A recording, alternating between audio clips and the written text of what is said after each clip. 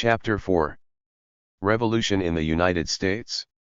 May to September 1970. This is a dangerous situation. It threatens the whole economic and social structure of the nation.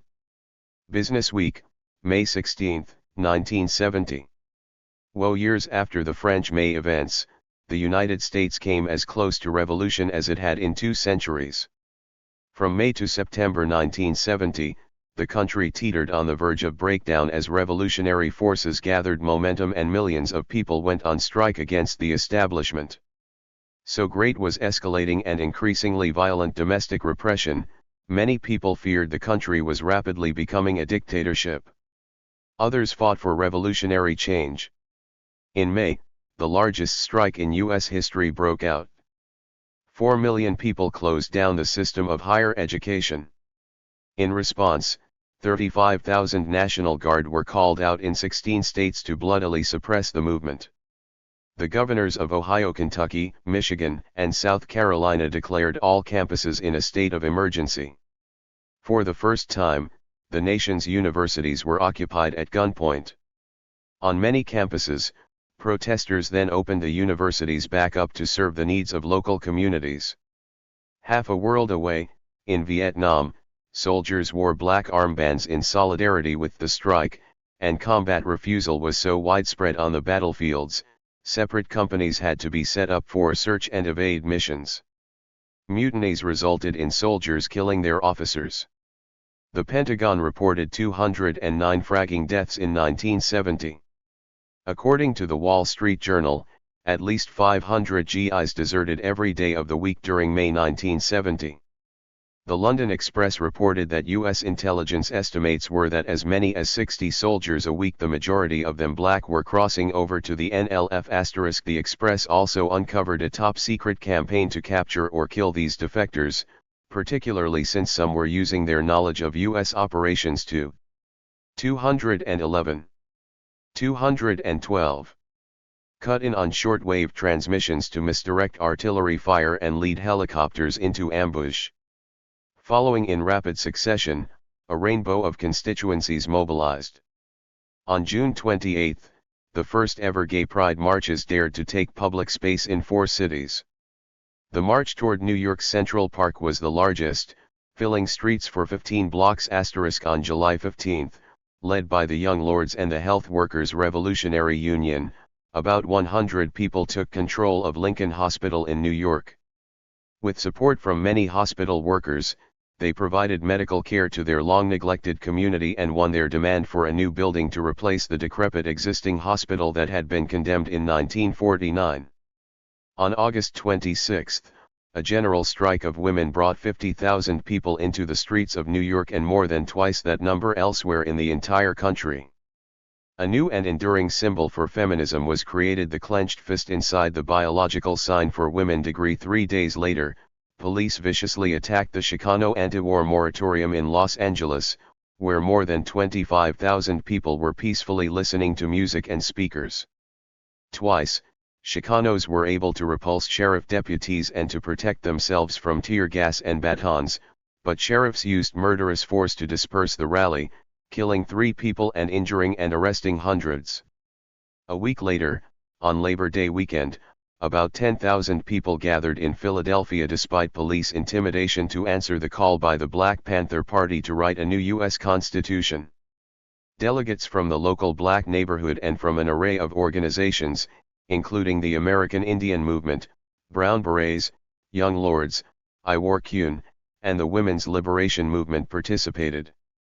As an indication of how much existing social antagonisms were transcended, one of the most spirited and well-received groups was the newly emergent Gay Liberation Front. The workshops drafted outlines for an internationalist constitution, not a national one. The preface began, "We, the people of Babylon, declare an international Bill of Rights, that all people are guaranteed the right to life, liberty, and the pursuit of happiness, that all people of the world be free from dehumanization and intervention in their internal affairs by a foreign power. Reparations should be made to oppressed people throughout the world, and we pledge ourselves to take the wealth of this country and make it available as reparation as in France in 1968, the movement climaxed abruptly, posing a threat to power as it reached proportions of historic importance overnight. Like French insurgents, millions of Americans acted according to their beliefs in international solidarity and self-management. Both the scale and intensity of U.S. protests were extraordinary. In the first week of May, 30 ROTC buildings were burned or bombed registered at the University of Wisconsin-Madison alone. There 213 were over 27 firebombings, and across the country there were more incidents of arson and bombing than in any single month for which government records have been kept. A $6 million computer, owned by the Atomic Energy Commission and used by New York University, was captured by a racially mixed group of 60 students and held for a $100,000 ransom early in May. The protesters demanded the money be used for bail for a jailed member of the Black Panther Party in New York. After 24 hours of futile negotiations, the protesters left gasoline bombs to destroy the computer, but the quick action of faculty successfully defused the explosives. At Fresno State College in California, a firebomb destroyed a $1 million computer center. Unlike France, state violence took many people's lives.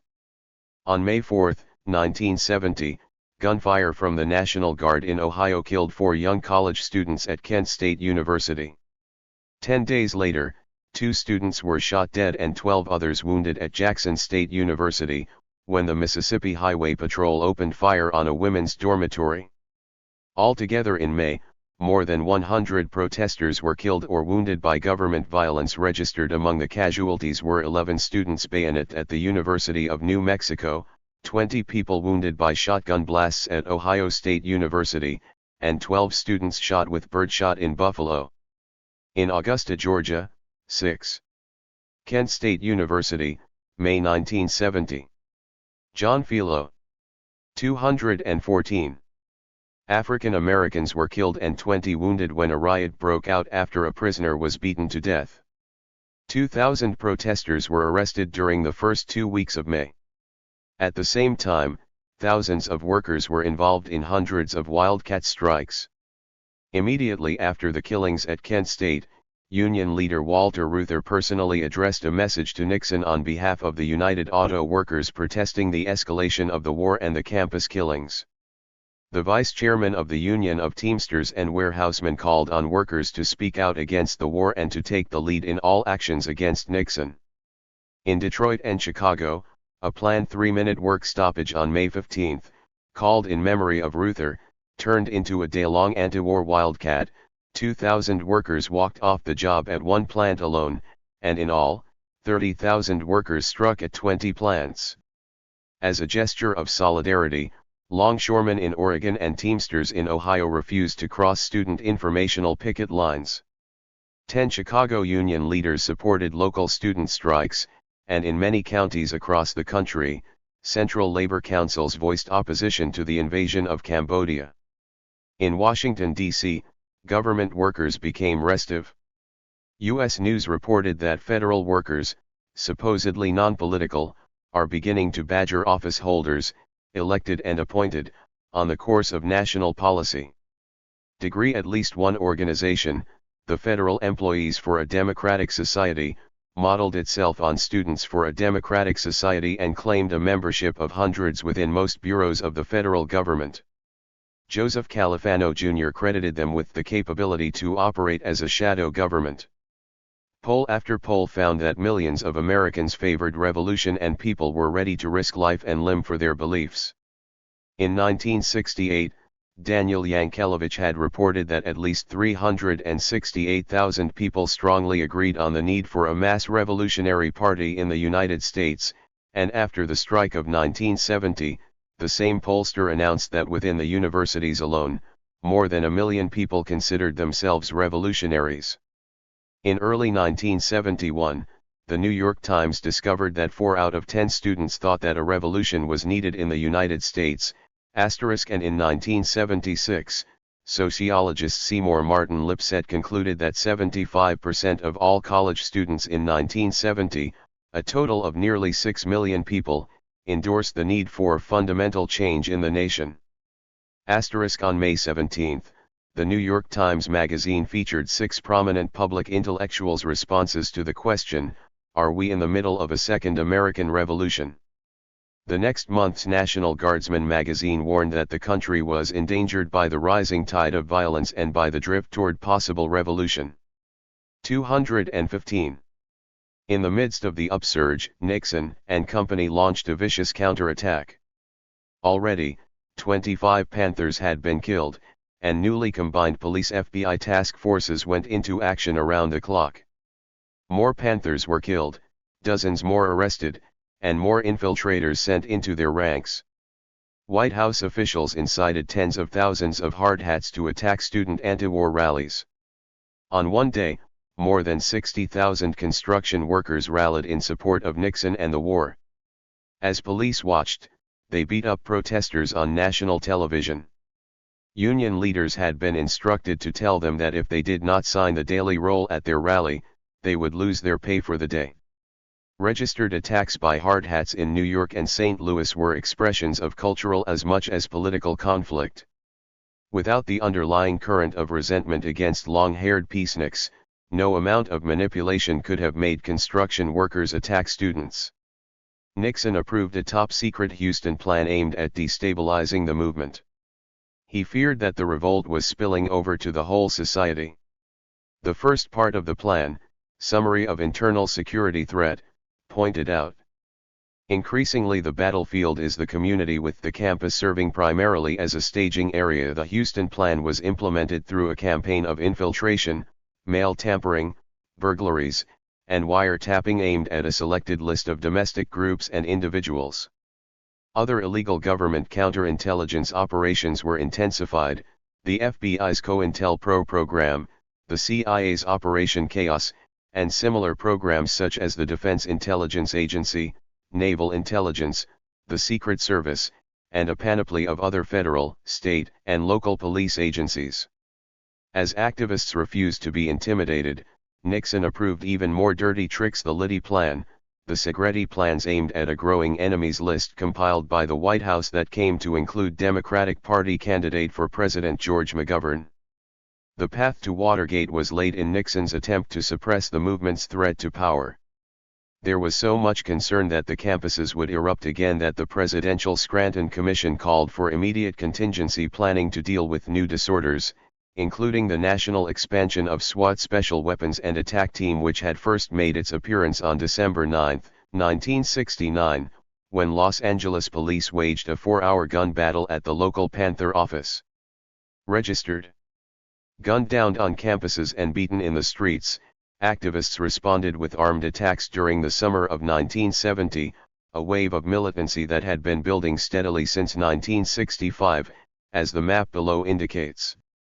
On June 9, 1970, the Weather Underground bombed police headquarters in New York City. 2 months later, the Army Mathematics Research Center in Madison was gutted by a massive explosion detonated in retaliation for that institution's development of an infrared device used by the CIA to murder Che Guevara in Bolivia. On August 7, 1970, Jonathan Jackson stood up in a Marin County courtroom with an assault rifle in hand. He freed 3 prisoners and took a judge and a district attorney hostage, hoping to exchange them for his brother George. A barrage of gunfire directed against their escape van left only Ruchell McGee alive. By September, half of the people on the FBI's most wanted list were radicals, including Angela Davis.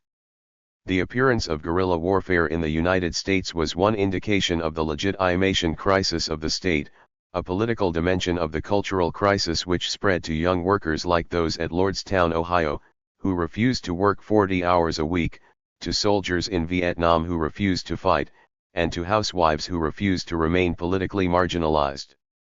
Returning Vietnam veterans mounted militant protests. Hundreds of them wearing uniforms threw their medals onto the White House lawn. On May Day, a year after the campus strike, more than 10,000 protesters were arrested in Washington, D.C., when they tried to shut down the city. The Nixon administration resorted to ever more devious schemes involving a secret team of White House plumbers, who were arrested while burglarizing the Democratic Party's national office in the Watergate Hotel. Only with the removal of the president and a host of reforms was stability restored. Efforts to mollify the movement were made immediately after the national campus strike. Black Panther leader Huey Newton was released from jail in August, voting rights were extended to 18-year-olds, the draft was ended, farm workers won a significantly better contract, women gained abortion rights, new civil rights acts were signed, and, most importantly, the ground war in Vietnam immediately began to wind down. On June 24, the Senate voted overwhelmingly to rescind the Gulf of Tonkin Resolution, which had provided what scant legal grounds there were for U.S. military involvement in Indochina. In the next few months, the Senate's Foreign Relations Committee declared Nixon in violation of the Constitution for his conduct of the war without consent of the Senate. Finally, on December 8, the Senate reaffirmed its ban on committing U.S. troops to Cambodia, an act equivalent to a no-confidence vote, which, in Western Europe, would have forced the resignation of the head of the government. Prior to Watergate and the removal of Nixon from the White House, no one was sure where the U.S. was headed. In June 1970, the editors of Monthly Review warned, "There is no assurance that the U.S. ruling class could find a way out of this tangle. Failure could lead to chaos, attempted military takeover, even civil war with various factions of the armed forces pitted against each other registered." 218.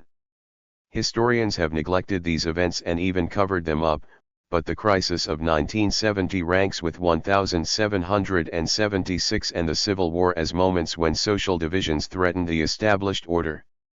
Today, with stability long since restored, Watergate is part of everyone's vocabulary. Martin Luther King Jr. is a great man of history, but in 1968, however, he was vilified and spied upon, possibly murdered by his own government. After he was killed, Washington, D.C., was nearly reduced to ash and cinder, and the crisis continued to intensify. Only a preventative counter-revolution forestalled the impetus for radical transformation. The middle of 1970 marked the apex of the U.S. movement, but the uprising was not simply a North American phenomenon. In scores of cities around the world, militant protesters demonstrated against the U.S. escalation of the war. Some burned American flags while others went beyond the level of symbolic gesture. In Caracas, Venezuela, National Guard troops fired into the air to repel hundreds of students carrying paint-filled balloons to throw at the U.S. Embassy. Near the Central University of Venezuela, 2 high school students were killed by police gunfire. A few days later, snipers wounded 2 students during the third day of demonstrations against the invasion. In South Vietnam, anti-war protests became so massive that the government ordered all schools closed. President Thieu publicly vowed to beat to death peace demonstrators, and police bloodily cleared anti-war Buddhist nuns and monks from the Vietnam National Pagoda, killing 5 people and wounding 53. In Calcutta, India, the American Center was ransacked and a statue of Abraham Lincoln damaged. In Rome, thousands of demonstrators marched in the driving rain on the U.S. Embassy but were kept away by riot police. In Britain, protesters painted swastikas and dumped pigs' heads in American businesses.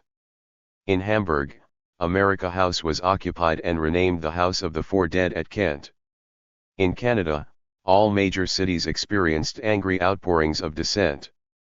Hundreds of students at McGill University marched to the American consulate in Montreal and gently laid 4 flower-laden coffins in front of the building in memory of those killed at Kent State. Several hundred students refused to leave, but police forced them back to campus, and 10 people were arrested. In Toronto, 91 people were arrested, and in Vancouver, Ottawa, Hamilton, Regina, and Edmonton, major anti-war rallies took place. The simultaneous eruption of a global movement compelled policymakers to change plans at the same time as it forged international unity among people who recognized in each other the humanity denied them by the existing world system. American college students transcended patriotic loyalty and racial identity. Instead, they identified with Vietnamese freedom fighters and Black Panthers. 219. The largest strike in U.S. history. The crisis on American campuses has no parallel in the history of this nation. This crisis has roots in divisions of American society as deep as any since the Civil War. The divisions are reflected in violent acts and harsh rhetoric, and in the enmity of those Americans who see themselves as occupying opposing camps. Campus unrest reflects and increases a more profound crisis in the nation as a whole. We fear new violence and growing enmity. If this trend continues, if this crisis of understanding endures, the very survival of the nation will be threatened. The President's Commission on Campus Unrest, September 1970. On April 30, 1970, after President Nixon escalated the war by invading Cambodia, a wave of protests immediately engulfed high schools, colleges, and universities. The National Guard, only just pulled out of ghettos, was unleashed on the nation's campuses. Subsequent killings traumatized the country and spelled the beginning of the end for yet another American president who failed to find a peaceful exit from Vietnam. Outrage was immediate. By May 15, more than 500 colleges and universities were on strike, and by the end of the month, so were at least one-third of the nation's 2,827 institutions of higher education. More than 80% of all universities and colleges experienced protests, and half of the country's 8 million students and 350,000 faculty actively participated in the strike. After the murders at Kent State and Jackson State universities, confrontations and disruptions became commonplace throughout the nation. There had already been many more disruptive demonstrations in 1969 and 1970 before the invasion of Cambodia than in the 2 previous school years, and the proportion more than doubled again for protests after the invasion. As the Eros effect was activated, the world was changed for millions of people. In contrast to prevailing norms and values, they acted according to principles of international solidarity and self-management, not patriotic chauvinism, hierarchy, and conformity. Campus strikers demanded immediate withdrawal from Indochina, an end to the repression of the Black Panther Party, and an end to university complicity with the Pentagon through ROTC and war research. The universal nature of these demands, the fact that they were not for lower tuition, more financial aid, or smaller classes, indicated that students, staff, and faculty were not confined in their goals to their own particular grievances but consciously identified with those at the bottom of the world's social and economic hierarchy. The essential meaning of the strike was international solidarity of Vietnamese and American and unity of black and white values that negated 220. The established system's genocidal war and racist violence. Strikers moved beyond a simple negation of the oppressor/oppressed duality in the universal political content of their demands, and also in the form of the strike. Participants not only attempted to stop ROTC and war research but also tried to create dual power based on new ethics and values. Here is one indication of how the movement went beyond rebellion and lived according to revolutionary values.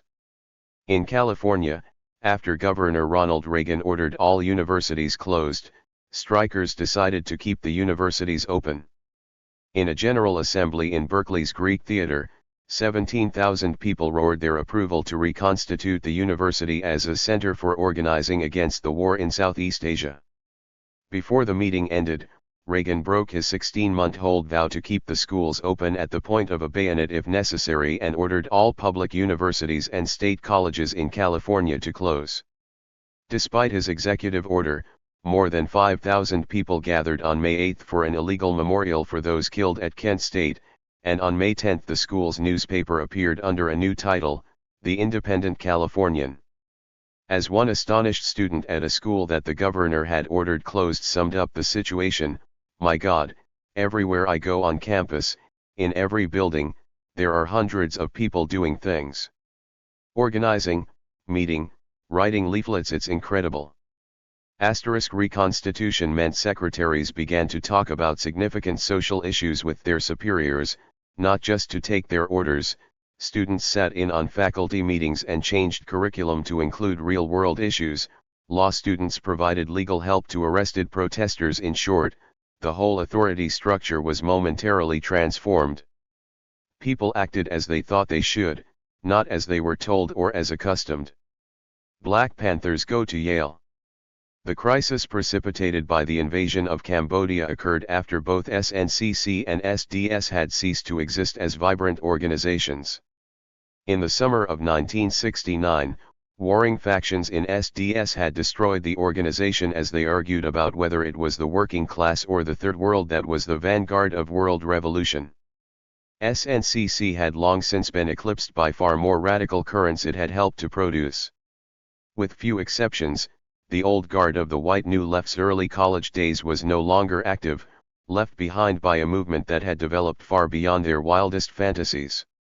Less than a month before the invasion of Cambodia, the National Mobilization Committee to End the War in Vietnam, sponsor of two massive marches the previous fall, had closed its office a few blocks from the White House, under the impression that President Nixon's promises meant the war was winding down. 221. Free breakfast for children, free food program, free health clinics, free clothing program, free ambulance services, Black Panther newspaper, police patrols, free dental program, free busing to prisons, 0. Free SHDE program. The Black Panther Party continued its explosive growth, but it was under intense attack from the state. Huey Newton remained in jail, and Eldridge and Kathleen Cleaver were in exile. The only national leader of the Panthers free to walk the streets was David Hilliard, and he was briefly locked up in April for allegedly threatening Nixon's life. Bobby Seale, Erica Huggins, and other Panthers were on trial in New Haven for the alleged murder of a police informant. With the threat of a death penalty hanging over their chairman, the Panthers organized fervently to save their imprisoned comrades. With the 222 support of a majority of Yale students, the Panthers called for a national mobilization at Yale to free Bobby Seale and his co-defendants on the weekend of May 1. On April 15 in Cambridge, the Bobby Seale Brigade rioted at Harvard Square, an action designed as a build-up to May Day, an action described by the Boston Globe as the worst riot in the history of Cambridge. By Wednesday, April 22, most of Yale College was striking in support of the Panthers. The next day, more than 1,000 people gathered on the lawn at the house of the university's president, Kingman Brewster, to listen to speeches by members of the Panthers. Within 48 hours, Brewster surprised a faculty meeting with his statement, "I am appalled and ashamed that things should have come to such a pass that I am skeptical of the ability of black revolutionaries to achieve a fair trial anywhere in the United States." Brewster's last-minute change of heart had the effect of imposing a mandate on the Panthers to control the volatile assortment of radicals they had called upon to come to New Haven. On April 30, arrival of advance groups of what became 15,000 demonstrators coincided with Nixon's announcement of the invasion of Cambodia, making it appear that a confrontation at Yale was unavoidable. But there were only scattered incidents that night, probably due both to insistence by the Panthers not to take to the streets and the presence of 4,000 Marines and 8,000 National Guardsmen who had overrun the city. The next night, rioting broke out, but not on the scale feared by the Yale administration. Copious amounts of tear gas, police nightsticks, and marching National Guard formations sufficed to quell confrontations. Brewster's skepticism won Panther gratitude and succeeded in avoiding destruction of Yale, and pacification of demonstrators also created a space for the movement to come together. In the temporary autonomous zone between two planned rallies, thousands of people discussed the best way to proceed. In a spontaneous assembly in Yale University's Dwight Hall, some 2,000 people formulated a call for a national campus strike. The free-flowing meeting was one of those rare moments of optimism and solidarity when imaginations ran wild. Speaker after speaker rose to call for greater resistance and to spread the movement. One activist called for a national student strike. A few minutes later someone called for a general strike. By the end of the meeting, all agreed to organize a nationwide strike beginning Tuesday, May 5. 3 strike demands were formulated. 1. That the United States government cease its escalation of the Vietnam War into Cambodia and Laos, that it unilaterally and immediately withdraw all forces from Southeast Asia. 2. That the United States government end its systematic oppression of political dissidents and release all political prisoners, particularly Bobby Seale and other members of the Black Panther Party. 3. That the universities end their complicity with the United States war machine by the immediate end to defense research, the Reserve Officer Training Corps, counterinsurgency research, and all other such programs. Without the accidental coincidence of the New Haven rally and the invasion of Cambodia, the focus for the strike would no doubt have been more diffuse. The movement's universalist vision was the fruit of people's historic choice to stand up for freedom and justice and to move from being spectators to participants. The attacks on the Black Panther Party had the effect of bringing together a spontaneously generated political avant-garde that was able to provide direction to the movement that emerged. The subsequent murders at Kent and Jackson State propagated the strike further than most people thought possible. The campuses erupt. Students exhibited a remarkable capability for self-organization and leaderless actions. Within 45 minutes of Nixon's televised announcement of the invasion of Cambodia, Princeton students had organized a protest. That night, students at Oberlin College occupied the administration building and demanded that faculty meet to discuss the invasion. During the first 6 days after the invasion of Cambodia, an average of 20 new campuses went on strike every day, and in the days after the slaughter at Kent State on May 4, 100 more colleges joined daily. The shootings at Kent State were immediately exposed as having little justification. Students had refused to disperse despite being ordered to do so by the National Guard. As soldiers retreated with no threat against them, Company C suddenly wheeled around and opened fire, hitting 13 people on campus, including students walking to class 200 yards away. The 4 dead in Ohio reverberated across the country and were immediately immortalized in a Crosby, Stills, Nash and Young song that hit the charts around the world. A National Strike Information Center sprang to life at Brandeis University and functioned as both coordinator of local protest activities and National Information Clearinghouse.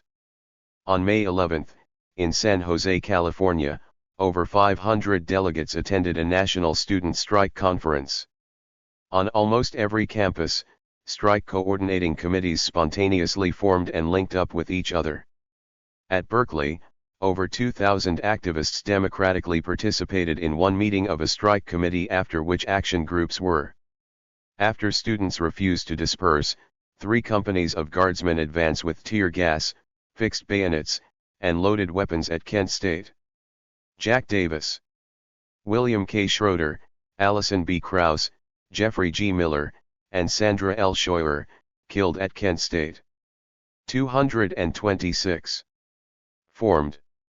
There was the general feeling that if a person can't find a place to plug in, he can create his own niche.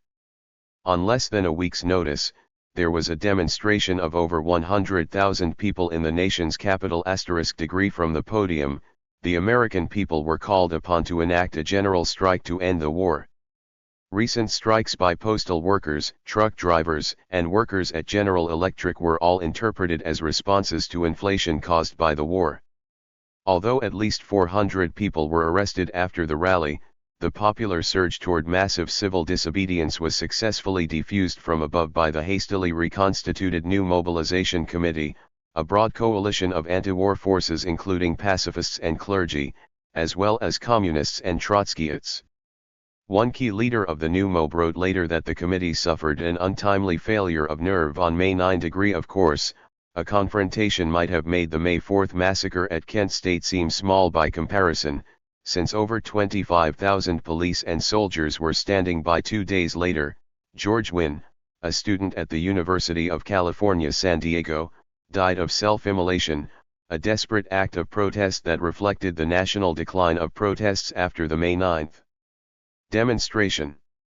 On May 11, the connections between domestic racism and international genocide became painfully clear in Augusta, Georgia, when 6 African Americans were shot in the back and killed after protesting the beating death of a black teenager in the county jail. 3 days later came the killings at Jackson State University in Mississippi. On November 18, 1968, black students protest at Kent State University, winning a Black Studies program and other reforms. Special Collections and Archives, Kent State University Libraries. 227. Murder at Jackson State University. Well aware that state violence, only newly directed against white students, had long targeted African Americans, Jackson State students nonetheless dared to challenge the forces of order. On May 7, at least 500 students rallied to protest the Cambodian invasion, and the next day a boycott of classes began.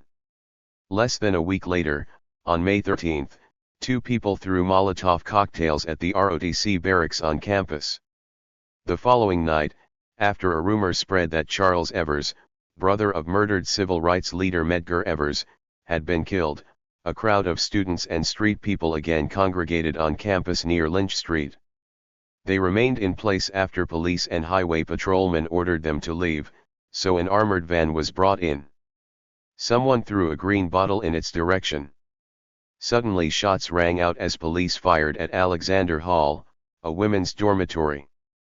A journalist described the scene: the officers in the street crouched, knelt, or stood, firing from hip and from shoulder, emptying their guns into the crowd, the dorm windows above, and the darkness about them. It was a miracle that only 2 people, Philip Lafayette Gibbs and James Earl Green, were killed. James Earl Green and Philip Lafayette Gibbs, students killed at Jackson State University. National reactions to the killings at Augusta on May 12 and Jackson State on May 14 were not nearly as dramatic as after those at Kent State on May 4, and the smaller response to the murders of African Americans served as evidence of racism to many people. While the campus reaction to the murders at Augusta and Jackson State was small in comparison to the outrage after Kent State, it was not inconsiderable. It was, however, mainly 228 black students who mobilized. The National Guard was called in once again to Ohio State University, this time to seal off the campus. Thousands of high school students in New York and Chicago closed their schools in solidarity with those murdered in the South. At Hunter College in New York, a Third World coalition blockaded entrances on May 12 to protest the school not having been shut down in response to the killings in Augusta. New York City memorialized the dead at Jackson State by closing all schools on May LOWL 70. While racism may have been a reason for people's lack of action after Jackson, systematic cover-up of the violence also shielded the police and state troopers who had done the shooting. The culprits quickly scurried from the scene of their mayhem, leaving National Guardsmen behind. Jackson's elected officials initially denied even that police had fired and said nothing about state highway patrolmen. So lax were officials in investigating the murders that an around-the-clock vigil of students guarded the campus from May 15 to 23 in order to prevent evidence from being taken away by the same highway patrol that had done the shooting. The FBI finally came to get the evidence. Jackson State University archivist Juanita Murray explained that while there is an enormous photographic record of the killings at Kent State, at Jackson, there are no photographs of the bodies lying on the ground. There was enough time to cover up what happened before the next newscast. So scant was publicity about Jackson, it took a year before the campus newspaper first covered the tragedy. Prior to the murders in the South, Black and Third World students had not participated in the strike or the anti-war movement to the same extent that they had struggled against racism. In 1968 at Kent State University, for example, 400 of the university's 597 black students quit school to protest that institution's racism, and a solidarity boycott by SDS helped build the impetus that led to the demonstration of May 4, 1970. In February 1970, over one-third of the student body was arrested at all-black Mississippi Valley State College at a demonstration in support of 30 demands related to improvement of conditions on campus. As late as April 1970, racist university conditions ranked first among the many reasons for campus disruptions. The war in Indochina was close behind in second place, followed by other issues like student power, the quality of student life, and ecology. When the student strike erupted, black students intensified their struggles around domestic issues. At Southeast Junior College in Chicago, students went on strike on May 13. Not to protest the war or the killings at Kent State but to rename the school after slain Panthers Fred Hampton and Mark Clark, for the reinstatement of the Black Studies Director, and for a Black college president * degree classes there. 229 were suspended indefinitely on May 14 after police were called in to quell the second day of demonstrations. On May 8, at Morehead State College in Kentucky, Black students interrupted a convocation concerning the war and the deaths at Kent State to present 21 demands of their own. Prior to the strike, the student movement, like the progressive forces in the country, was generally split along racial lines. On March 21, 1970, the day after a shotgun blast had narrowly missed killing a black student, the chairman of the Black League for Action at California State College in Pennsylvania _8 planed about hippies who cause on the morning after the shooting, trouble at San Jose State College students peer from a shattered window in the west stairwell of Alexander Hall. Lawmen claimed that a sniper had fired from the stairwell. Associated Press. In California, a week-long ecology survival fair had culminated on February 20 with the funeral and burial of a new car to protest smog and environmental pollution. About 75 Black and Chicano students, supporters of Huey Newton, protested the protest by passing out leaflets saying, "It must be made clear that this is a plot by the man to mesmerize the people into thinking their environment, meaning the air we breathe, is a basic issue for change." Anti-war sentiment was most widespread among minorities, and it was disproportionately minorities who fought and died for the Pentagon on the battlefields of Vietnam registered once the strike erupted. Ever more minorities joined protests. In Tuscaloosa, Alabama, 37 students at an all-black school were arrested, and in North Carolina, hundreds of black students marched to the state capitol on May 8 to ask the governor to withdraw his support for the Cambodian fiasco. Black students were joined by civil rights activists and college presidents in their protests. The president of Morehouse College issued a call to all 123 black colleges, requesting a meeting to protest the war in Southeast Asia and murder of blacks at home. On May 20, a group of 15 African American college presidents went to the White House and met with Nixon for over 2 hours, even though the meeting was originally scheduled to last only 45 minutes. A march against repression through Georgia. 230. During which more than 275 people were arrested, culminated in a rally of over 10,000 people in Atlanta, where anti-war and civil rights forces converged on May 22. After the shootings at Jackson State, a coalition of 30 moderate civil rights and anti-poverty organizations formed the Mississippi United Front and called for self-defense. Gun shops reported a surge in black customers on the eve of a statewide boycott against white businesses. Form of the strike. In 1970, students did not simply strike against their universities, they successfully mobilized the members of the universities against national policy and simultaneously transformed the institutions. The movement was not aimed at merely stopping business as usual, it sought to redefine international relations, scientific research, and the goals of the whole society. It broke with the assumptions of accepted rules and politics. At Northwestern University, as at many colleges, an alternative university and a new curriculum were established that raised questions about the role of the United States in international events. At Berkeley, experimental curriculum programs sprang up within many departments and were designed to create cooperative relationships based on mutual respect in place of the competitive and hierarchical atmosphere of the university's usual operations. Challenging authority was an important dimension of the strike. There was also a questioning of everyday roles usually taken for granted. Berkeley's reconstitution led some staff members to write, "We are not an integral part of our typewriters, we are human beings with opinions on what is happening on this campus and in this country, and we have the right to express them as fully as the faculty and students are doing. We are all a part of a communal educational process, we should all share equally in all that goes on." Jocks and cheerleaders, fraternity and sorority members, engineers, campus workers, and doctors were all brought into the movement during the strike.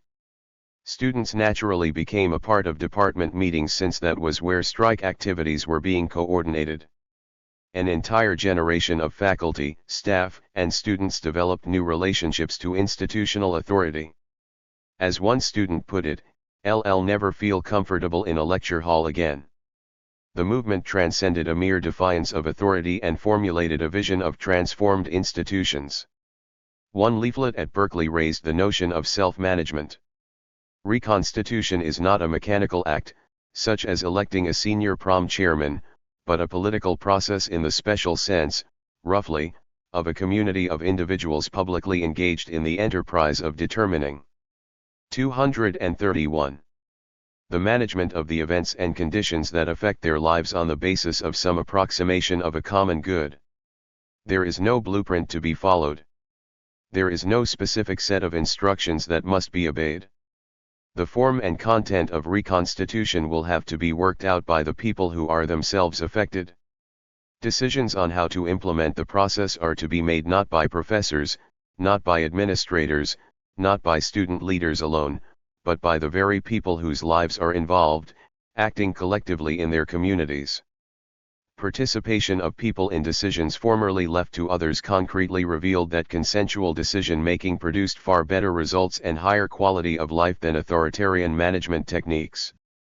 In the new situation, protest becomes an outmoded concept, for this reconstitution movement is not intent on petitioning any leaders to take action on our behalf.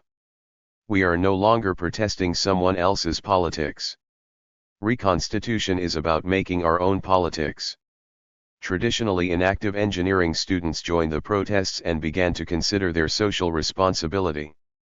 As one engineering action group's leaflet said, "We can no longer afford to allow the stereotypes of us as socially irresponsible technicians to be sustained." Staff of the engineering library at Berkeley organized an ongoing social awareness collection around the theme of the social responsibility of engineers in a peace-oriented society, and at City College in New York 1,000 engineering students voted to join the strike there until U.S. troops left Cambodia.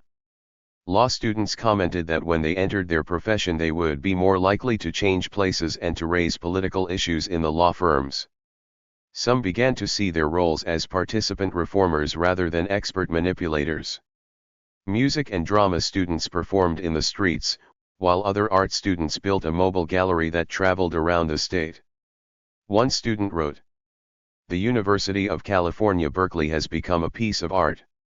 Though its art museum has closed down, its concert halls are empty, its stages are dark, this campus for the first time realized the real function and meaning of art, to communicate, to change perception, to make us react. All sorts of barriers are being broken down, art history students are silk screening alongside art practice students, journalism activists are working with design majors to make effective leaflets, sculptors are designing sets for drama students' street theater. We've destroyed the artificial walls, and our energy and creativity are expanding at a rate unfathomable to us just 1 week ago." 232. Among students, there was the feeling that the process of protest was a significant aspect of the movement and that the bureaucratic mode of work was to be prevented from setting in. At Berkeley, one action group's printed statement called on all strikers to enjoy one's tasks and to learn from them. To prevent stagnation, various groups have begun to rotate positions to allow new ideas and faces to flow from one group to another and to prevent bureaucratic entrenchment of ideas and people in single positions. Besides deepening and consolidating the movement within academia, campus activists also sought to spread the strike to consumers and workers. On May 8, the faculty at the University of Colorado in Boulder voted to accept a strike program that included a plan to spark a national buyers' strike and a call for a world economic boycott of the United States to begin June 1. A popular slogan in the Boston area during the strike was "Shut it down. Open it up." As in many other parts of the country, the striking universities became a base from which the strikers systematically canvassed working-class communities, high schools, and outlying areas. Groups of students and faculty at 40% of the nation's universities went off campus to neighborhoods and workplaces during May, some groups traveling up to 200 miles to talk with people in isolated areas. Around the country, there were a series of widely publicized haircuts that students hoped would make it easier for them to communicate with Middle America. On May 15, the Cambridge, Massachusetts underground newspaper, The Old Mole, called on the striking students to deepen the strike inside the universities, and to spread it outside. Sure, we're a long way from a general strike. But we were a long way from a student strike a few years ago. A wall poster in Cambridge called upon students to spread the strike into a general strike against the war on the model of France in May 1968. Students visited every factory in the Cambridge area Wednesday, May 6 with leaflets calling for a sick out against the war. Liaison committees should be developed in every occupied university to communicate daily with the employees of each major enterprise in the university area. This is just what the French students did in the general strike of May 1968. We should talk with workers individually, getting to know them, as well as leafleting.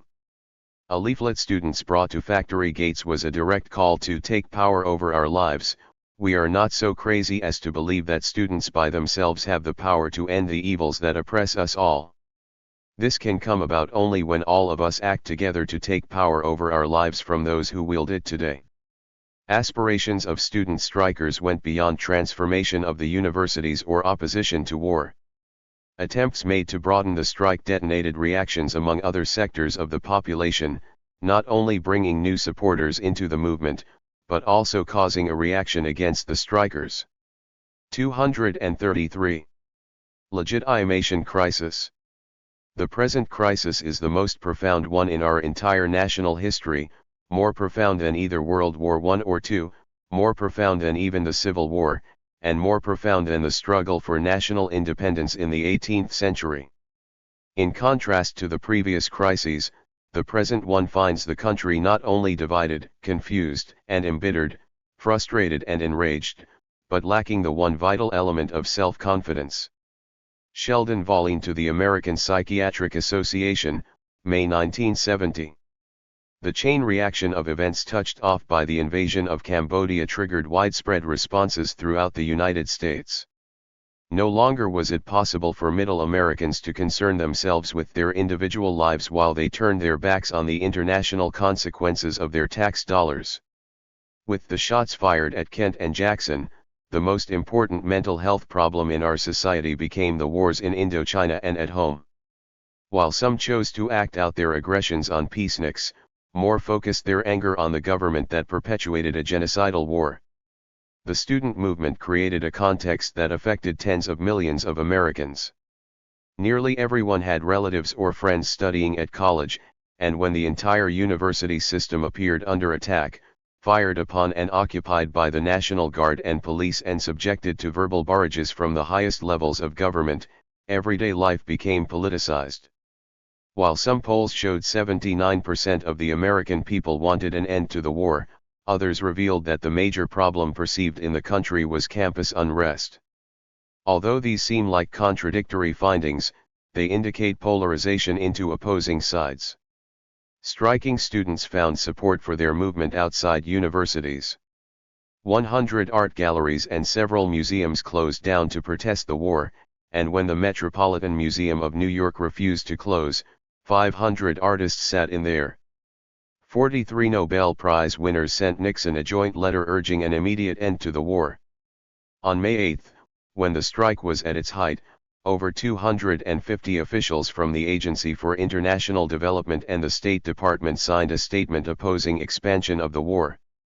It was rumored that half of Nixon's cabinet was hostile to his decision to invade Cambodia, and in the days following Kent State, more than a dozen advisors and high officials in the White House, including Nixon's advisor for youth, resigned their positions in protest. During May, more than 11,000 draft cards were returned to the Selective Service.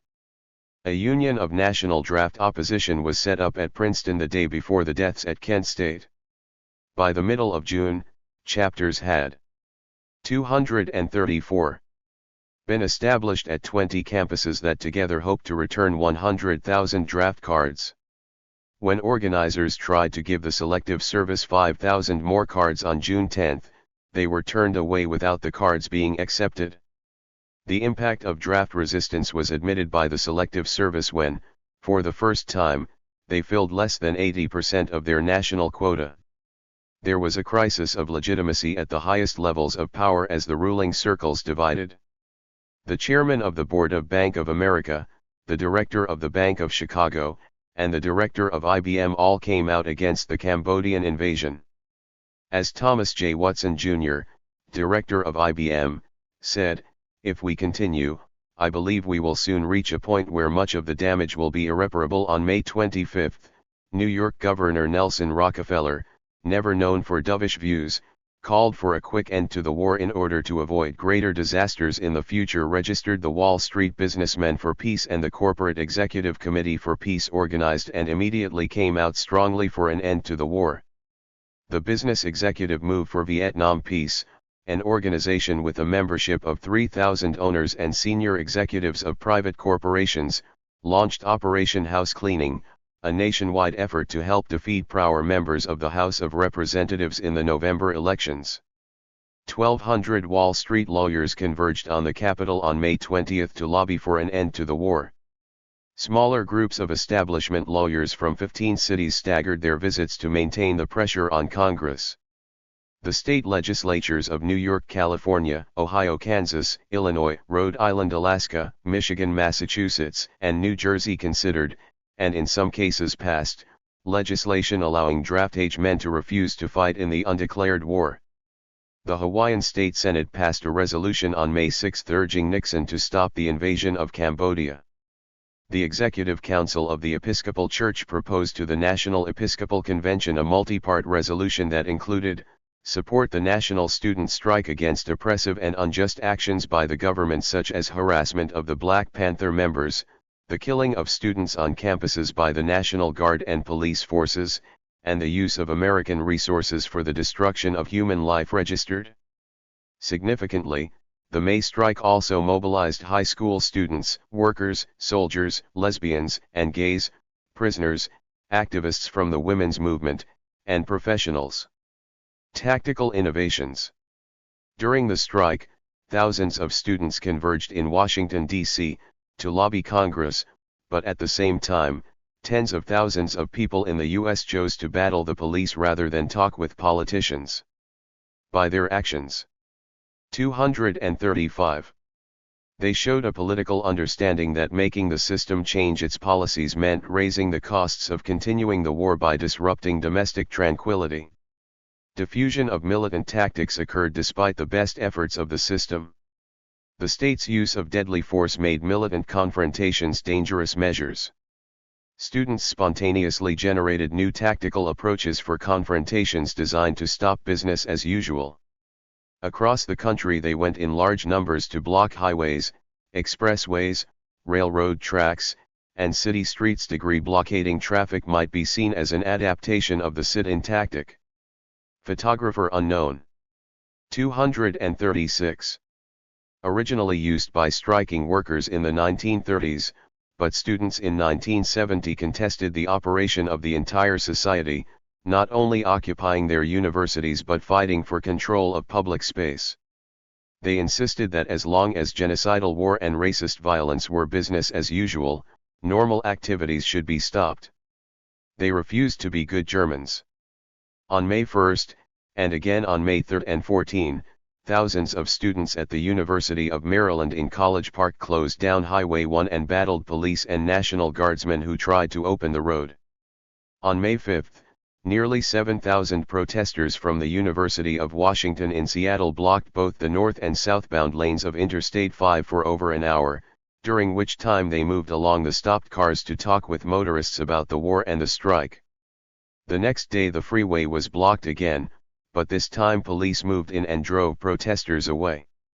At the University of California, Santa Barbara, a noon anti-war rally of 5,000 people took over the University Center, where nearly 2,000 people formed affinity groups and moved onto Highway 101 for over an hour. 100 feet of the main road leading into campus was treated with lard. At Southern Illinois University in Carbondale, 2,000 demonstrators blocked downtown traffic and railroad tracks after buses they had ordered to travel to the May 9th demonstration in the nation's capital were unexpectedly cancelled by the school's administration. A running battle with police and National Guard ensued. Scores of students were injured and over 200 arrested. 1,000 people from the University of Cincinnati staged a 90-minute sit-in in the midst of downtown traffic and were dispersed only after 145 were arrested. A contingent of 2,000 people marched from Columbia University onto the northbound lanes of the Henry Hudson Parkway, and at two campuses of the State University of New York, at Mankato State College in Minnesota, and at St. John's in Philadelphia, hundreds of students marched off campus to block traffic. At John Carroll University in Ohio, more than 300 anti-war demonstrators succeeded in bringing traffic to a halt for more than an hour and a half. In Austin, over 8,000 people battled hundreds of Texas Rangers who were called in to move the demonstrators out of the state capitol. Blocking traffic was not advocated by any central organization but spread spontaneously, with simultaneous decisions made by grassroots groups across the country. Earlier, the burning of the Bank of America in Isla Vista, California, on February 25, 1970, had set an important precedent. Like the Weather People's Days of Rage in October 1969, it defined a new level of struggle across the country. After Chicago's Loop was trashed by weather people, window breaking and street fighting became commonplace, and after the bank was burned in Isla Vista, firebombings happened across the country. Diffusion. 207. Of tactical innovations among students was not simply a national phenomenon. When students at Brandeis University took control of the campus telephone system, within 10 days, students in England, Italy, France, and West Germany had attempted to do the same thing. Protests also took on imaginative characteristics. At Cornell University, students laid siege to the ROTC building using a homemade peace tank to fire flowers and candy at it.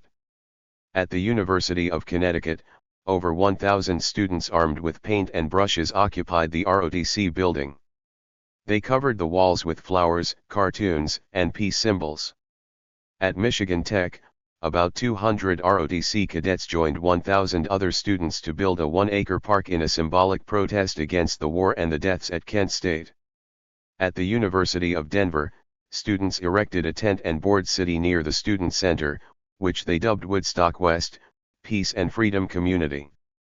Over 1,000 students converged there during the weekend of May 9 to be part of the city that was constructed as a protest against the war in Southeast Asia, against racism in America, and against the slaying of 4 students at Kent State University.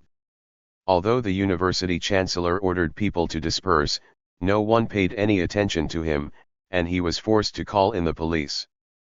30 people were arrested, and the city was destroyed, but almost immediately, 600 people returned to the site and rebuilt it, this time with heavier nails and bigger beams. While nearly 1,000 Colorado National Guard and Denver police watched, workmen tore down Woodstock West for the second time. That night, students returned, but this time to love to death the 30 police guards. They moved from one guard to the next and discussed, argued, agreed, and laughed together. According to the Denver Post, several times during the afternoon and evening command officers reminded patrolmen, relaxed in conversation, that their helmets were supposed to be on their heads, not under their arms. The patrolmen responded quickly, but by nightfall the formality had been destroyed, and not one of the night force was wearing his helmet. The next day, 400 of the college's 430 faculty met and voted to support the spirit of Woodstock West. In Philadelphia, a National Guard M48 tank bumped a car when the tank's steering broke.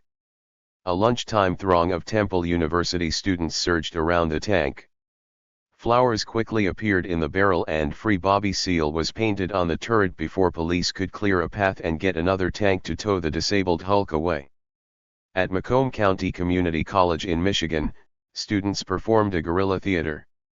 An earmuffed jury connected by strings to judges condemned a black person, a hippie, and a student as un-American. The 3 were then crucified. 238. Cultural dimensions of the crisis. Tin soldiers and Nixon coming. We're finally on our own. This summer I hear the drumming. 4 dead in Ohio. Got to get down to it. Soldiers are gunning us down. Should have been done long ago. Crosby, Stills, Nash and Young.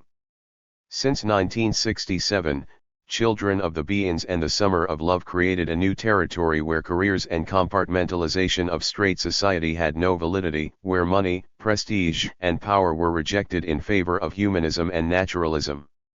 This new dimension to the culture of industrialized societies may have since become absorbed and acceptable, but in 1970, it was under murderous attack. Hippies and youth communities sprang up across the country. The counterculture sought to create human community where it did not exist. Its political expression through the anti-war movement did not express its total rejection of technocratic culture. Young people broke away from deodorized bodies, shiny cars, and plastic. Once the existence of Haight-Ashbury, the East Village, and other havens became widely known, people freely migrated to these meccas to live their lives according to their own values. At People's Park and elsewhere, they fought police and National Guardsmen who were mobilized against them. The Berkeley Liberation Program, written at the height of the struggle for People's Park in 1969, expressed the militancy of a culture under siege. The people of Berkeley must increase their combativeness, develop, tighten, and toughen their organizations, and transcend their middle-class, ego-centered lifestyles. We shall create a genuine community and control it to serve our material and spiritual needs.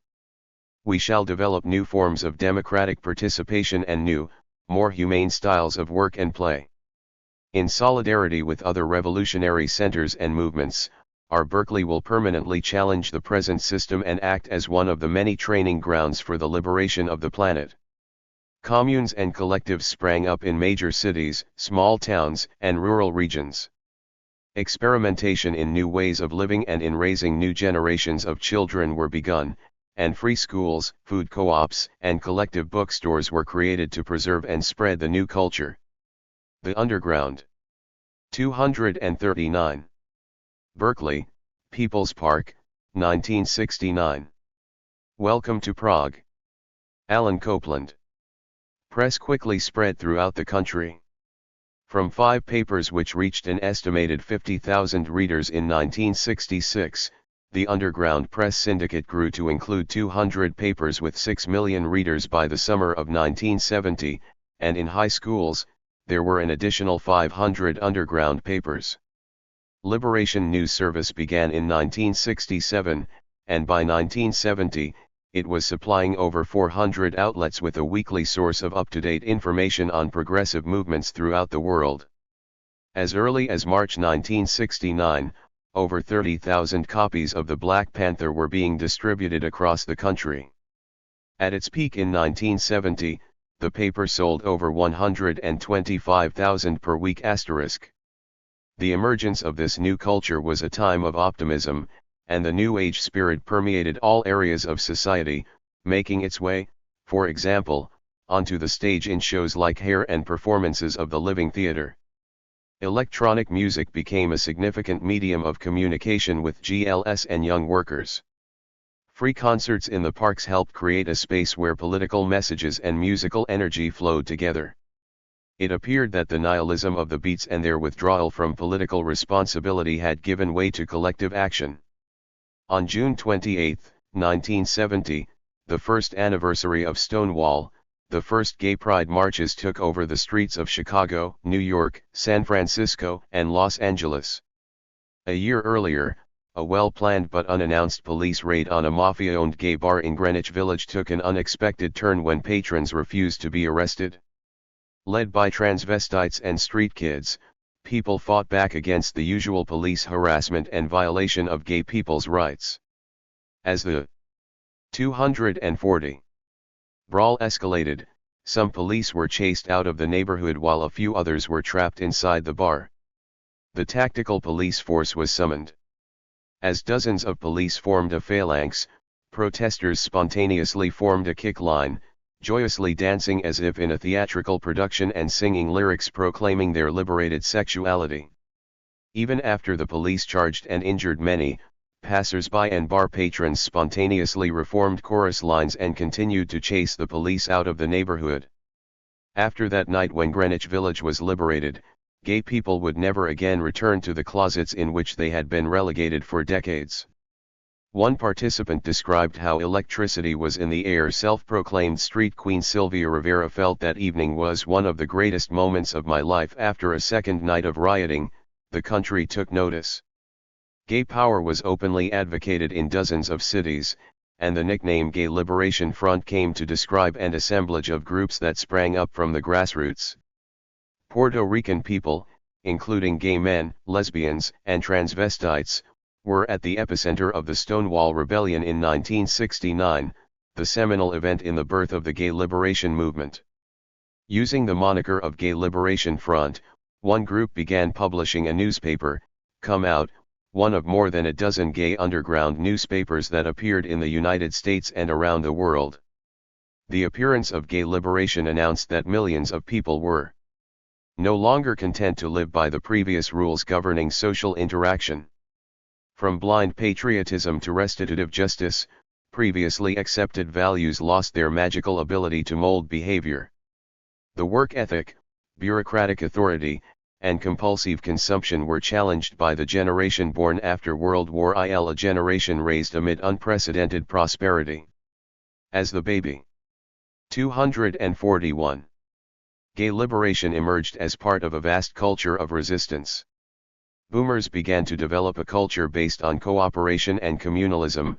It appeared to many Americans that their children had gone crazy, that the comfort they had struggled through the Depression to achieve for their families was being rejected as corrupt. What the Diggers had said in 1966 seemed to express the feelings of millions of people in the early 1970s. Don't drop half out. Drop all the way out. Anything that is part of the system is the whole system. It's all hung on the same string. Money is the system, reject it. Give all you have to the poor and do your thing. Wealth, success, security, luxury, comfort, certainty, they are all system-oriented goals. They're what the system uses to reward its subjects and keep them from noticing that they are not free. Throw it all away. The system has addicted you to an artificial need. Kick the habit. Be what you are. Do what you think is right. All the way out is free degree. Previous generations of Americans had accepted material advancement as the goal of life, but with the advent of hippies, the baby boom generation developed a new conceptualization of the good life, a vision not tied as much to material comfort as to ethical and moral concerns. Their aspirations to dignity and love, not wealth and expertise, and the belief that people not things are primary were of paramount importance in defining their new culture.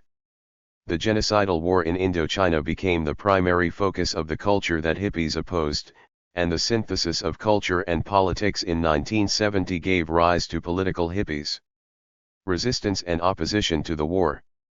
242. Were heightened by the fact that although 18-year-olds were not allowed to vote, they were drafted to fight in the jungles of Vietnam.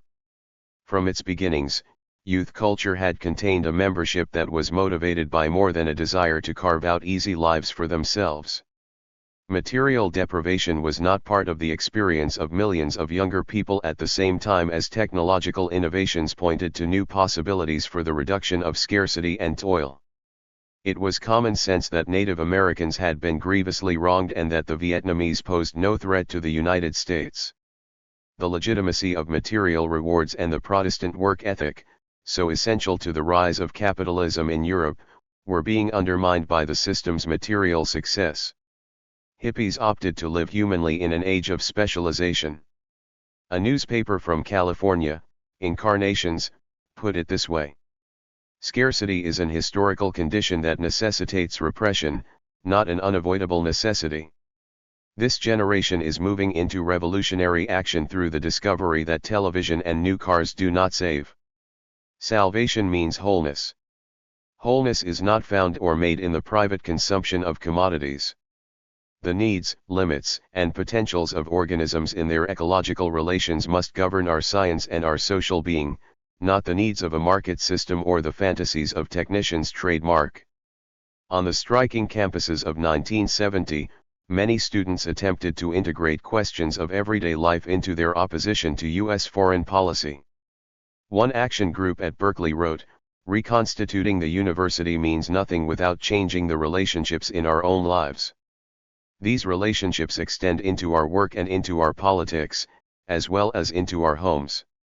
The Scranton Commission's report called Emerging Youth Culture the deeper cause of the emergence of race and war as objects of intense concern on the American campus. The summer after May was a time of imaginative and symbolic actions.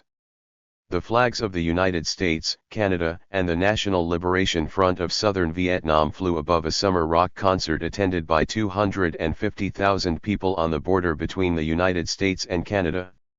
On August 6, hundreds of long-haired undesirables took over Tom Sawyer's Island at Disneyland and battled with police to stay there, causing a Disneyland ban on hippies for several years.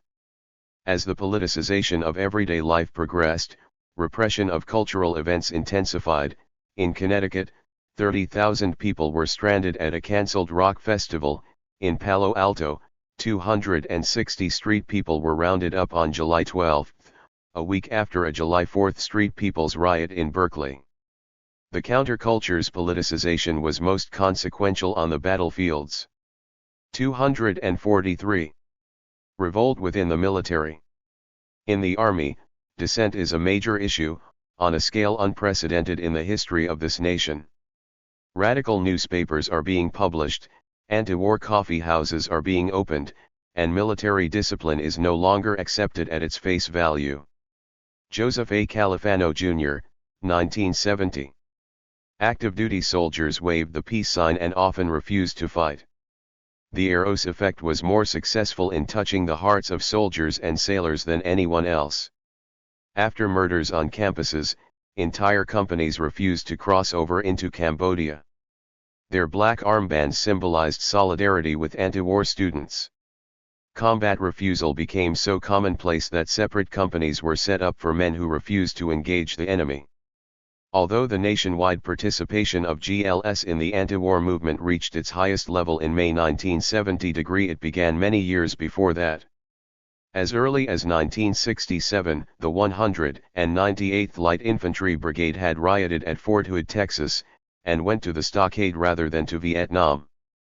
In 1969, an entire company of the 196th Light Brigade had publicly joined the sit-in movement and sat down on the battlefield. That same year, another rifle company, from the notorious 1st Air Cavalry, had flatly refused to advance down a dangerous trail. The first GI-led March for Peace was in February 1968, when 7,000 people demonstrated in San Francisco. Across the country, groups of activists formed coffee houses for GLS, helped start newspapers, leafleted incoming troop ships and planes, and set up counseling services for those who wished to leave the armed forces. Registered by 1970, U.S. soldiers all over the world, England, Germany, Okinawa, South Korea, and within this country were marching for peace. The anti-war movement and the counterculture were forerunners of the GI movement, and when campuses erupted, many soldiers were quick to join the 244. Spreading movement. For the first time, Vietnam veterans who were patients in VA hospitals got involved in the peace movement in large numbers during May 1970. Members of the Vietnam Veterans Against the War helped to lead student strikes on many campuses. Membership in that organization jumped about 50% to 2,000 by the summer of 1970, and 2 years later there were 2,500 members on active duty in Vietnam alone. Veterans March from Arlington Cemetery to the Capitol. George Butler. Never before in the history of the United States had veterans so massively protested while the war in which they had fought was still going on. Not many active duty GIs in 1970 had spent time on the campuses, but the diffusion of the movement's thoughts and actions into the military, while organized by some, also took the course of music and cultural politics, in opposition to the military madness of authoritarianism, enforced short hair, and the overt repression of the base which contrasted so starkly with the comparatively free nature of society. Scanlon's reported in January 1971 that wigs were one of the biggest selling items at military post exchanges in the United States and abroad. A congressional study in 1971 found that there were at least 30,000 GLS addicted to heroin. As morale broke down, officers became legitimate targets for the rifles and grenades of GLS. The Pentagon admitted to 209 fragging deaths in 1970, more than twice the toll for the previous year. The Armed Forces Journal reported that in one division, the AmeriCol, fraggings were running at the rate of 1 a week. 245. And that news of fraggings will bring cheers at troop movies or in bivouacs of certain units. In April 1970, an underground military paper interviewed a former platoon commander, Sergeant Richard Williams, who had served for 7 years in Vietnam. "When I was a guard in the Long Binh Stockade," he said, "there were 23 guys there for killing their C.Os and 17 others were already on trial for killing C.Os. Lieutenant Colonel Weldon Honeycutt, a commander at Hamburger Hill, where his orders to attack had resulted in the deaths of most of his men, was proclaimed GI Enemy No. 1 by an underground publication which issued a wanted poster offering a $10,000 reward for his death. Subsequent reports of grenade and claymore mine explosions near him indicated that attempts were being made to collect the bounty. According to Army records, beginning in 1969, there were at least 551 fraggings that resulted in 86 dead and over 700 wounded. In 1970, the Pentagon counted 209 more killings. In 1973, congressional hearings told that at least 3% of all officer and non-com deaths in Vietnam over an 11-year period were the result of fraggings. Resistors inside the Army units were established in Vietnam and the United States, a type of resistance which losing armies in World War I and World War II had experienced, but one that had never occurred in U.S. history. Desertion rates were incredibly high during the period of the student strike. Officially, there were 65,643 deserters from the Army alone in 1970, including 500 every day during all of May. The number of men who left the military in 6 years reached almost 500,000. Resistance occurred in the Navy as well. In March 1970, an ammunition ship was hijacked on the high seas by some of its crewmen and sailed to Cambodia, where the mutineers were granted political asylum. In late May, the destroyer USS Richard B. Anderson was set to leave San Diego for Vietnam when someone threw something into the gears. The destroyer was dry-docked for 2 months, and the incident was not reported until June 14, 3 weeks after it happened. On Armed Forces Day, May 16, at least 22 bases inside the U.S. experienced major protests, and normal parades had to be cancelled at an even greater number of domestic military installations. Demonstrations at 5 of these military installations marked the first time that anti-war actions had taken place there. 1,000 people, marching through the streets of Kathleen near Fort Hood, shouted demands, U.S. out of Southeast Asia now. Free Bobby Seale and all political prisoners. Avenge the dead of Kent State, Jackson State, and Augusta. 246. The military high command was so threatened by the wave of uprisings rolling through the troops that regularly scheduled Armed Forces Day events were cancelled at 28 other bases. At Fort Ord, south of San Francisco, most GLS were assigned to their barracks, riot control, or to digging a trench between the edge of the base and Route 1, a barrier against planned demonstrations later reinforced by miles of concertina wire. At Camp Pendleton in Oceanside, California, all Marines were restricted to the base, and, for the first time, platoons assigned to riot control received orders to shoot to kill in case of disturbances on the base. At Fort Dix, New Jersey, GLS were restricted to base, and the 3,000 demonstrators who attempted to march onto the base were gassed. On July 4, 1970, 1,000 black and white GLS assembled in Heidelberg, West Germany, and were joined by Germans to call for Freiheit für Bobby Seale. Black Panthers reported they had more members in the armed forces than inside the United States. As black soldiers stepped up their struggle against racism, 250 black GLS at Fort Hood burned down 2 re-enlistment centers as well as one of the base dormitories. Also in July, 200 black soldiers seized a section of Fort Carson and held it for a time by fighting off military police. The anti-war movement's political outreach to GLS was intensified after the student strike.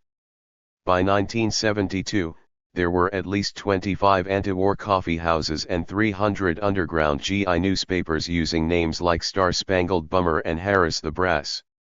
Drug abuse became commonplace among American GLS. Dr. Joel H. Kaplan, who helped set up the Army's first formal drug abuse program in Vietnam, reported in June 1970 that, "While I was there, the Pentagon announced that there were only 3,500 marijuana users in the entire U.S. Army. My team alone saw that many in our own patient population.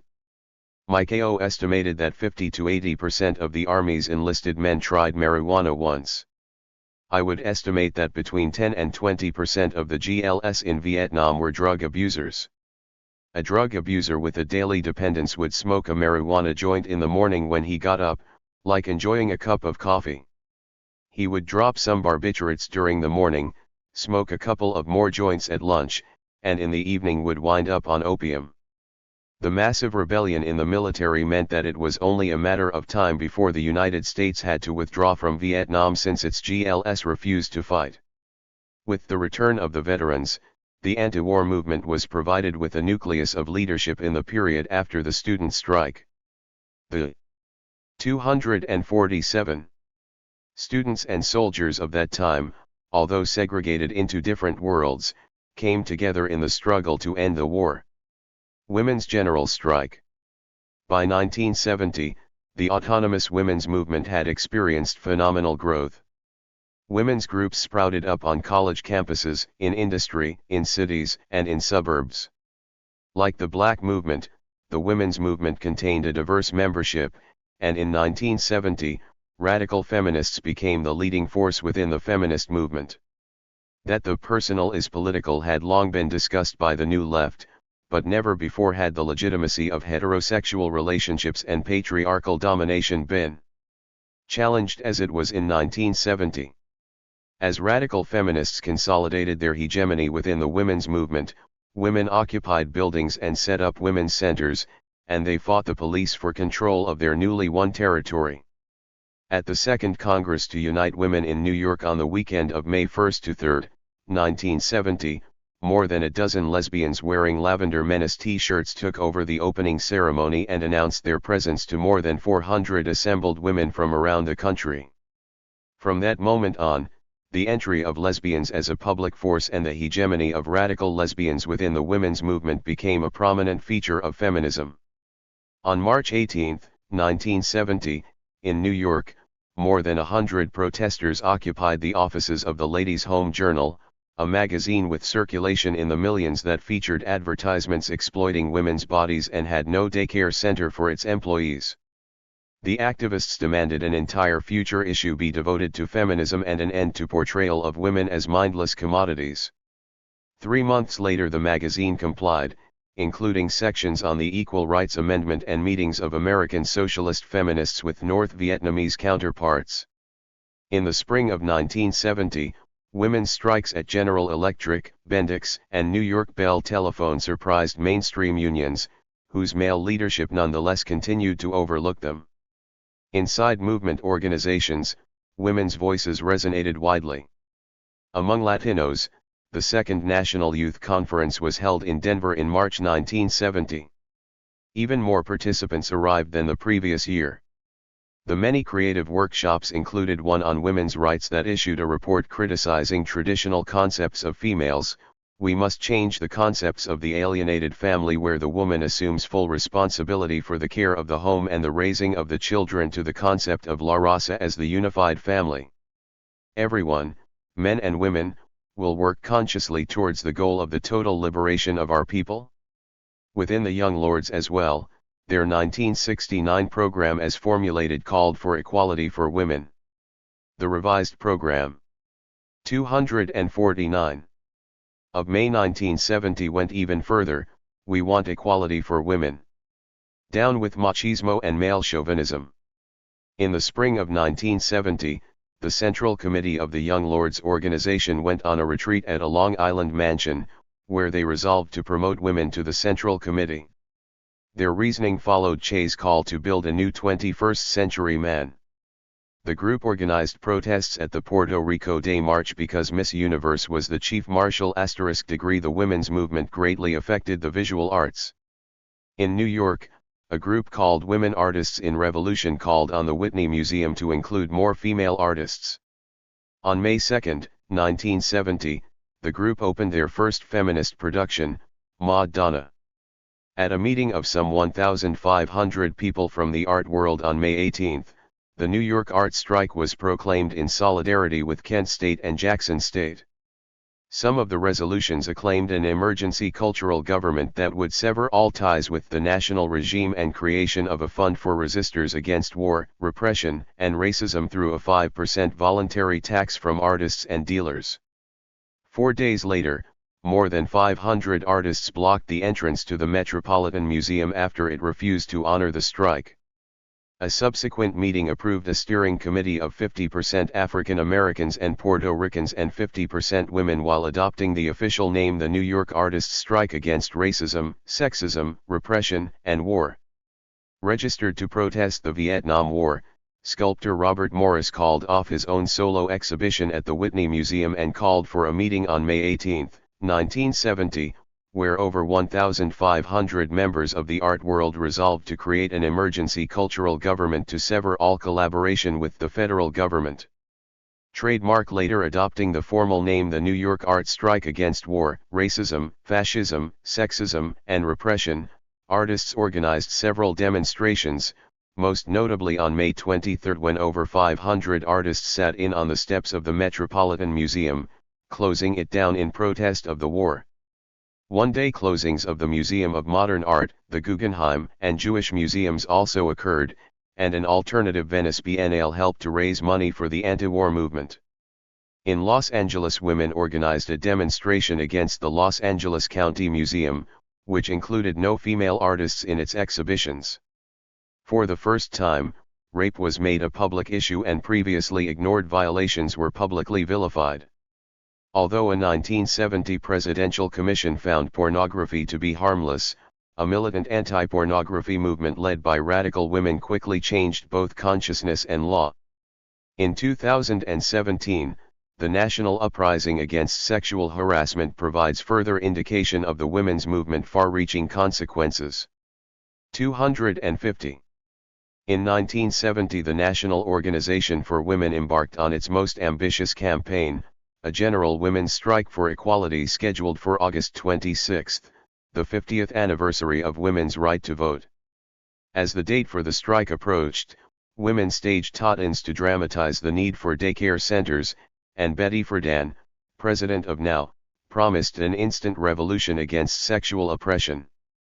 Exceeding organizers' expectations of how many women would turn out, more than 100,000 women marched across the country not only in commemoration of the 19th Amendment but to demand an Equal Rights Amendment. Some 50,000 women marched on Fifth Avenue in New York, and across the country, there were demonstrations and rallies in more than 90 cities and towns in 42 states.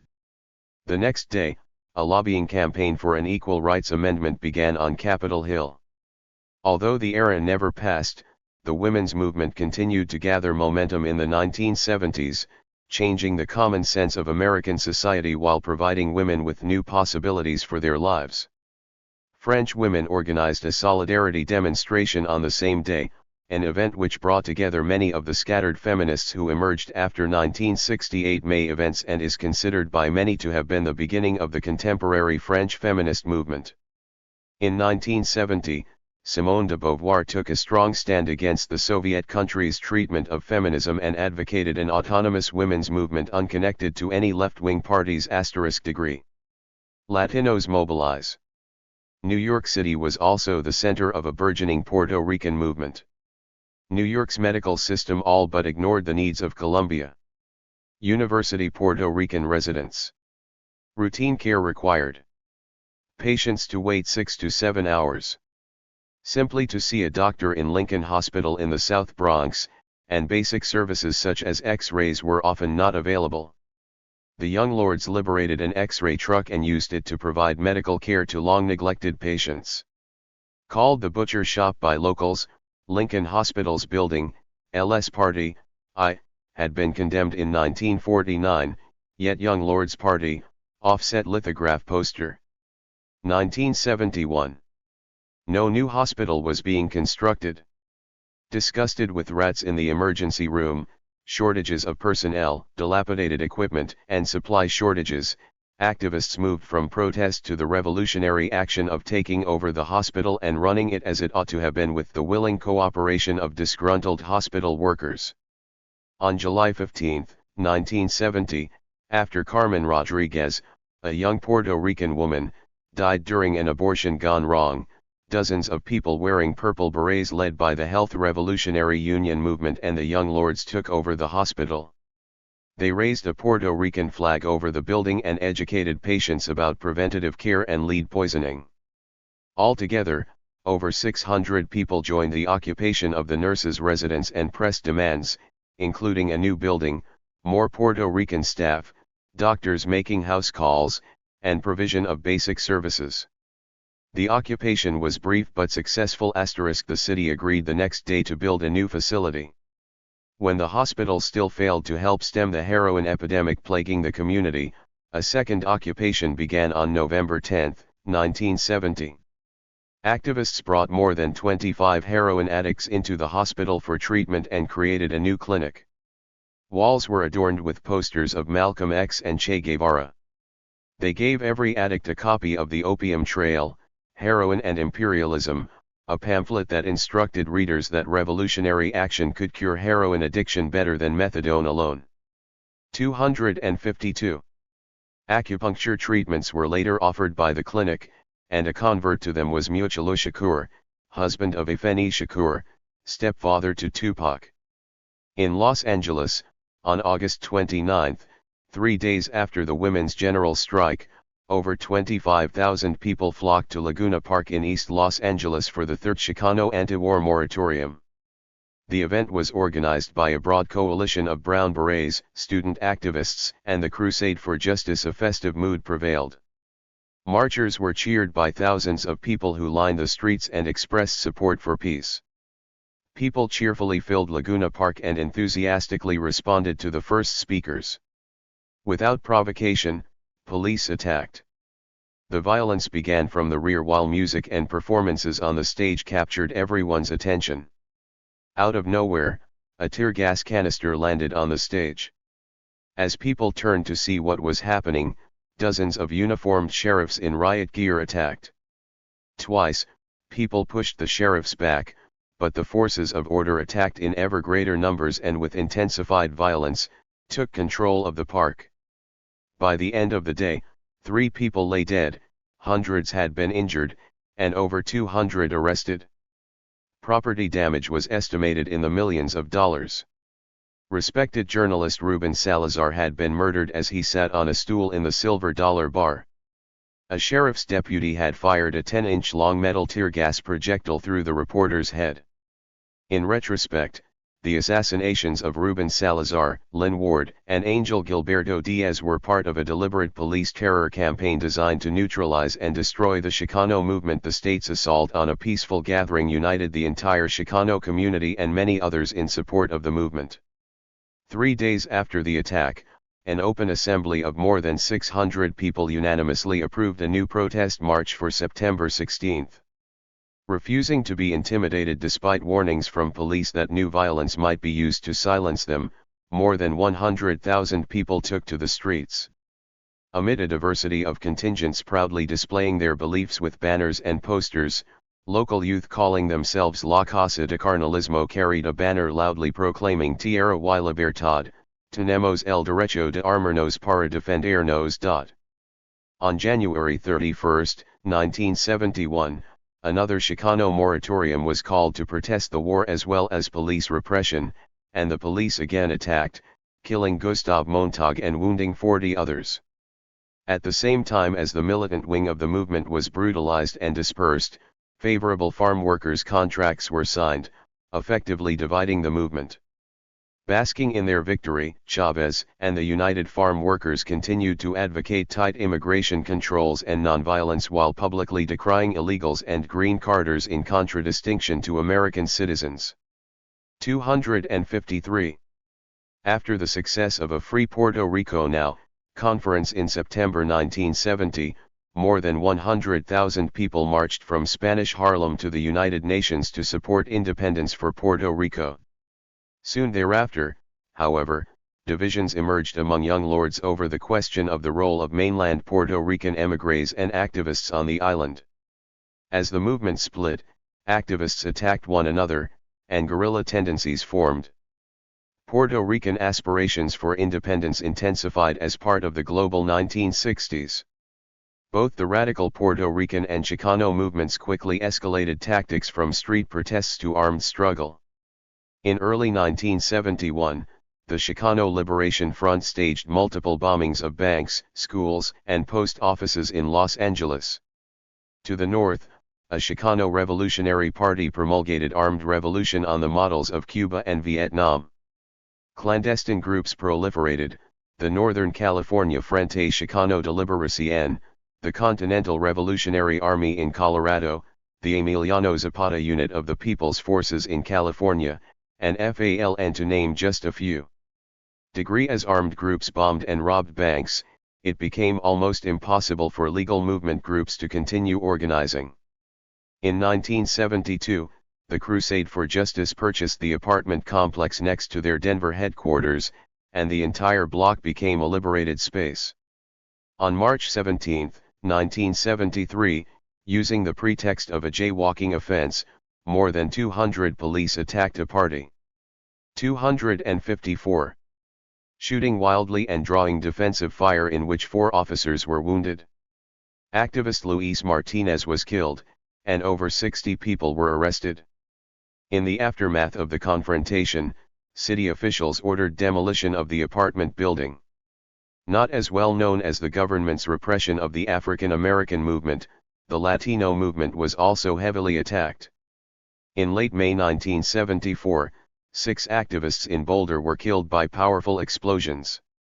In addition to outright murders, multiple false charges were filed against more than a dozen activists.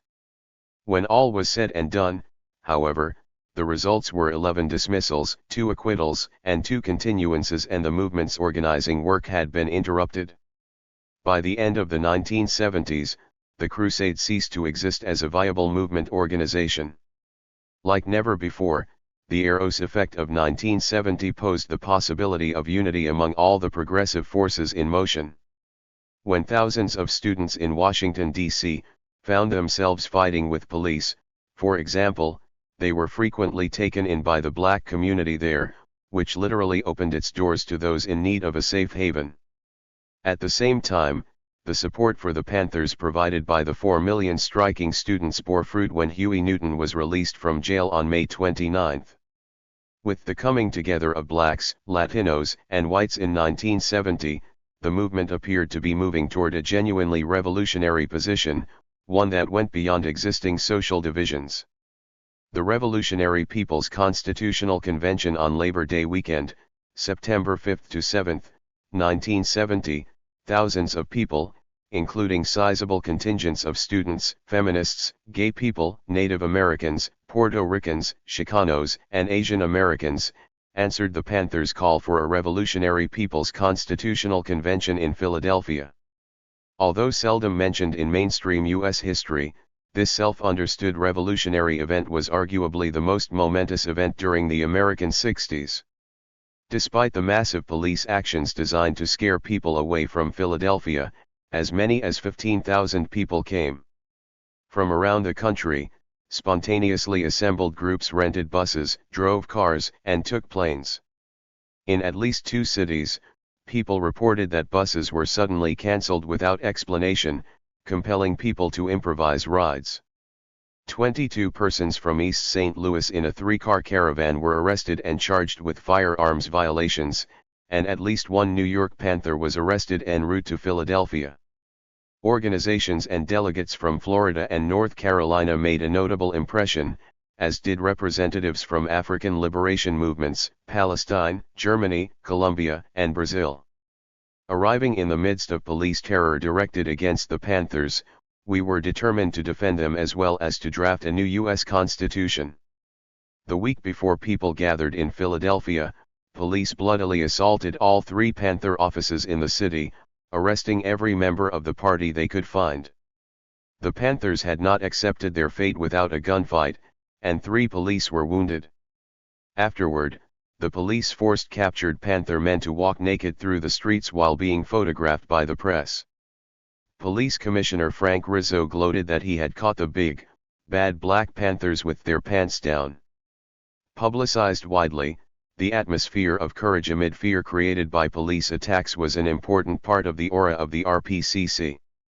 Philadelphia Panther member Russell Shoatz recounts that in the weeks before the RPCC, the Panther Central Office in Oakland made it clear to Philadelphia party members that even Huey Newton was afraid to come to Philadelphia. Shoatz remembers that they went on to express their opinion that the racist Philadelphia police would feel comfortable in attempting to assassinate him during the planned Revolutionary People's Constitutional Convention planning session. Rather than facing expected police assaults, we found the homes of African Americans open to us, their churches, hospitable refuges, and streets alive with an erotic solidarity of a high order. Signs in storefronts read "Welcome Panthers." 5 flags flew outside the convention center representing the Panthers, the National Liberation Front of South Vietnam, Black Nationalism, Yippies, and Che Guevara. Evidently the Panthers had done a huge amount of planning for the 256 event, as food was provided for many people. Russell Shoatz recounts how a 15-ton refrigerated truck full of frozen meats was commandeered and unloaded on the same day as other Panther squads robbed a bank. The Philadelphia black community was incredibly supportive. After the police raids, Panther offices had been sealed, but neighborhood people spontaneously opened them back up on their own initiative. The Black Panther reported, in North Philly, 2 rival gangs had made a truce. They emerged 200 to 300 strong, and when 15 carloads of pigs drove up and asked them who gave them permission to open up the people's office, their reply was the people, and the police had to eat mud rather than face the wrath of an angry armed people. An extraordinary alliance at the RPCC came together in open assemblies to discuss movement goals and future directions. Most remarkably of all, this diverse convention was able to write down their visions of a free society. History seldom cooperates by providing us with such clarity of participants thinking in spontaneously conscious crowds. Inside Temple University's McGonigal Hall, a vibrant and festive atmosphere prevailed for plenary sessions. We had won. The police had been unable to stop us. A steady stream of people accumulated, the hall swelled to its capacity, and anticipation grew. Panther security people indicated speakers were about to begin.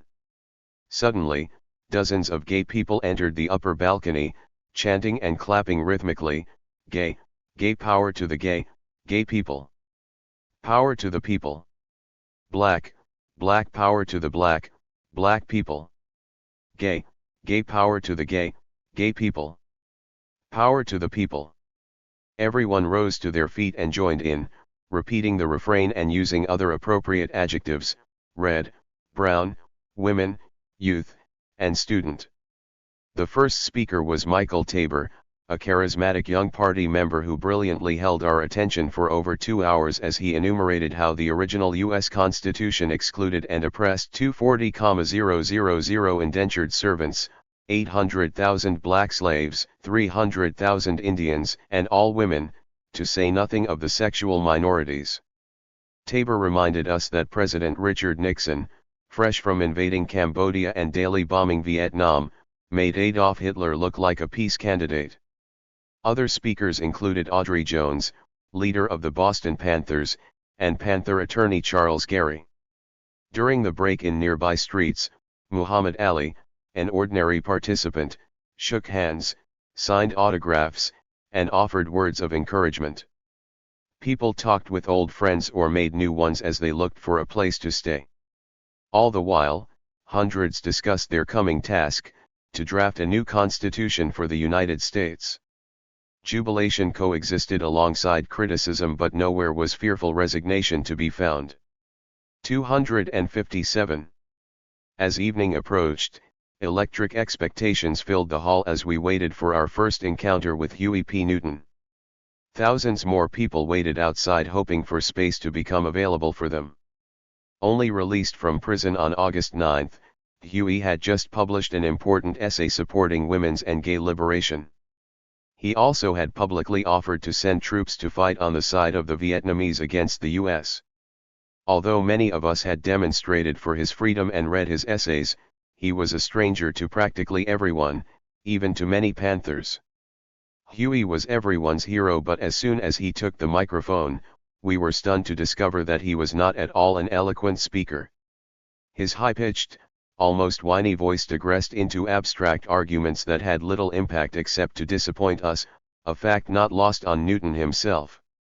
The next day, we broke down into topical workshops that could be selected from a menu prepared by a planning group that had met at Howard University a month earlier. Degree as the Black Panther reported, if only for a few hours, representatives of all major constituencies of the revolutionary popular movement huddled together to brainstorm and discuss ideas for achieving our goals of a freer society. The form of the gatherings was quite different than in 1787. Each workshop was led by Panther members, who also coordinated security contingents that ensured a trouble-free working environment. Panthers prevented the media from attending, fearing their presence would only make a circus of the proceedings. While many journalists complained about being barred, the space created by the absence of media was too valuable to sacrifice to publicity. Here was the movement's time to speak among ourselves. Seldom do groups communicate with such a combination of passion and reason. Person after person rose and spoke of heartfelt needs and desires, of pain and oppression. As if the roof had been taken off the ceiling, imagination soared as we flew off to our new society. The synergistic effect compelled each of us to articulate our thoughts with eloquence and simplicity, and the right on refrain that ended each person's contribution also signaled that the time had arrived for someone else to speak. An unidentified Panther later described how even the children had not been boisterous. The children were to be for the 3 days like adults, infected with a kind of mad sobriety. The same author promised, there is going to be a revolution in America. It is going to begin in earnest in our time. To have believed in a second American Revolution before Philadelphia was an act of historical and existential faith. Not to believe in a new world after Philadelphia is a dereliction of the human spirit. 1 degree in describing the workshops, the Panther went on. The pre-literate black masses and some few saved post-literate students were going to, finally write the new Constitution. The aristocratic students led by the women, and the street bloods, they were going to do the writing. So there were the first tentative meetings, led brilliantly by armed intellectuals from the Panthers. In the schools and churches the rational structures of the past, the subversive workshops of the future met to ventilate the private obsessions of the intellectual aristocrats and the mad hopes of the damned. As the time allotted for the workshops drew to an end, each group chose spokespersons entrusted to present our ideas to the entire plenary's second session. As is clear in the documents, differences of viewpoint were sometimes simply left intact rather than flattened out in an attempt to impose a party line. Degree under more normal circumstances involving such a diverse collection of people in working groups as large as 500 persons, screaming fights might have been expected, yet these workshops generated documents that offer a compelling vision of a more just and free society than has ever existed. Alongside an international Bill of Rights prohibiting U.S. aggression against other nations, mandates were approved for redistribution of the world's wealth, a ban on the manufacture and use of genocidal weapons, and an end to a standing army and its replacement by a system of people's militia, trained in guerrilla warfare, on a voluntary basis and consisting of both men and women. Police were to consist of a rotating volunteer non-professional body coordinated by the Police Control Board from a list of volunteers from each community section. The Police Control Board, its policies, as well as the police leadership, shall be chosen by direct popular majority vote of the community. The delegates called for an end to the draft, prohibition on spending more than 10% of the national budget for military and police, a provision that could be overridden by a majority vote in a national referendum, and proportional representation for minorities and women. Universities' resources were to be turned over to people's needs all over the world, not sold to military and corporate needs. Billions of dollars in organized crime wealth were to be confiscated. There was to be free decentralized medical care, sharing of housework by men and women, encouragement of alternatives to the nuclear family, the right to be gay, anytime, any place, increased rights and respect for children, community control of schools, and student power, including freedom of dress, speech, and assembly.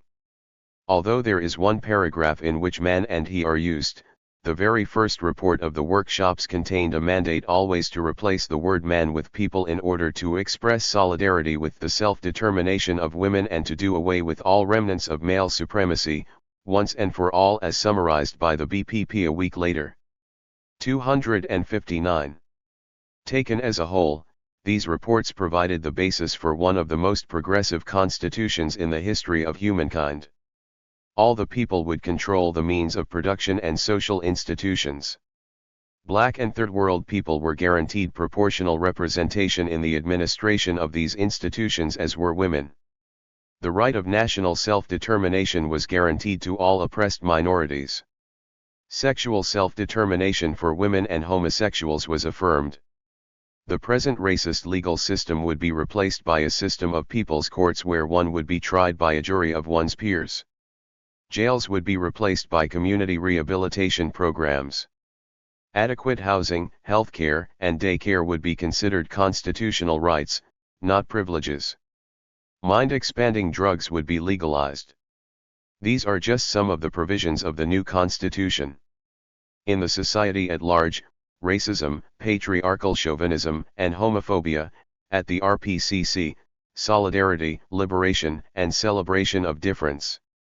From this vantage point, the RPCC provides a glimpse of the break from normal business as usual, and of international system to replace the existing one of militarized nation-states and profit-hungry transnational corporations.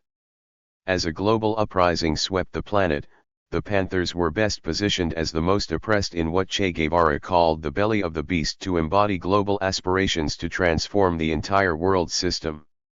These documents convey unambiguous statements of the movement's self-defined outline of a freer society. Although it has been practically forgotten by historians, the RPCC is a key to unlocking the mystery of the aspirations of the 1960s movement. The Philadelphia Constitution's International Bill of Rights was one indication of just how much patriotism was transcended.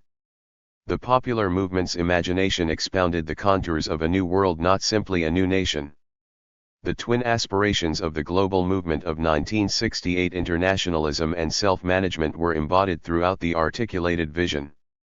The term self-management may not have been used in the documents, but its American version, community control, was used in reference to schools, police, women's control of their own bodies, and more autonomy for children, students, and youth. In our attempt to create paradise, our immediate task was to mitigate repressive powers of those who wanted to preserve the status quo. We sometimes compromised and agreed to go halfway to paradise, fully conscious that humans will never be absolutely free. If we continually jump halfway to paradise, never reaching it, we nonetheless approach it. Some of the demands today appear outlandish, particularly those related to drugs. After calling for the eradication of hard drugs by any means necessary. 260. And help for addicts, the workshop on self-determination of street people stated. We recognize that psychedelic drugs are important in developing the revolutionary consciousness of the people. However, after the revolutionary consciousness has been achieved, these drugs may become a burden. No revolutionary action should be attempted while under the influence of any drug. We urge these drugs be made legal. Or rather, they should not be illegal, that is, there should be no law made against them. The RPCC position on drugs displays graphically that more individual freedom was part of the aspirations of the Panther-led bloc, that this impetus, while appearing to some as only concerned with minorities, actually formulated universal interests. No one should discount or trivialize the importance of the drug issue. As a symbolic vehicle used for the imposition of class rule and cultural hegemony, it affects hundreds of thousands of people daily.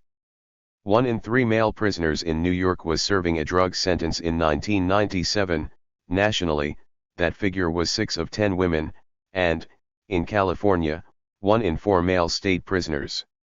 The existing system's abysmal failure to wage an effective war on drugs, its continual enrichment of organized crime syndicates while hundreds of thousands of users languish in jails, and the irrationality of legal drugs daily tranquilizing millions of children and adults, and of alcohol and cigarettes' widespread glorification, are scandalous dimensions of an irrational system.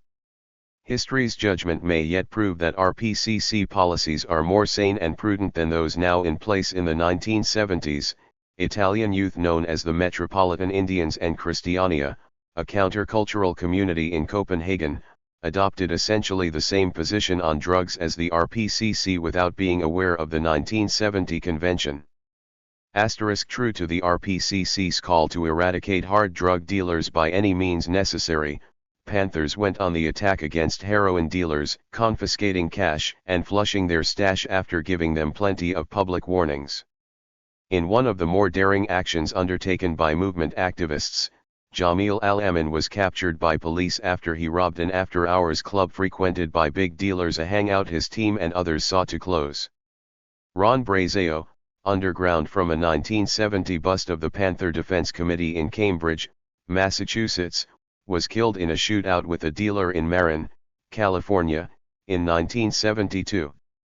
More than any other U.S. organization in the latter half of the 20th century, the BPP accelerated the revolutionary process. The dialectical synchronicity of popular movement and Revolutionary Party, their dependence on 261 each other and mutual amplification, accelerated and reached its climax at the RPCC. Our gathering accomplished more in a weekend than history usually accomplishes in years or even decades. How much longer must we wait until we again find such space for visionary unity? The Philadelphia Convention was the apex of the U.S. popular insurgency. Nikhil Pal Singh eloquently understood the unique human geography that unfolded, enactment of a constitutional convention under the auspices of the Panthers and in celebration of radical minorities, excluded in the initial formation of the great document, was an astonishing attempt to imagine alternative forms of kinship and community to the one organized around a conception of a unitary and universal, national subject. The CIA held a different view. Their report characterized the RPCC as a chaotic and non-productive effort. White radicals in attendance numbered about 40% registered. Not all participants share my optimistic portrayal. Some questioned whether a visible and spirited gay presence existed at the RPCC. Alice Eccles mentions a conference of the lesbian feminism movement in Washington, D.C., that produced a feminist caucus for the planned second RPCC. She felt that in Philadelphia the BPP was suspicious of feminist activists because autonomous women's workshops were cancelled more than once. Registered Ruth Rosen also complained that Huey broke his promise for an autonomous women's caucus to meet women did have at least one female-only meeting, but about 20 lesbians left after they were unable to get the group to agree to their demands for women to have complete control of our social system and destruction of the nuclear family. The split broke along the lines of black women wanting to have a nuclear family, having suffered centuries of slavery, during which their families were torn asunder. They were fine with lesbians collectively raising children, but they wanted the right to keep their children to their blood family. They were leery of another state raising their kids in daycare. The final report of the workshop on the self-determination of women sharply contradicted existing society. We recognize the right of all women to be free. We will fight for a socialist system that guarantees all, creative, non-exploitative life for all human beings. We encourage and support the continued growth of communal households and communal relationships and other alternatives to the patriarchal family. Every woman has the right to decide whether she will be homosexual, heterosexual, or bisexual.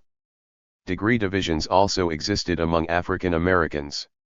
Most severely, the U.S. organization had murdered Panther leaders Bunchy Carter and John Huggins in Los Angeles in 1969. Antagonisms between the two groups, although exacerbated by the FBI, reflected larger political differences.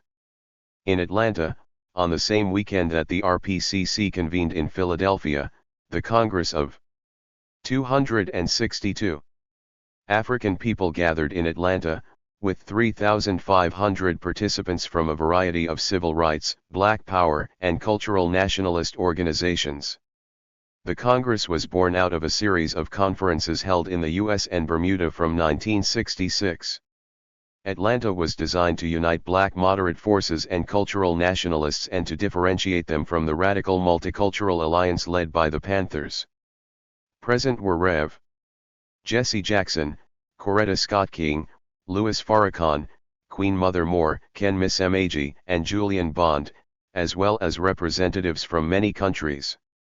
The group restricted its participants to the Third World. In one of the most important speeches, Amiri Baraka warned against white mythology written by Marx and Lenin and chided the Panthers for asking us to get involved with another group of white boys. Ultimately, the group went on to help spur African American politicians to run for office. Baraka would later become a committed Leninist, but in 1970, he sought to distance African American activists from white radicals. At the grassroots level, unity and solidarity prevailed in 1970. The intelligence of popular movements sometimes outpaces even the most visionary organizations, an insight verified by comparing the reformist 1966 Panther program with the revolutionary vision produced at the RPCC in 1970.7. When held up against the RPCC documents, the program is timid, its vision limited. Nowhere in the program are gay people's rights, the liberation of women, and proportional representation of minorities and women. Comparing the Black Panther Party's 1966 program and 1970 RPCC proposal. The original plan was to have two RPCCs, the first to draft the new constitution followed by its subsequent ratification. After Philadelphia, groups worked feverishly to build a second convention scheduled for November 27 to 28 in Washington, D.C. On November 18, Newton gave a speech at Boston College and encouraged people to attend.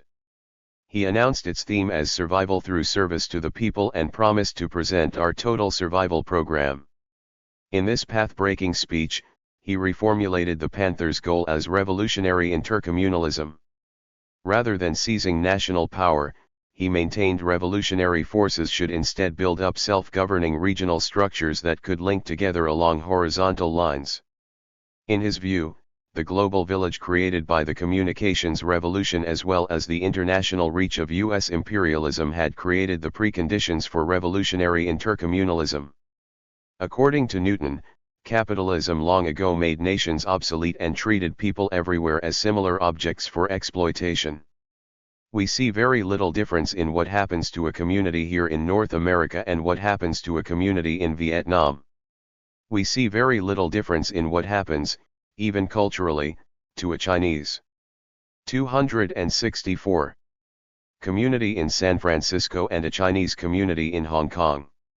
We see very little difference in what happens to the black community in Harlem and a black community in South Africa, a black community in Angola and one in Mozambique.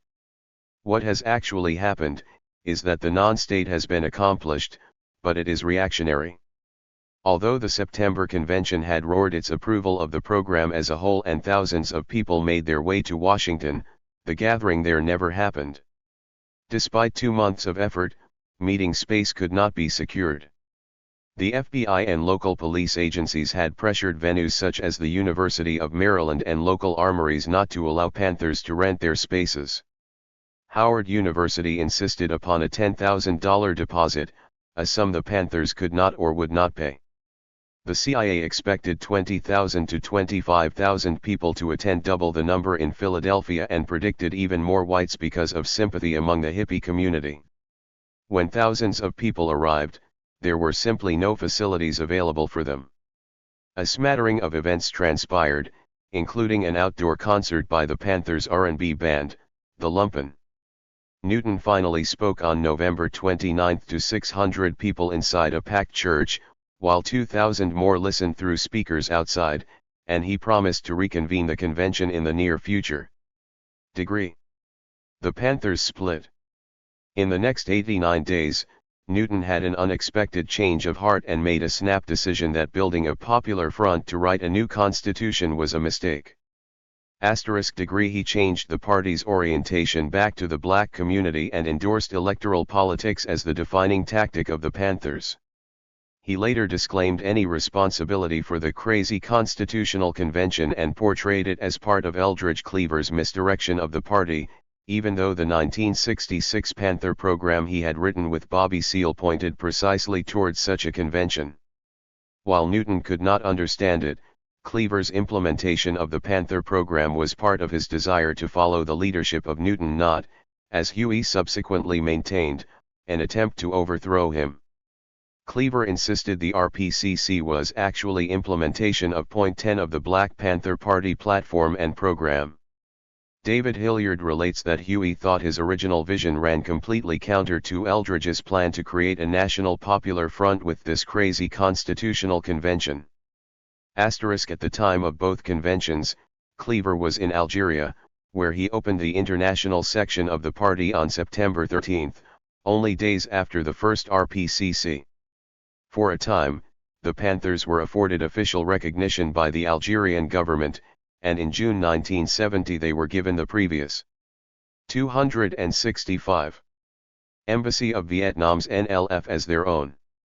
They made contact with the governments of Vietnam, North Korea, and China, as well as liberation movements in Africa, Palestine, and around the world. Huey's erratic behavior precipitated a bitter and bloody internal feud that tore apart the Black Panther Party. Like a mad genius artist who destroys his canvases, he ripped up the party in fits of anger. During a televised international phone conversation with Cleaver on February 26, 1971, only 89 days after promising to reconvene the convention, he ridiculed and expelled Eldridge. No one knew it at the time, but with that phone call, the movement's high point passed. In Philadelphia, the popular impetus represented millions of people, but when the split in the BPP turned into internecine war, public revolutionary engagement quickly collapsed. Eldridge Cleaver and his wife Kathleen in exile in Algiers, 1970. Gordon Parks. 266. Dynamic tensions among various tendencies contained within the BPP proved unmanageable within their organizational form. Inside one vanguard party were many conflicting directions: formation of armed groups or consolidation of a legal political party, autonomy for African Americans or leadership of an emergent rainbow, plebiscite on a black nation or an international Bill of Rights. As long as the party was tied to a vibrant popular movement, its various tendencies were able to coexist, even though the FBI continually sent false letters to Panthers and employed other dirty tricks to exacerbate divisions between Huey and Eldridge. The Los Angeles Bureau wrote a memo recommending that each division which had individuals attend write numerous letters to Cleaver criticizing Newton for his lack of leadership. Create dissension that later could be more fully exploited. Rather than continue to build the strident multicultural insurgency, Newton unilaterally undermined and blunted it. Without bothering to convene a central committee meeting, he expelled key activists and forbade members from communicating with them. Insisting the party go back to the black community, he confined the party's public actions to maintenance of Oakland's survival programs and electoral politics. He closed down all chapters of the BPP and concentrated Cotter in Oakland, where he could personally supervise them. He claimed ownership of the party, copyrighted the newspaper, and even beat up Bobby Seale to assert his autocratic control. He named himself Supreme Commander and became chief enforcer of party discipline, using a bullwhip to discipline members. In a manner reminiscent of how Stalin had treated Trotsky, every form of political deviation from Huey's new line was blamed on Cleaver.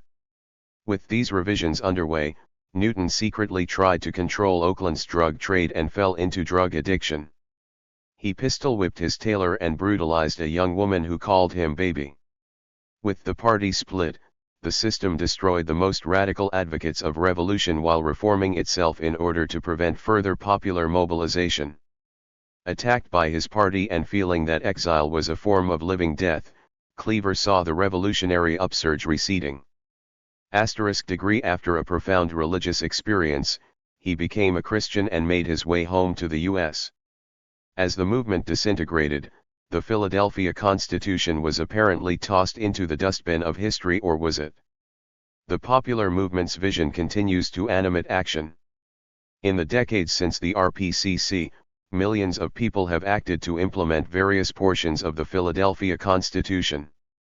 The day after the August 26, 1970, Women's General Strike, a lobbying campaign for an Equal Rights Amendment began on Capitol Hill. For years, advocates worked tirelessly for it, garnering support of Congress in 1972 but falling 3 states short of the 38 needed by 1982. Despite opinion polls showing that more than 2/3 of the country favored it, the era never 267 became law. In the 1980s, the disarmament movement sought a ban on the manufacture and use of genocidal weapons. Despite massive popularity, it too never became legally binding. The most impressive actions in response to Philadelphia's RPCC were undertaken by the prisoners' movement that swept the United States in the months after the Philadelphia Convention. From California to New York, imprisoned Americans like no other constituency were activated by the movement's call for justice. As inmates demanded decent, humane treatment, a wave of rebellion swept through the nation's prisons, reaching its high point at Attica State Prison in New York and San Quentin in California. By the end of September 1971, more than 50 persons had been killed in the bloody suppression of the wave of prison rebellions that rocked the nation. The majority of those killed were at Attica, where 42 people died after Governor Nelson Rockefeller refused to negotiate with the inmate committee coordinating the revolt. Many years later, RPCC ideas stimulated social movements, and they will undoubtedly do so again in the future. If just 2 RPCC provisions were enacted, proportional representation and a provision for national referenda, the current political structure would be far more representative of people's needs and desires. How can we call the U.S. a democracy after the 2016 elections when the system offered people an abysmal choice between 2 singularly unpopular, self-serving candidates? Real democracy demands the kinds of decentralized, self-managed forms of governance advocated by the RPCC. If not for the split in the party and the disintegration of the movement, where might the hegemonic bloc led by the Panthers have taken us? Barely out of its infancy, the revolutionary movement of 1970 was immature, unprepared to provide long-term responsible leadership capable of leading the whole society forward. Unable to reach the second stage of struggle consolidation of the revolutionary impetus, it split into thousands of pieces. It would be an enormous mistake simply to blame Huey Newton for the movement's failure to sustain its revolutionary momentum. Indeed, he was a key contributor to the unfolding revolutionary process, but subjective and objective forces of revolution were simply not historically aligned in 1970.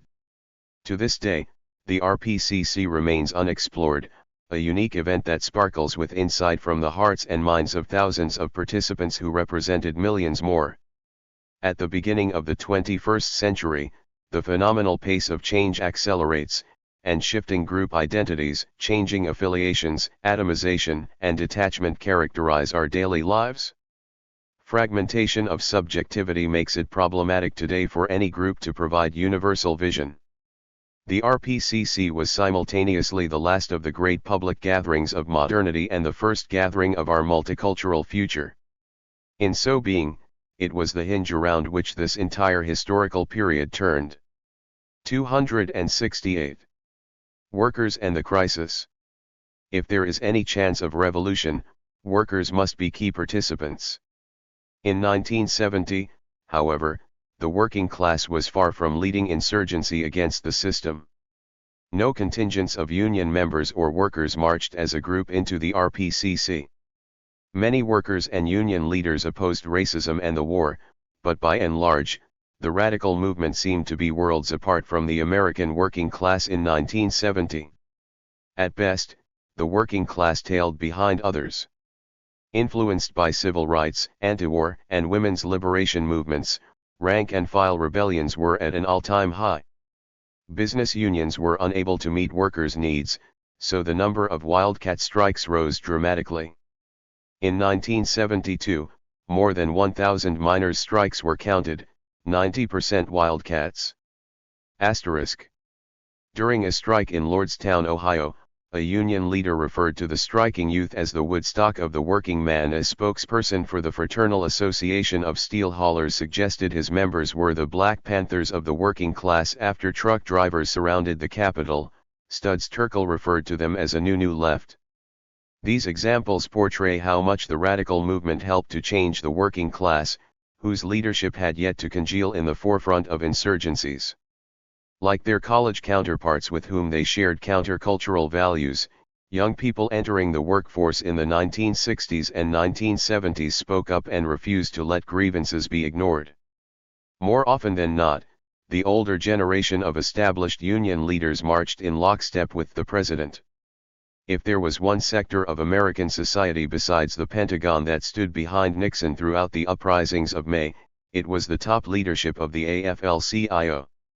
Clearly, the country was divided on fundamental issues. After the killings at Kent State, a Gallup poll found that 58% of the country blamed students for the violence, while only 11% faulted the National Guard. While self-conscious revolutionaries may have desired fundamental change, subjective revolutionary conditions did not exist among a majority in 1970. As inflation picked up speed with the rising costs of the Vietnam War, workers intensified wage struggles. During 1970, some 5,716 walkouts by more than 3 million workers cost businesses 66 million lost workdays. Asterisk. These strikes involved hundreds of thousands of railroad workers, auto workers, truckers, postal workers, and electrical workers, as well as tens of thousands of construction workers, rubber workers, airline workers, and taxi drivers. Strike outcomes were not robust. Wage increases barely kept pace with inflation, but as workers drew lessons from these struggles, wildcat strikes outside the control of unions became increasingly common. Strikes were not necessarily progressive. UPS drivers demanded that they be allowed to wear American flag badges on their uniforms. Degree 269. At the same time as the students went on strike against war and racism, workers' strikes were for higher wages and better working conditions. On May 13, the Federal Mediation and Conciliation Services reported it was mediating 391 strikes, including 166 in the construction industry. In March, the first major walkout of postal workers had occurred over the heads of their union leaders. In defiance of public employee anti-strike laws, union orders, and federal injunctions, the wildcat postal strike spread to more than 200 cities and towns, involving 200,000 workers. To deliver the mail, Nixon mobilized 30,000 National Guard troops to break the strike. Many fraternized with picketing workers, and some deliberately sabotaged mail in solidarity with the strike. Asterisk. In the same month, special legislation from Congress averted a national railroad strike. On April 29, despite a law prohibiting public employees from striking, teachers in Boston went on strike, joining their colleagues in Los Angeles, Newark, Atlanta, Muskogee, and Baldwin in demanding higher pay and smaller classrooms. In Honolulu, a strike of blue-collar workers was joined by thousands of their white-collar associates and drastically curtailed all public services for almost 3 days. In 7 states during April and May, Dissident Teamsters protesting a tentative national contract negotiated by their leaders set off wildcat walkouts and other disruptions. At one point, the disruptions affected an estimated 500,000 workers who were on strike or idled by cut-offs of truck service. Tensions ran highest in Ohio, where over 4,000 National Guardsmen were called up under a state of emergency after two-thirds of the state's 88 counties had reported incidents of violence. In Cleveland alone, there was a month-long blockade of city streets and $67 million worth of damages. In St. Louis, trucks and police cars were bombarded with rocks and bricks on May 3 when 300 strikers tried to prevent a truck convoy from leaving a freight terminal. There were injuries and arrests followed by firebombings and shootings. Gunfire was reported in Illinois, Michigan, California, and Pennsylvania.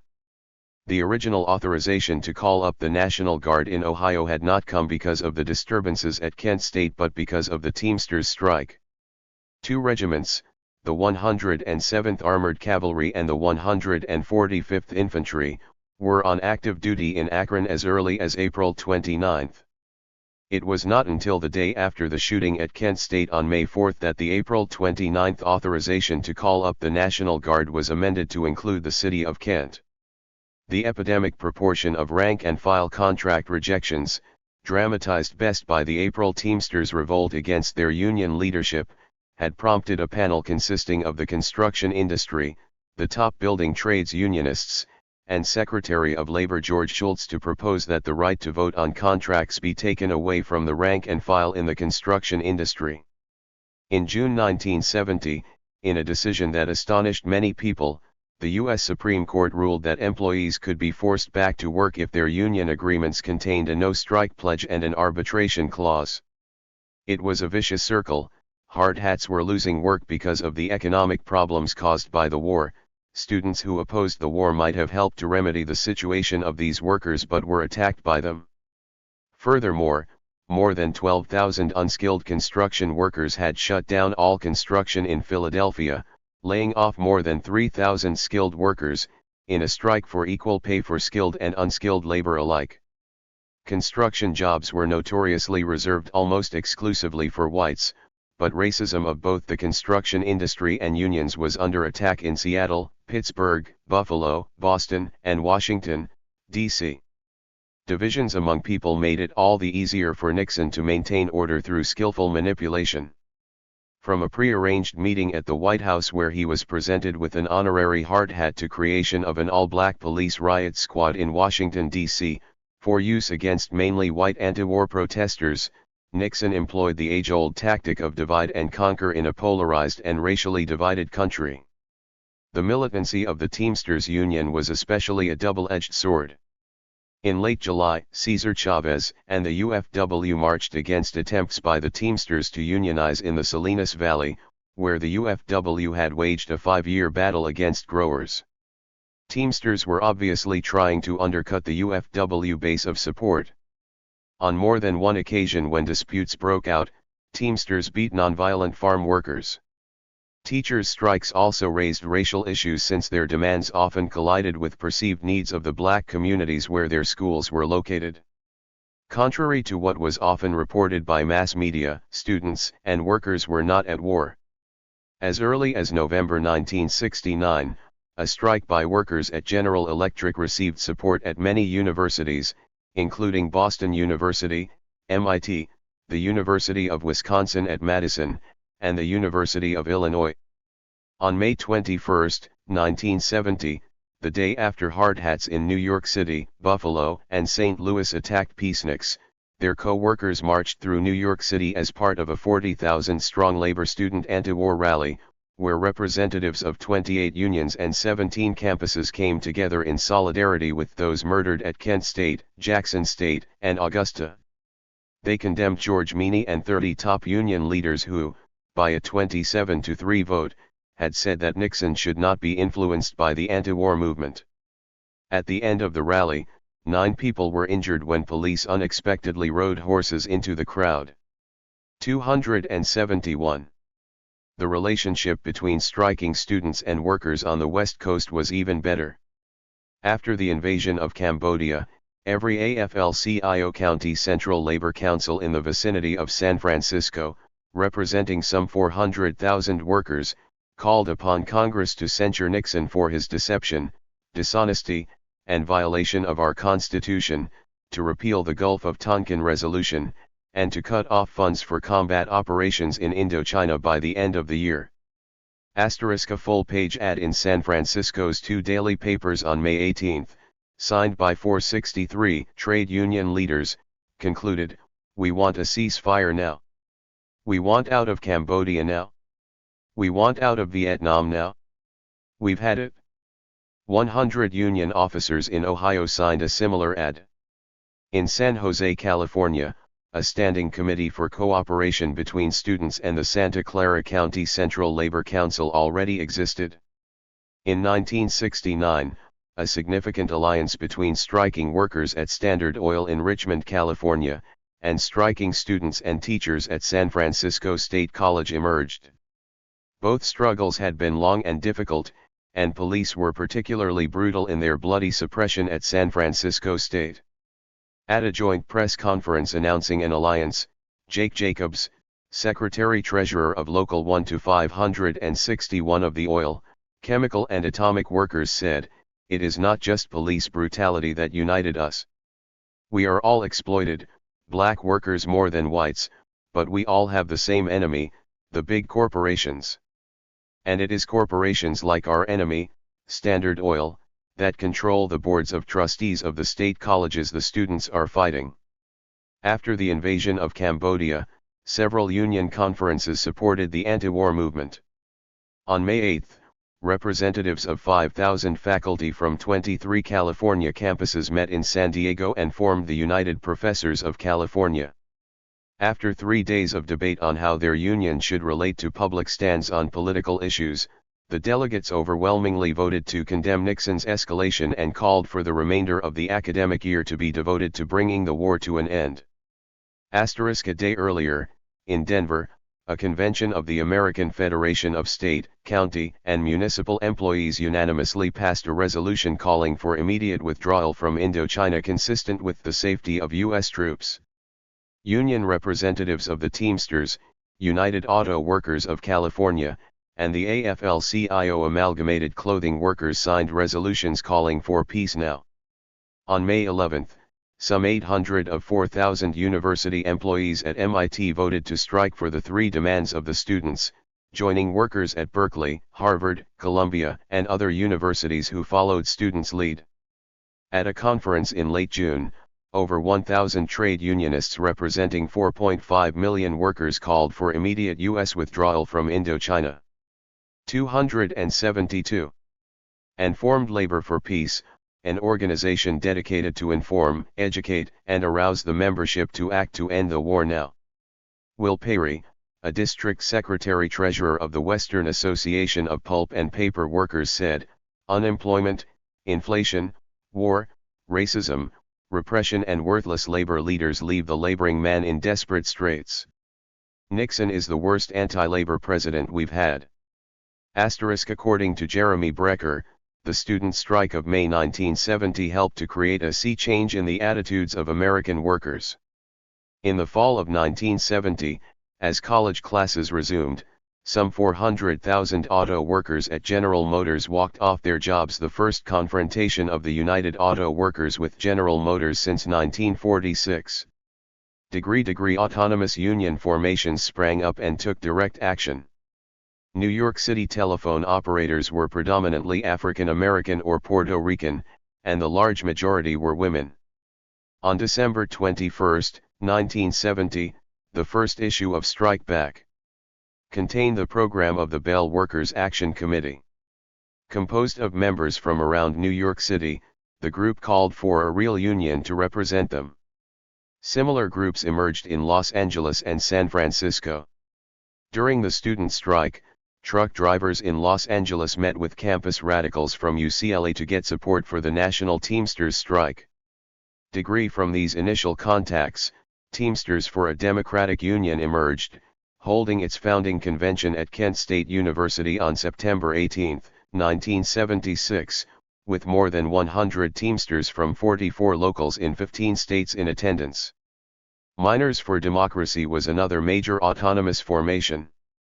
Joseph Yablonsky, leader of an oppositional tendency within the Union, was gunned down in 1969, and an uncorrupted miner was elected president in 1972. At the very next national convention, Union members rewrote the Constitution to increase district autonomy and locals' allocation of dues. After the student strike, unrest spread to thousands of factories in the United States, as workers developed informal underground unions to counter the deterioration in the quality of their daily job lives.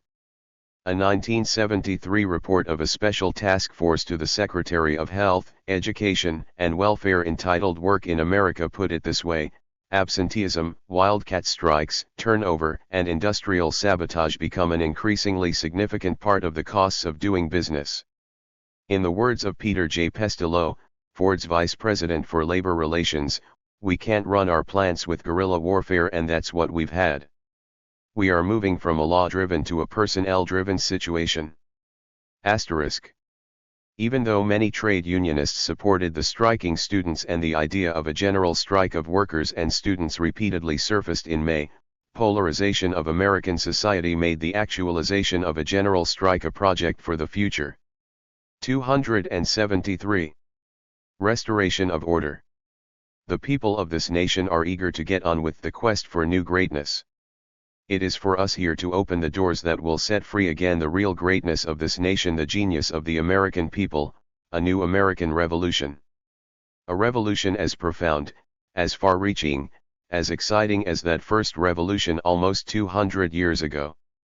Richard Nixon, State of the Union Address, January 22, 1971. When the President of the United States echoed the New Left by calling for power to the people and waving the peace sign, it appeared to be nothing more than another example of Orwellian double talk from a government that claimed to be fighting for freedom in Indochina while committing genocide against its people, that urbanized Vietnam through saturation bombings of the countryside, and that promised peace at the same time as it escalated wars at home and abroad. Few people appreciated Nixon's rhetoric as a signal for the intensification of the war against Vietnam through massive air attacks that would target major population centers. After all, the Senate had voted 81-10 to rescind the Gulf of Tonkin resolution, and Nixon continually promised to end the war. In the fall of 1970, a host of articles announced death of the student movement, but tens of thousands of people took to the streets of New York, Washington, D.C., and more than a dozen other cities in October to protest Nixon's new escalation of the war. A majority of the country was now opposed to the war, and with each new escalation, the invasion of Laos, the mining of Haiphong Harbor, and the Christmas bombing of Hanoi, the anti-war movement organized massive and militant responses. On May 1, 1971, nearly 50,000 regionally organized people attempted to disrupt morning traffic in Washington, D.C. Their mobilizing call, "If the government doesn't stop the war, we'll stop the government," was direct enough, but illegal arrests conducted by the Department of Justice, more than 15,000 in 3 days, prevented the movement from accomplishing its tactical objective. Protests following the mining of Haiphong in the spring of 1972 were estimated to have had nearly as many participants as the more than 4 million strikers in 1970. Students at Kent State were again in the forefront of protests, but this time off campus at Wright-Patterson Air Force Base, where 152 people were arrested for blocking traffic. There were large demonstrations on a few days' notice in New York, San Francisco, and Los Angeles. At the same time, street fighting broke out at ROTC centers and war-related targets in Berkeley, Madison, Ann Arbor, and Cambridge. Students from the University of Maryland spent 3 nights blockading Route 1 in running battles with the National Guard. When General William Westmoreland appeared on a base podium in El Paso, Texas, he was pelted with tomatoes by active duty GLS degree. If the 1968 Tet Offensive had demonstrated that the United States would never be able to achieve a military victory on the battlefields of Vietnam, the revolutionary upsurge of 1970 blocked U.S. plans to continue the war indefinitely. On May 15, 1970. In the midst of the student strike, McGeorge Bundy, formerly a top military advisor to Lyndon Johnson and president of the Ford Foundation, warned that another escalation of the war would tear the country and the administration to pieces. In early August 1970, another man near the center of corporate power, Clark Clifford, said that a re-escalation of the war would be traumatic for this country and cause a crisis far worse than the one following the invasion of Cambodia. In September 1971, the Carnegie Commission published an apprehensive report on campus unrest.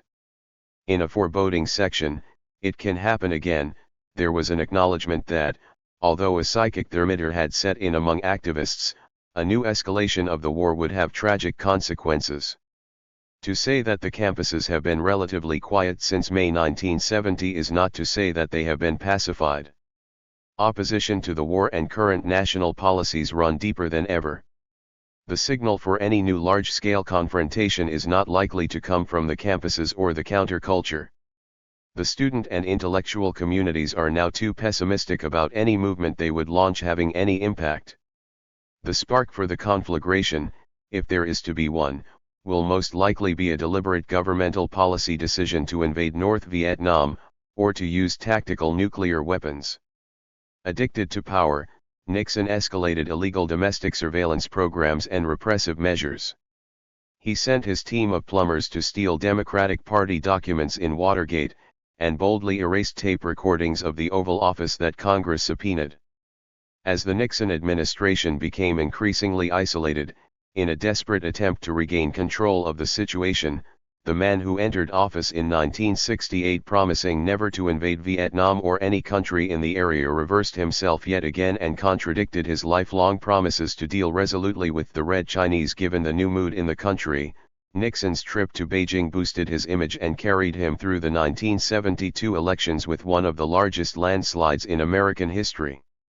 In 1960, it would have been ludicrous to suggest that this politician, whose reputation had been built upon the crudest anti-communism, the heir apparent to Joe McCarthy, would be the one to open relations with the People's Republic of China. Indeed, the attempt to blockade the Chinese Revolution was understood as the principal reason for both the Korean and Vietnam Wars, in which millions of Asians and tens of thousands of Americans perished. Trademark. Yet this is precisely the stratagem advised by Henry Kissinger to salvage Nixon's presidency. Despite revelations of secret bombings in Cambodia and Laos from the earliest days of the Nixon administration and the arrest of the Watergate burglars prior to the 1972 election, only when Nixon himself was implicated in the attempted cover-up of White House connections to the Watergate burglary was he forced to abandon the ship of state. Even after he escalated killings with invasions of Cambodia and Laos as well as B-52 saturation bombings of Hanoi, no accusations of impropriety were heard in the halls of Congress. So long as his administration had quietly supervised brutal repression of the Black Liberation Movement and illegal bugging and repression of the anti-war 276 movement, Congress had not considered his leadership of the imperial camp to be improper. Only when he directed the least violent of these same methods against members of the establishment with the Watergate fiasco had he gone too far. In the skeptical view of Noam Chomsky, the Watergate scandal was analogous to the discovery that the directors of Murder Incorporated were also cheating on their income tax. Reprehensible, to be sure, but hardly the main point. Although Watergate succeeded in changing the faces of some of the men holding the highest positions of power in the federal government, the American political system remained essentially unchanged. Indeed, it was reinvigorated and strengthened by what did not kill it. Henry Kissinger, one of the great mass murderers of history, was promoted to Secretary of State and went on to become a celebrity of the first order. After the Vietnam War ended and the U.S. got its POWs back, not 1 cent of promised billions of dollars in reparation was paid. An example had to be made of Vietnam for other countries to learn the high costs of opposing the United States. Using his insights from the historical record, Kissinger helped turn the thrust of the crisis of 1970 into a victory for transnational corporations based in Europe, Japan, and the United States. By 1976, These forces had not only helped to dislodge a president guilty of ungentlemanly conduct of office, but they could stage elections where the choice between Gerald Ford and Jimmy Carter was nothing more than a fraternal contest between Nelson and David Rockefeller. Degree. The winner turned out to be the one with the least negative charisma, as the ghost of Watergate lurked on the shoulder of Nixon's handpicked successor. The loser was American democracy. The federal government had been saved by the Rockefellers only to survive as an instrument of their benign rule. In 1970, David Rockefeller called for a new revolutionary change, but few understood that he meant undoing Keynesian reforms. In retrospect, we can see the new American Revolution as meaning bloody imposition of neoliberal regimes in Chile in 1973, Thailand and Argentina in 1976, South Korea and Turkey in 1980, and then to the rest of the empire. Registered under neoliberal rules, the United States increasingly resembles countries whose energies and resources are controlled by outside interests.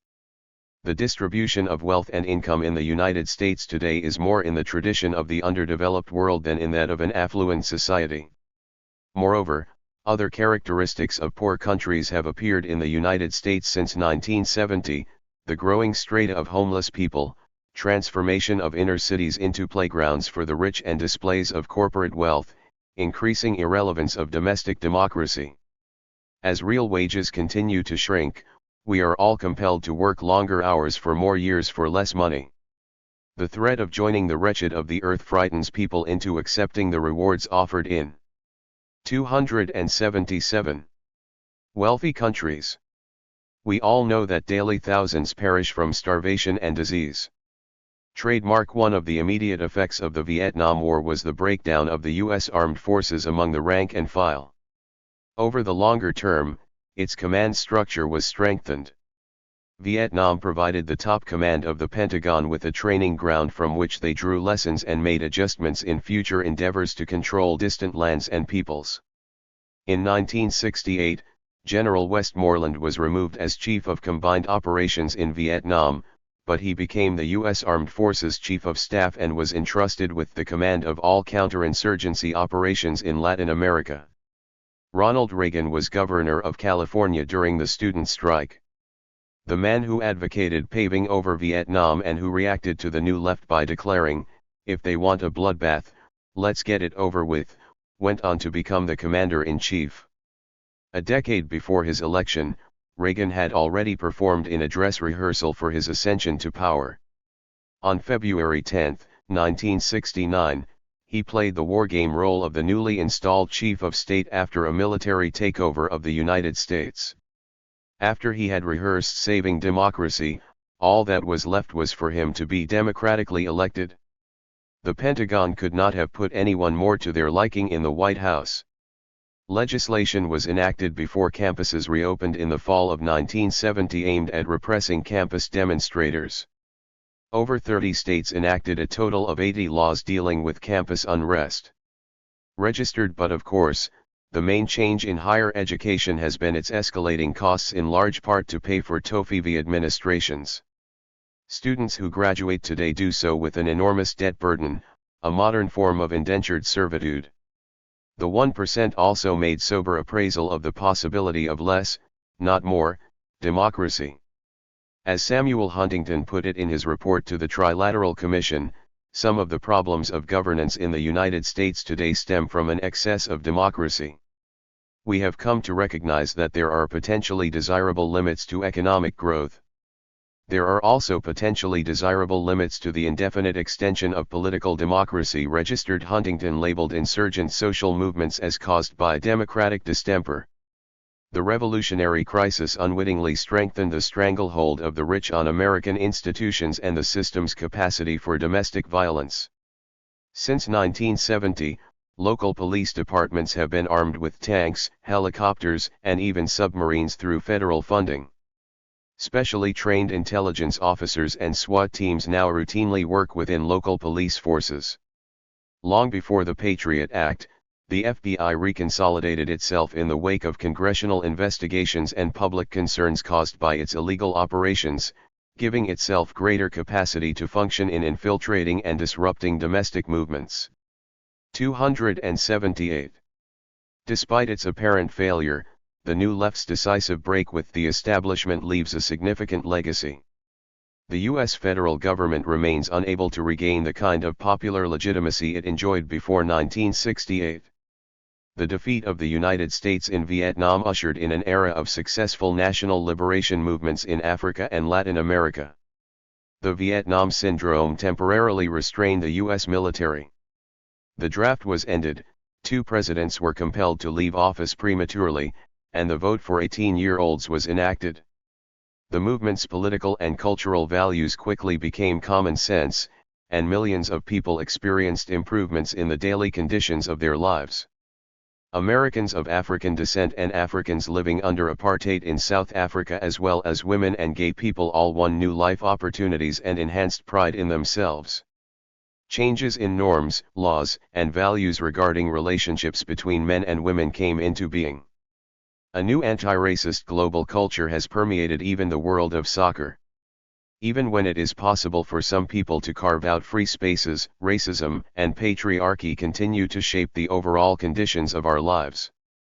The old Jim Crow system of segregation was largely dismantled by the civil rights movement, but new forms of disenfranchising minorities and more contemporary institutions for racial oppression have been developed. To name just one domain, the number of people in jail or prison has grown from 200,000 in the 1960s to more than 2 million people today, and from majority white to 70% people of color. An additional 4.75 million people are on parole or probation. With the Trump presidency, rule by the white 1% is flagrantly obvious. But under Obama as well, the system's prisons were filled to overflowing, financial plunders by a few accompanied continuing starvation for millions, and bloody wars continued unabated. The system, not simply its leaders, is the problem.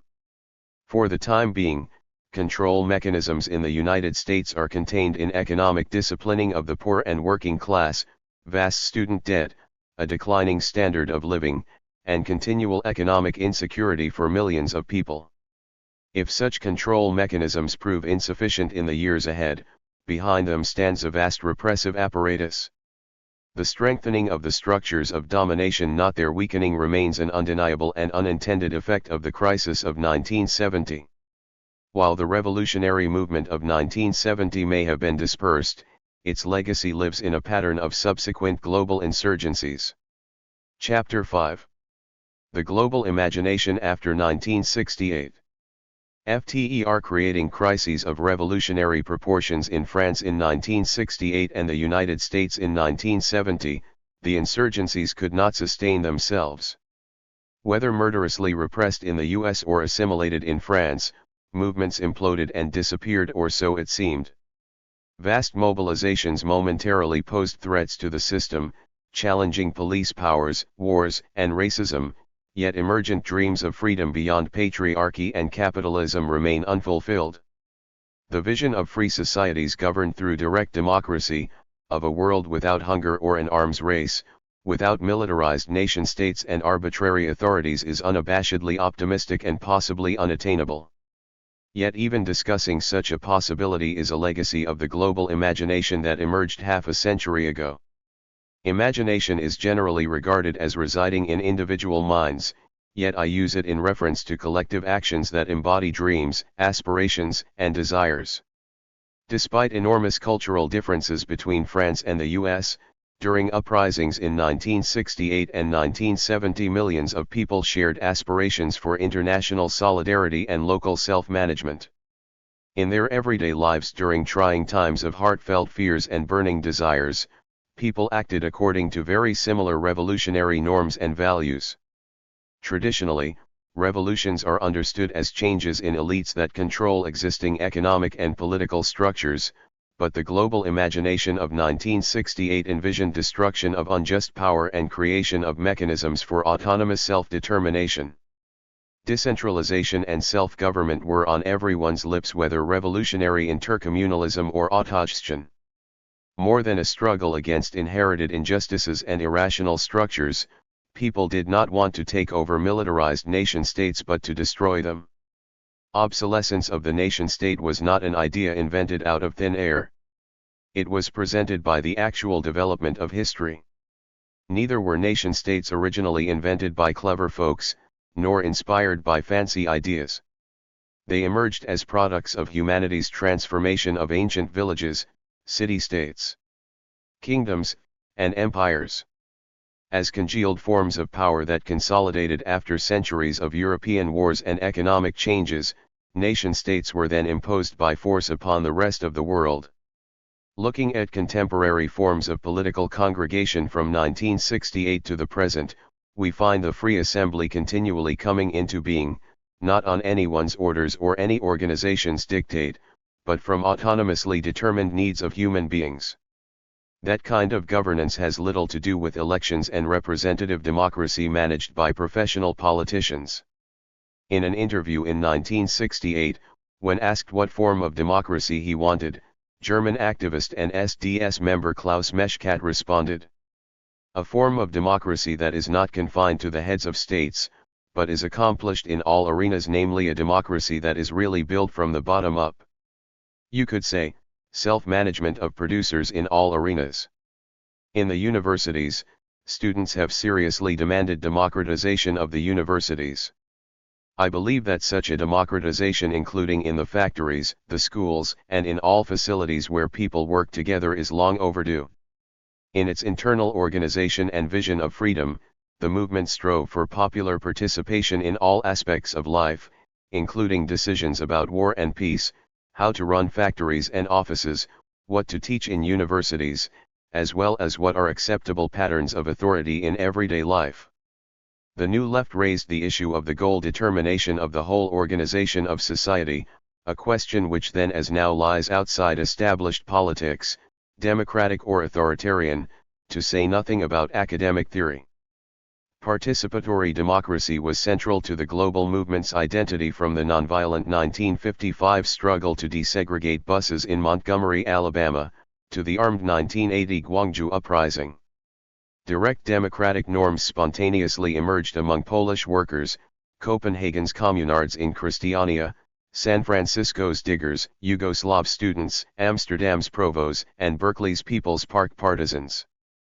As in Gwangju, Asian uprisings contained parallel forms of deliberative democracy during uprisings in 1973 at Thammasat University in Thailand, and in 1990 at both Chiang Kai-shek Square in Taipei and Kathmandu's liberated Patan.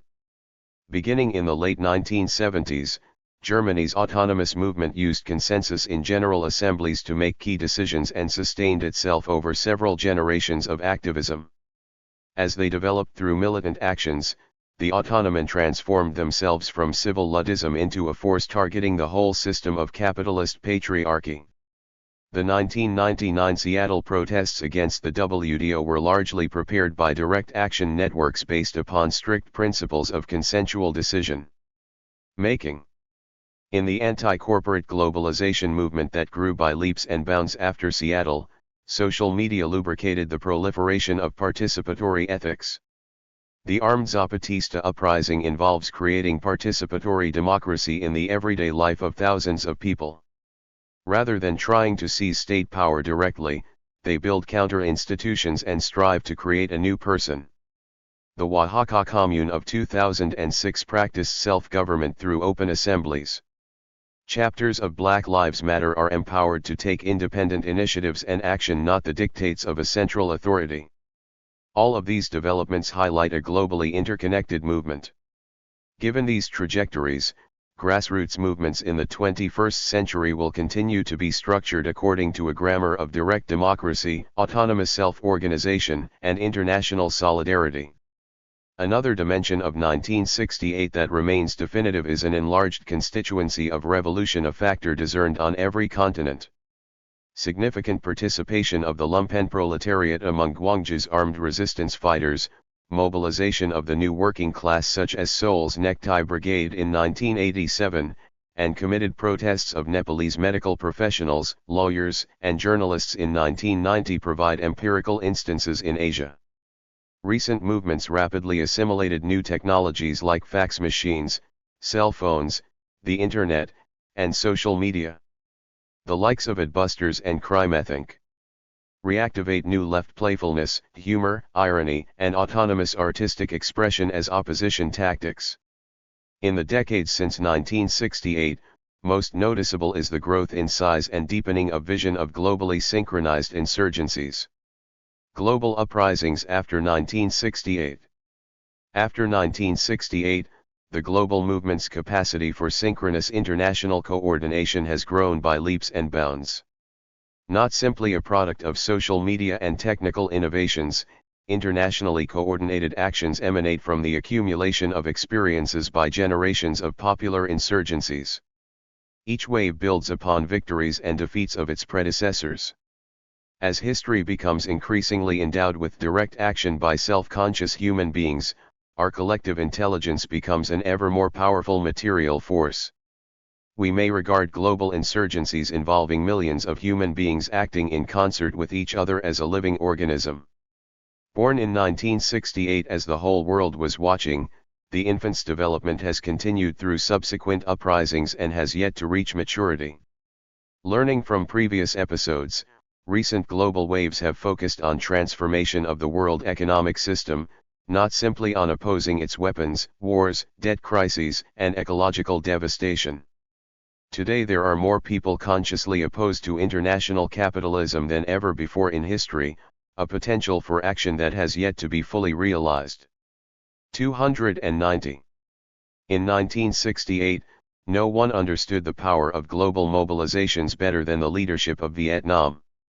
In February 1972, 4 years after the Tet Offensive, they organized a worldwide peace offensive at an international conference in Versailles, France. Delegates of anti-war movements from more than 80 countries formulated an internationally coordinated action calendar set to begin around Easter in Vietnam, followed by a wave of demonstrations from east to west, from Moscow to Paris to New York and finally to San Diego, where President Nixon was due to be nominated for re-election at the Republican National Convention. To my amazement, Vietnam's Easter offensive involved, for the first time, tanks among the insurgents' arsenal. Vietnamese forces had disassembled them, carried them south, and then reassembled them without being spotted by the world's most advanced electronic battlefield.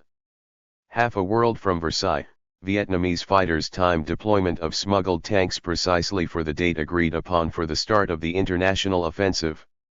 They liberated the city of Quang Tri and named it capital of their provisional revolutionary government. The U.S. response was to destroy the city. Scarcely a building's wall was left standing after Nixon employed more explosive power than that used on Hiroshima or Nagasaki in 1945. Despite horrific brutality inflicted against its land and people, Vietnam prevailed, reunified itself, and today is increasingly prosperous. In 2001, Vion Nguyen, military commander of Vietnamese forces that defeated both the French and Americans, summarized the reasons why the Vietnamese were able to win. The anti-war movement inside the United States was a prominent part of his list. For years, Vietnamese leaders cultivated the U.S. movement until it grew into a force with which they were able to coordinate their battlefield tactics. In 1972, the Vietnamese centrally orchestrated global actions, but no single organization has been responsible for more recent waves of conscious spontaneity for 5 subsequent episodes of the international Eros effect. 1. The disarmament movement of the early 1980s. Beginning in the fall of 1981, Russian and American plans to install medium-range missiles in Europe meant that a nuclear war could have been fought without the Soviet Union or the US being damaged. A key event came on September 13, when U.S. Secretary of State Alexander Haig visited Berlin. Amid a flurry of attacks on American personnel and bases in West Germany, over 7,000 riot police were needed to guard Haig from at least 50,000 demonstrators in West Berlin. In the ensuing turmoil, hundreds were arrested and over 150 police injured. Less than a month later, on October 10, more than 250,000 people in Bonn marched against the missiles. Within 2 weeks, similar enormous marches occurred in Paris, London, Brussels, and Rome. The disarmament movement then spread to the United States. In the spring of 1982, during Ground Zero Week, activists organized events in 150 cities and 500 towns, and the Union of Concerned Scientists sponsored THIRD-WORLDISM at 360 campuses, drawing an estimated 350,000 observers. On June 12, at least 800,000 people converged on New York City to express their support for a nuclear-free world. Nuclear-free's initiatives on the ballot in the fall of 1982 won in 8 of 9 states and in 36 of 39 cities and counties. Besides more than 11 million votes that the nuclear-frees received in these initiatives, it was approved in 321 city councils, 446 New England town meetings, 63 county councils, and 11 state legislatures. Besides helping to spark electoral efforts, European street confrontations and mobilizations contributed to the end of the Cold War. To the wave of East Asian uprisings, 1986 to 92 leading up to the 1980s, East Asian dictatorships had been in power for decades and seemed unshakable, yet a wave of revolt soon transformed the region.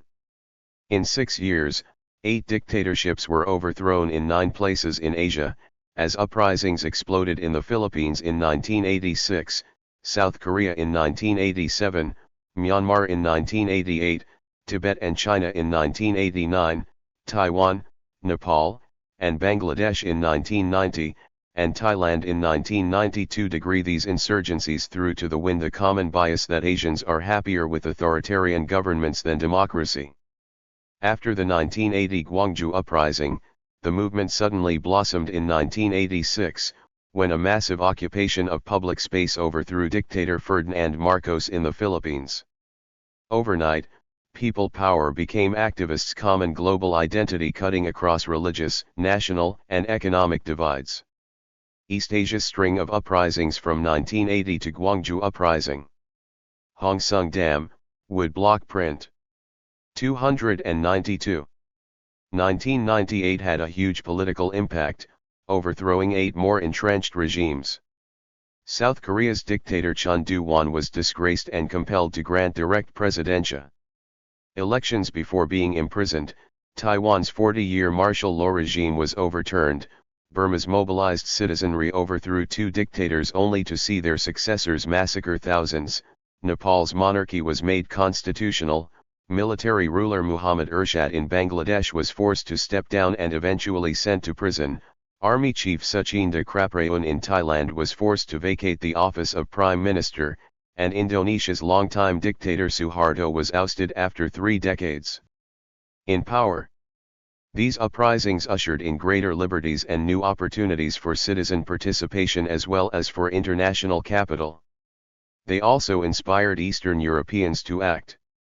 3 revolts against Soviet regimes in Eastern Europe. We can trace a direct line of key activists who kept alive the dream of the 1968 Prague Spring and helped spread it to many other countries, including Hungary, the USSR, Bulgaria, Romania, and Poland.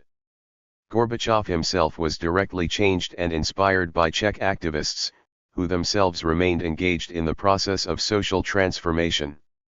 If not for the Western European disarmament movement, Gorbachev and other members of the Soviet establishment would never have been prepared to loosen their grip on Eastern European buffer states, their insurance against a new German invasion. After massive protests opposed to the possibility of nuclear war erupted on both sides of what was then called the Iron Curtain, neither buffer states nor short-range missiles were required to provide Soviet leaders with the assurances they needed. Millions of peace advocates taking to the streets helped convince Gorbachev that Western military intervention in Russia was out of the question. Grassroots movements against Russian domination have a long history. By the 1980s, they had grown into forces nagging Gorbachev and Soviet leaders, but after Asian uprisings brought people power onto the stage of history, movements in Eastern Europe gained encouragement and inspiration. Without anyone predicting their downfall, Eastern Europe's communist regimes in Hungary, Poland, East Germany, Czechoslovakia, Bulgaria, Yugoslavia, and Romania were all overthrown beginning in 1989. The Soviet Union could not remain aloof and it soon dissolved. The string of uprisings that swept away East Asian dictatorships and East European Soviet regimes in 1989 was the continuation of 1968. Although poverty has increased and life expectancy decreased in these countries since the end of Soviet regimes, and despite massive outside interference leading up to the uprisings, people's self-determined will for freedom was the principal factor spurring the movements. Regime openness to change was also a factor. Sadly, this is not the case in the capitalist democracies. The global imagination after 1968 293. For the alter globalization wave as the promised peace dividend at the end of the Cold War failed to materialize and global capitalism was strengthened, millions of people spontaneously chose to challenge giant corporations and their international institutions, the World Trade Organization, International Monetary Fund, and World Bank. Without any central group deciding the focus of mobilizations, people themselves chose the global capitalist system as their target. The 1994 Zapatista uprising was a huge inspiration. On November 30, 1999, Seattle protesters' victory in halting WTO meetings broke new ground when Teamsters and Turtles, asterisk workers and ecologists, lesbian Avengers, and Zapatista partisans all converged. The worldwide coordination of protests that day involved actions in dozens of other cities around the world. Indie media organizations were born across the world. For years thereafter, whenever elite summits took place, tens of thousands of protesters challenged their right to rule. The global movement reached a new level of synchronicity on February 15, 2003, when the US prepared to attack Iraq for the second time.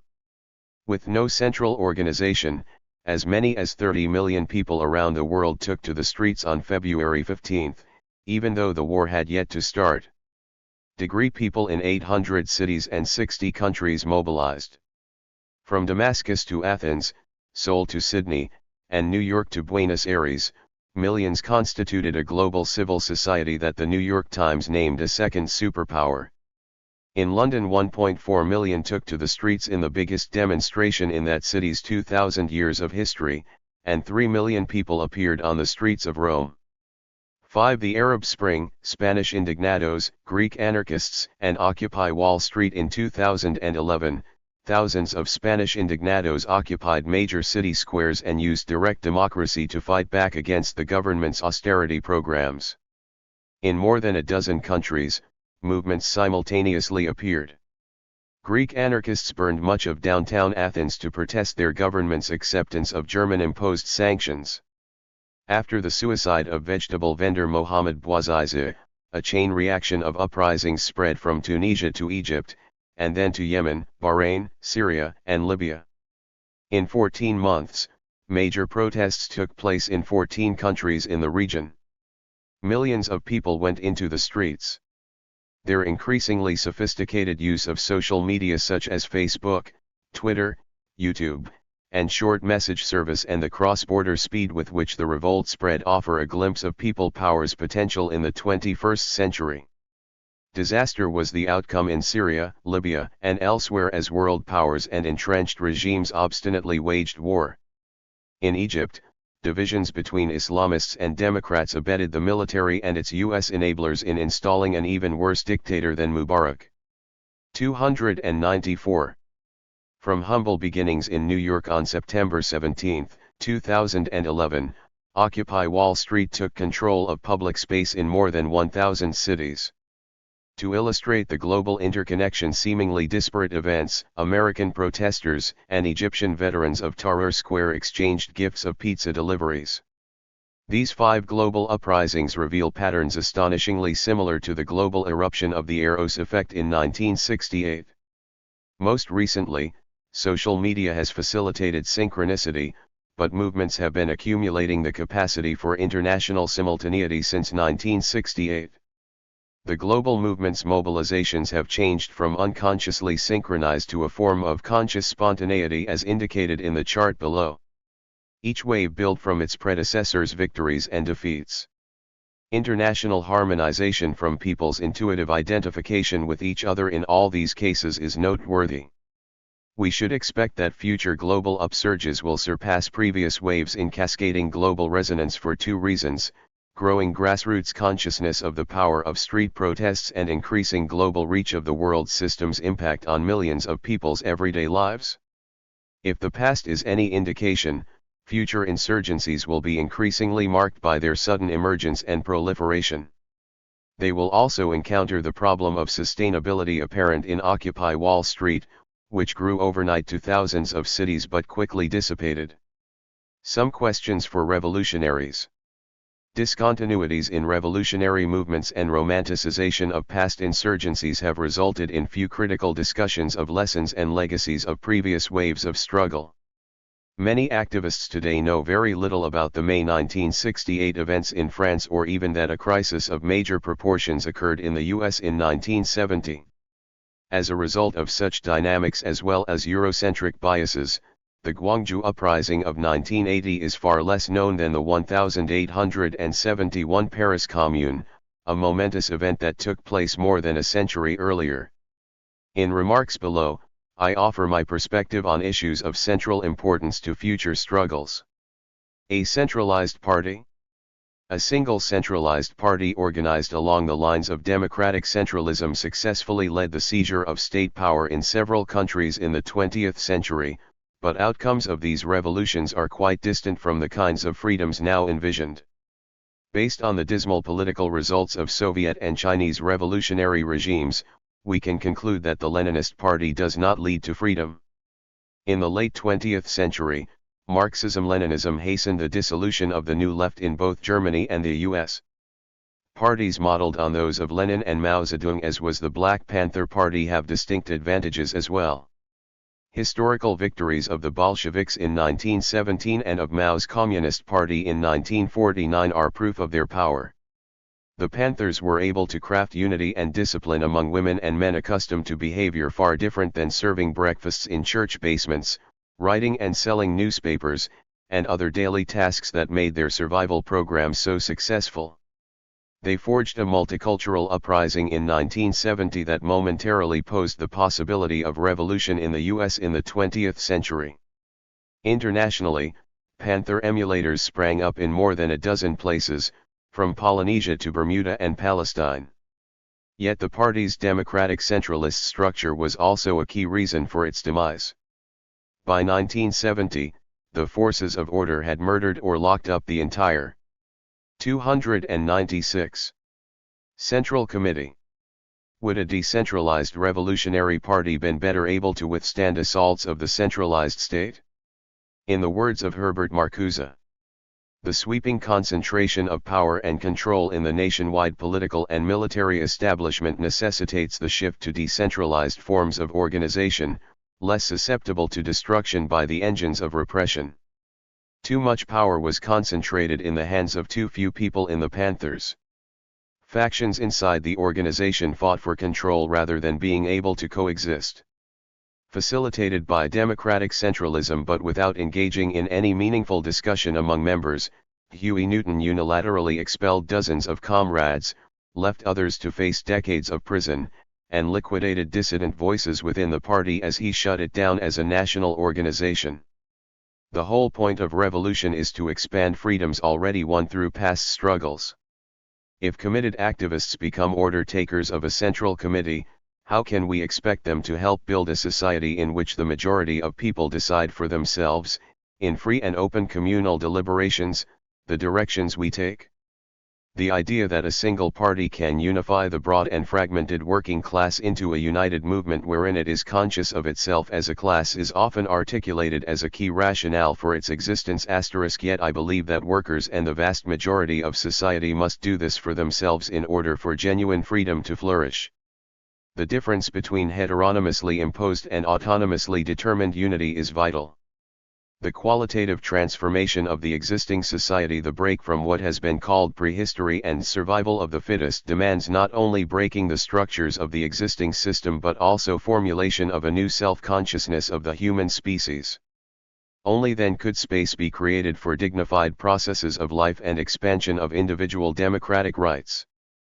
The creation of a society in which patterns of power and authority engendered by capitalist patriarchy are no longer of any consequence depends upon continual liberation of the sensibilities and needs of the vast majority of people, not seizure of power by an armed vanguard.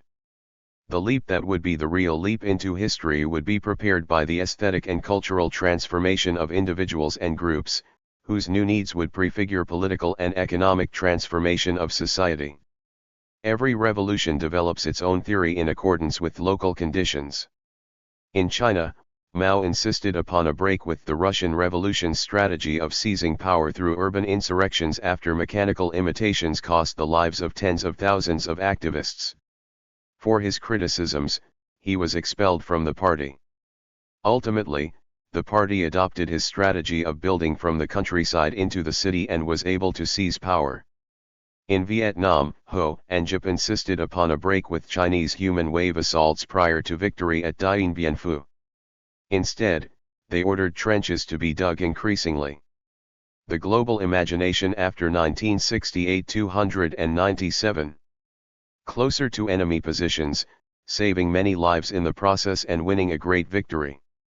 As Marx famously said, we do not make history under conditions we select but under circumstances existing already, given and transmitted from the past. It is no accident, therefore, that a decade after Huey P. Newton articulated his vision of revolutionary intercommunalism, anarchist thinker Murray Bookchin arrived at a similar conclusion. Although he named it libertarian municipalism, historical conditions have created the possibility of reduced governmental powers and increased power to the people. We already see emergent forms of direct democracy in the Guangzhou uprising, in Oaxaca's commune, and seizures of Taksim and Tahrir squares. The task of revolutionary organizations would be to stabilize the participatory character of communes while lubricating connections from the grassroots internationally. At each level of connection, many formations and types of organizations would be involved. No single vanguard party would lead the way forward, but many vanguards, such as Zapatistas, Lesbian Avengers, Occupy Wall Streeters, Indignados, Greek anarchists, and Tunisian pirates. In the 1960s, the Provos, the Orange Free State, and Kabouters in Holland, the Situationists in France, Subversive Action in Germany, and the Diggers and Yippies in the United States were successful movement organizations modeled more on aesthetic avant-garde groups than on left parties. Seeking to transform the grammar of people's existence and to change the aesthetic form of life, Yippies threw money onto the floor of the New York Stock Exchange, a Dadaist action that not only succeeded in halting trading. Brokers scurrying for dollar bills also brought wide publicity to young people's rejection of the rat race. By running a pig for U.S. president in 1968, Yippies forever changed politicians' images, not only in the United States. As Stu Albert recalled, the Yippies bathed in the global counterculture of the 1960s. We turned the streets and its objects into unbounded outdoor props for the creation of TV images. The Yippies and Provos are but two examples of hundreds of playful episodes of autonomously organized resistance to the forces of seriousness and domination. Direct actions might be more appropriate vehicles than political parties for transformation of contemporary societies. During May 1968, a small group of older activists suddenly occupied the Sorbonne, creating a central meeting place for the movement that became a haven for dissident workers. The liberated Sorbonne became a direct democratic forum where people from different occupations and classes spoke freely. Soon millions of workers were on strike and France was on the brink of revolution. Exemplary actions by avant-garde groups can be powerful catalysts for instigating larger shifts and movements. Without national and international coordination, insurgencies are sometimes not even aware of their proportions, nor can activists comprehend the forces of repression being unleashed against them. 298. Premature armed struggle? A corollary of centralized parties seeking to take power can be found in small armed groups that attempt to substitute themselves for popular insurgencies. Like babies first learning to speak, revolutionary movements in their infancy mimic elders and create ego ideals in their image. So it was in 1968. In many countries, theory was imported much like any commodity. Revolutionary theory from Russia or China was adopted mechanistically. In the US, Katsiaficas theory was simply applied by the Black Liberation Army and the Weather Underground. Some of Huey Newton's speeches were nothing but restatements of Lenin. New communists metaphysically transported the Bolshevik form of organization across time and space. A very real political difference tore apart movements across the world in 1968, parliamentary versus armed struggle. Genocide against Vietnam and attacks by police on the BPP made self-defense a necessity, yet many movement activists chose to go underground in the belief that the time for armed revolution had come. By depriving the popular movement of their vision and experiences at the very time the movement erupted, they led in the opposite direction of what was needed. When Weatherman abetted the destruction of SDS and disappeared to carry out symbolic bombings, the movement needed to be reaching out to newly mobilized constituencies by canvassing neighborhoods, workplaces, dormitories, factories, fraternities, and sororities. Interviewed decades afterward, Weatherman Bill Ayers justified his actions by saying, "Militancy was the standard by which we measured our aliveness." A more effective understanding would stress the central importance of movement building, not militancy. Every tactic, every action, should carefully account for long-term movement building and consciousness raising. It should enhance people's confidence in their ability to govern, not build elite groups. Katsiaficas theory substituted an elite for the popular movement. The same could be said for organizations modeled on the Bolshevik Party. Hindsight allows us to say that premature armed struggle materially damaged insurgencies in more than a dozen countries, often setting back movements for years, if not decades. While those who undertake armed actions may feel alive and justified in their extreme actions, more often than not, such actions undercut popular insurgencies. Rosa Luxemburg understood that the masses are in reality their own leaders, dialectically creating their own development process. When the time for popular armed uprising comes, as in 1980 Gwangju, and people massively rally to the resistance, it will not be small secretive groups but overwhelming numbers of people who militantly join the struggle. As we look at coming revolutionary moments, our forces will include elements of the police and the military, constituencies readily apparent to nearly every Korean but often outside other activists' comprehension. A different form of militancy that helps build movements is the Black Bloc, an alternative to both parliamentary and guerrilla tactics. At key demonstrations, activists disguise themselves by wearing all black. Arriving in self-organized affinity groups, they cluster into radical contingents that defend demonstrators from police assaults and attack targets that clarify movement messages. From confronting U.S. President Reagan's visit to Berlin to helping defeat the Wackersdorf nuclear reprocessing plant in southern Germany, the Black Bloc's resistance to the rottenness of the existing global system resonated internationally. The conscious spontaneity of the Black Bloc relies on popular participation and people taking to the streets, not on armed actions of a handful of people in a centralized party.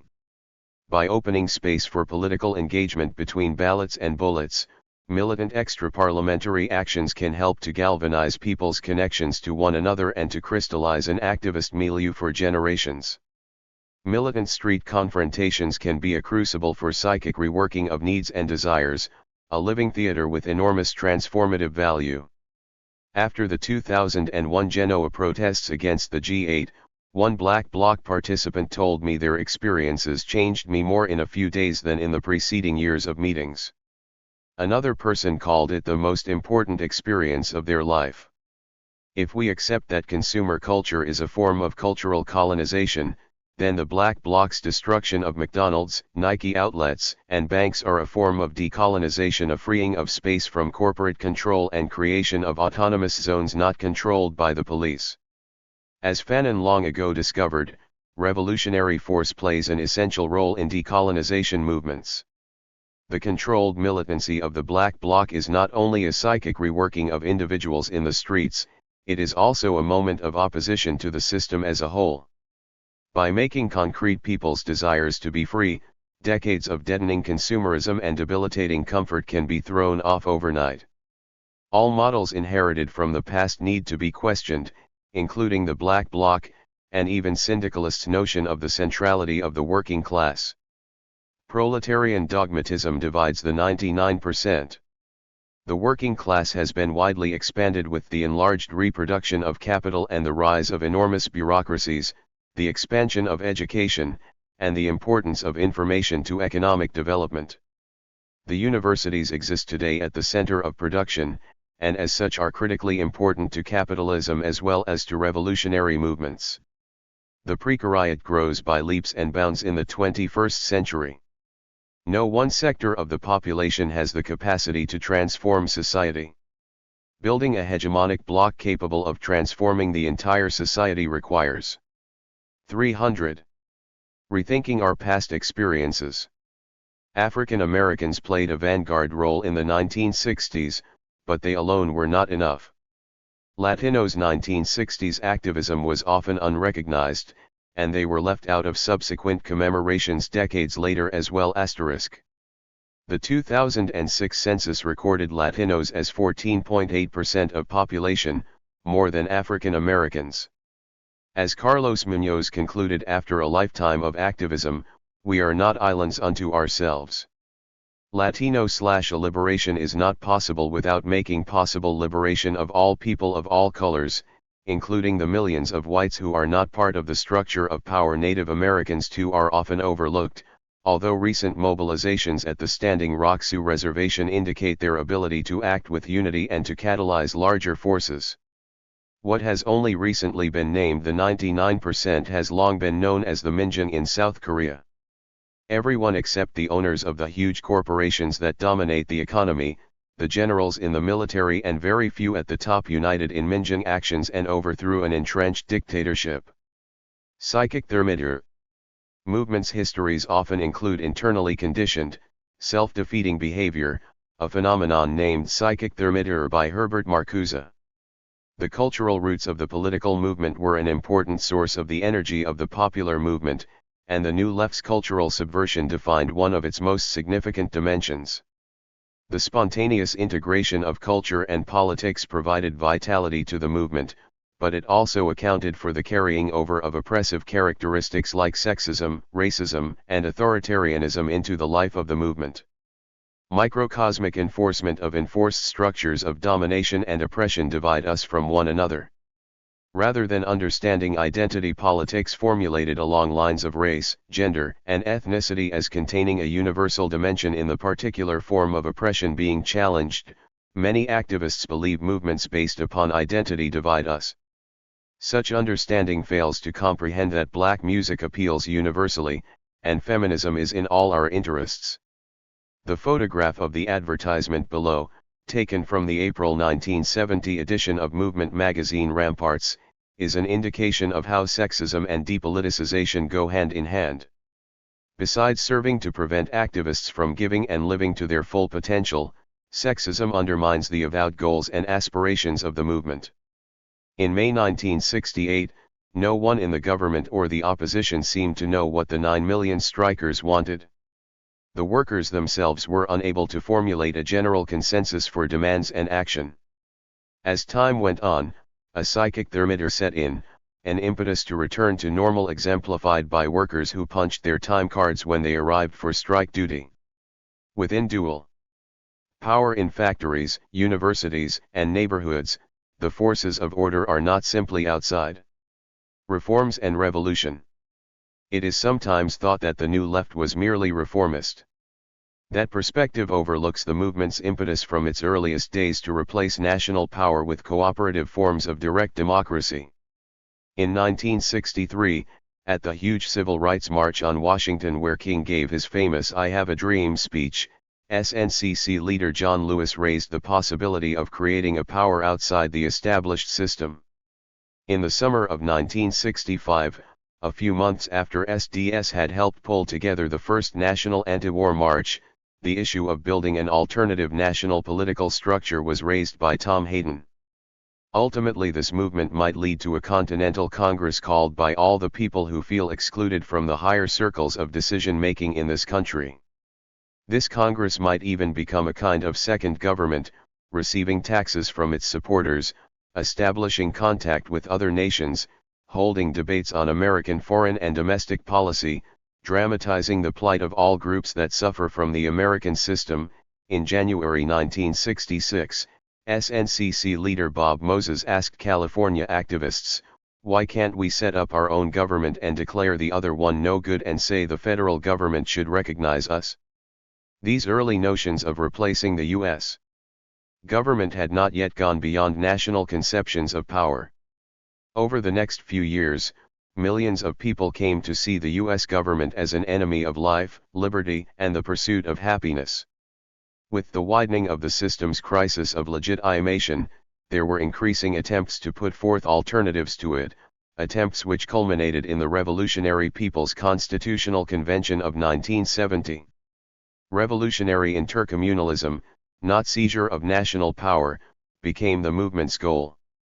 After the vitality of the movement had given way to a return to normalcy, well-intentioned efforts to reform the existing system have often had the effect of strengthening structures of domination. Take, for example, the campaign for the Equal Rights Amendment in the early 1970s. Whether or not it passed, the campaign's narrow focus on legal equality blunted the questioning of the entire system of capitalist patriarchy, whose structural militarism conditions male domination and vice versa.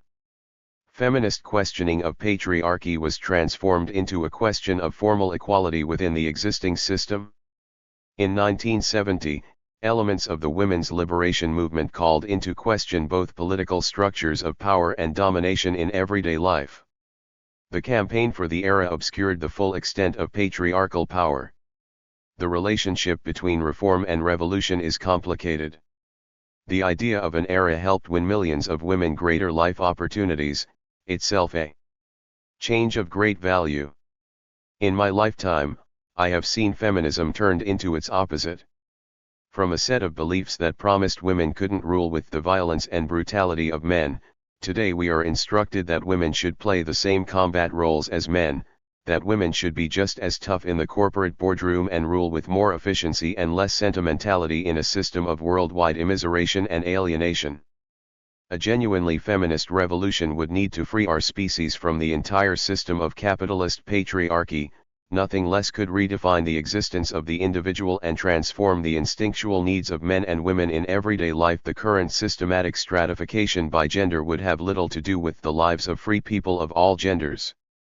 Genuine revolution worthy of the name would be based upon the universal interests of the human species and all life, not just self-interests of a particular nation or sector of the population.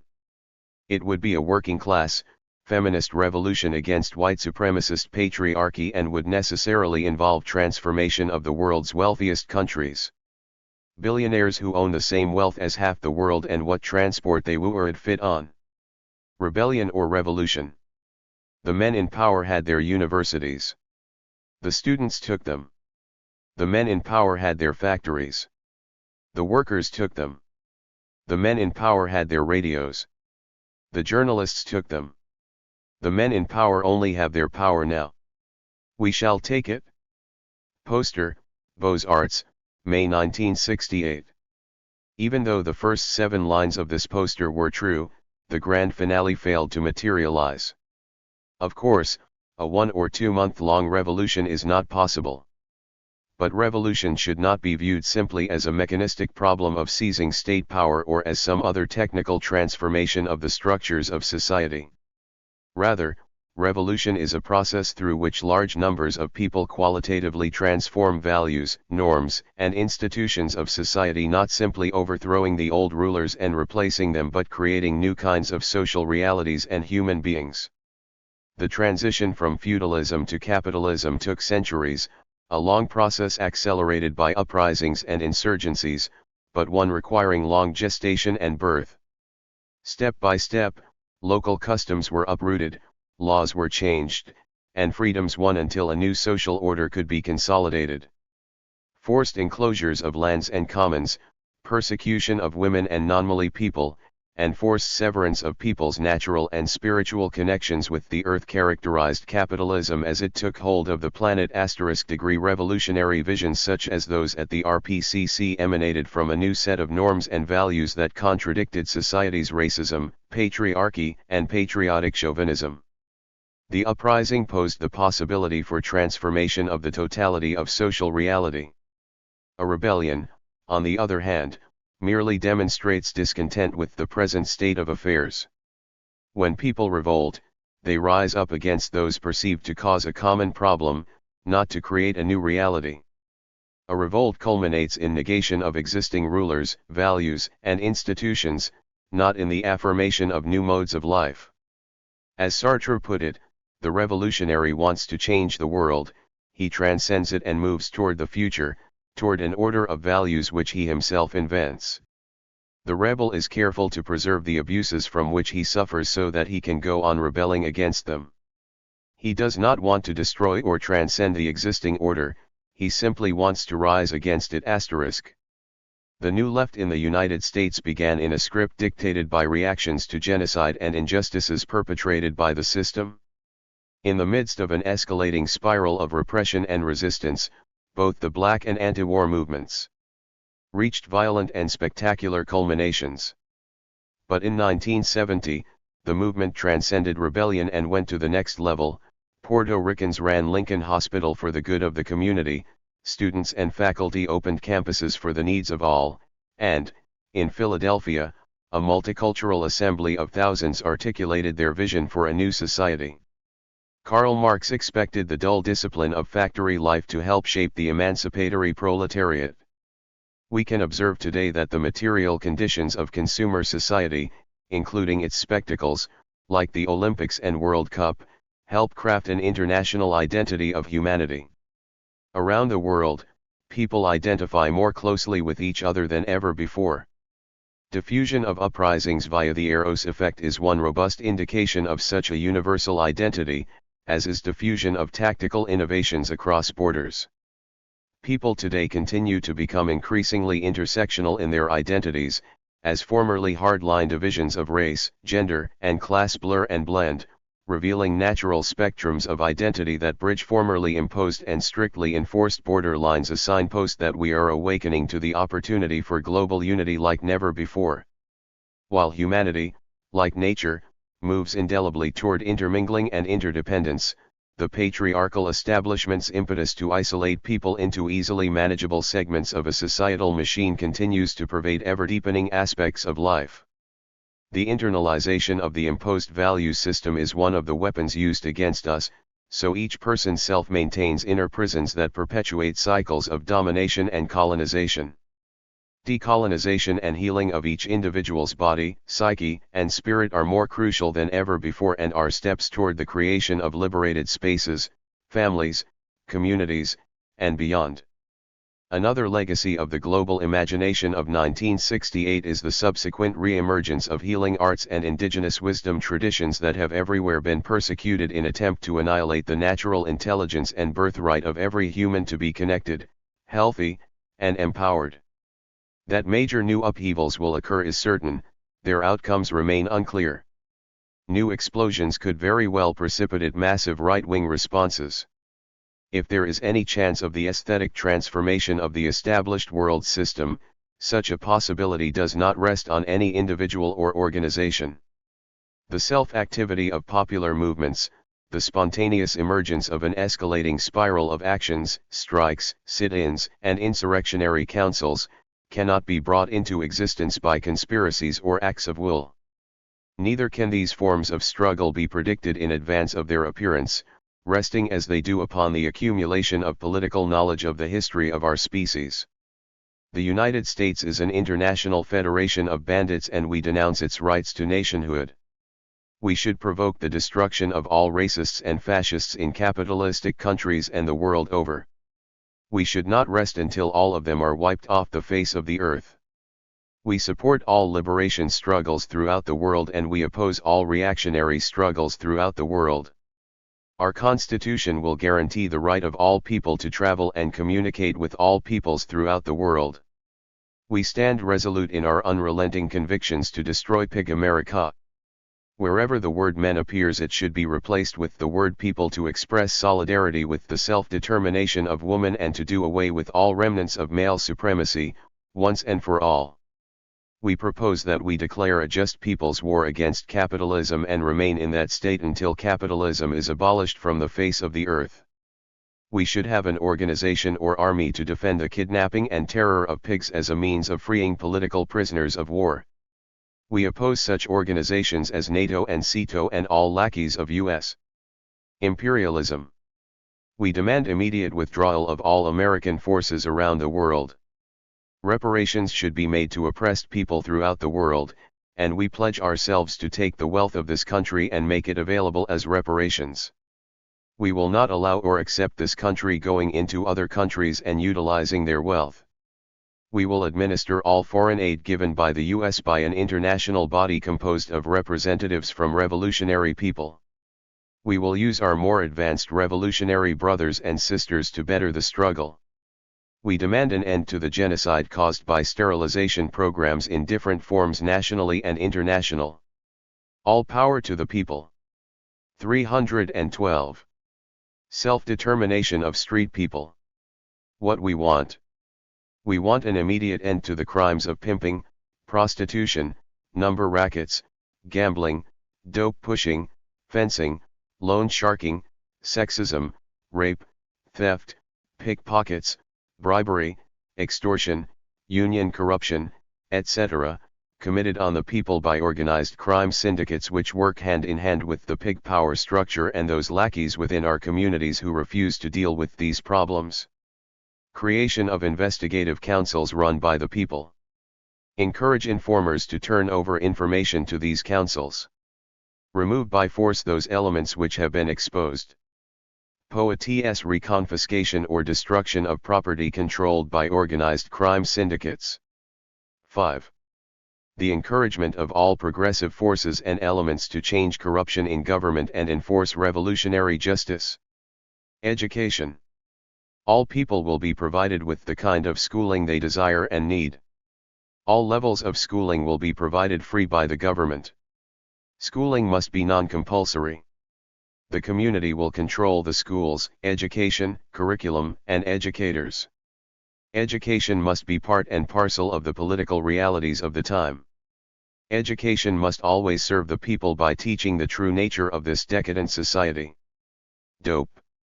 We recognize that hard drugs are counter-revolutionary, sapping the strength of the people in their struggle. This problem must be dealt with on two levels. The seller of hard drugs must be eradicated from the community by any means necessary. The user must be helped to rid himself of addiction by the people. We urge setting up of a people's rehabilitation center by the people.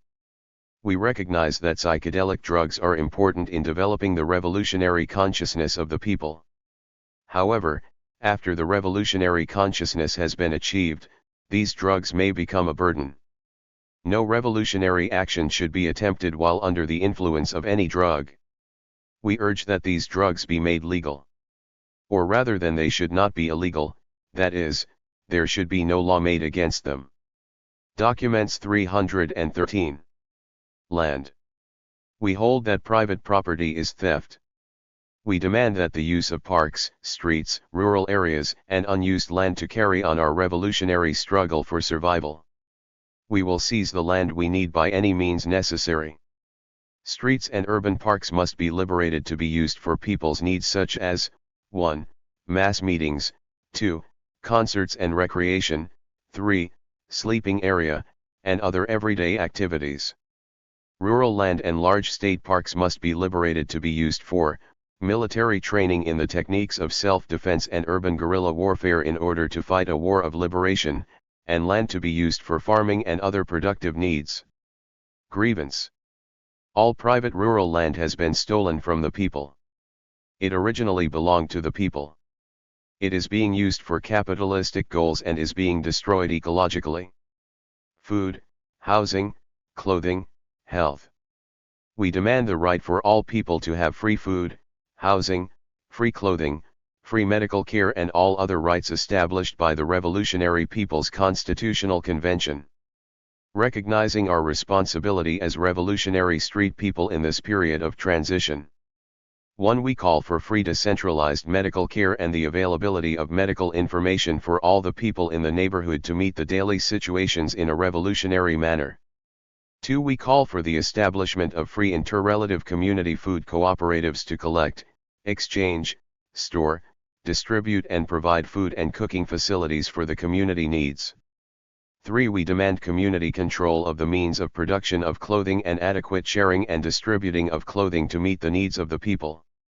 4. We demand the replacement of deteriorated housing with the construction of adequate low-income housing which is available for those people whose housing is replaced and the control of community removal programs by the people in those communities.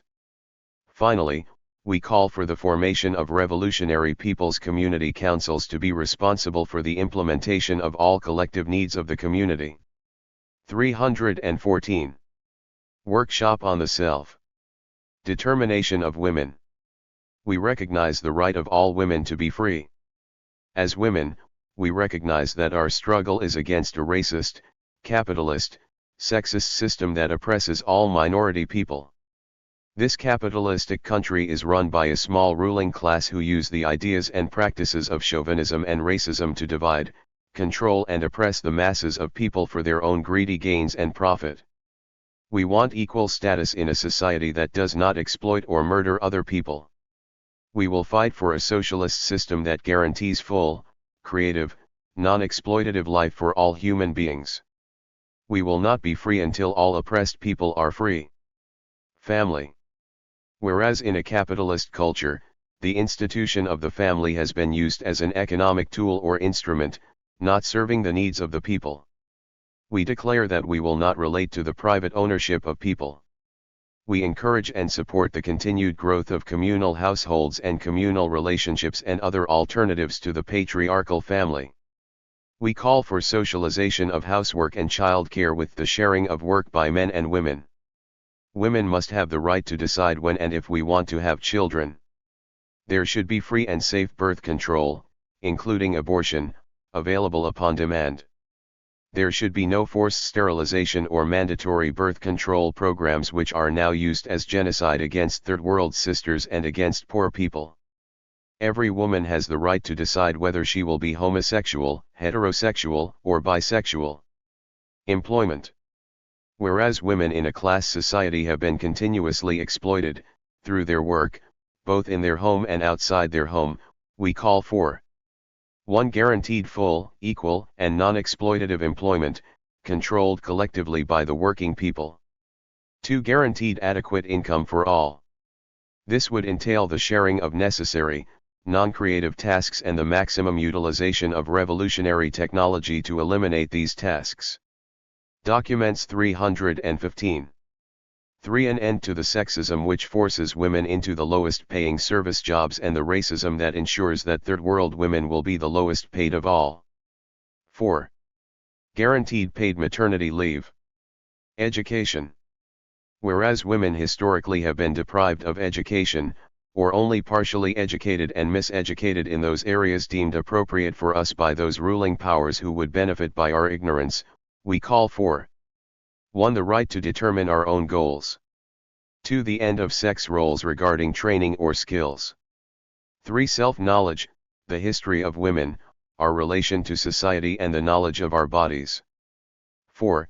Guaranteed technological and professional training, and in the interim, special programs should be set up in every field in which women have been denied equality, such as child care.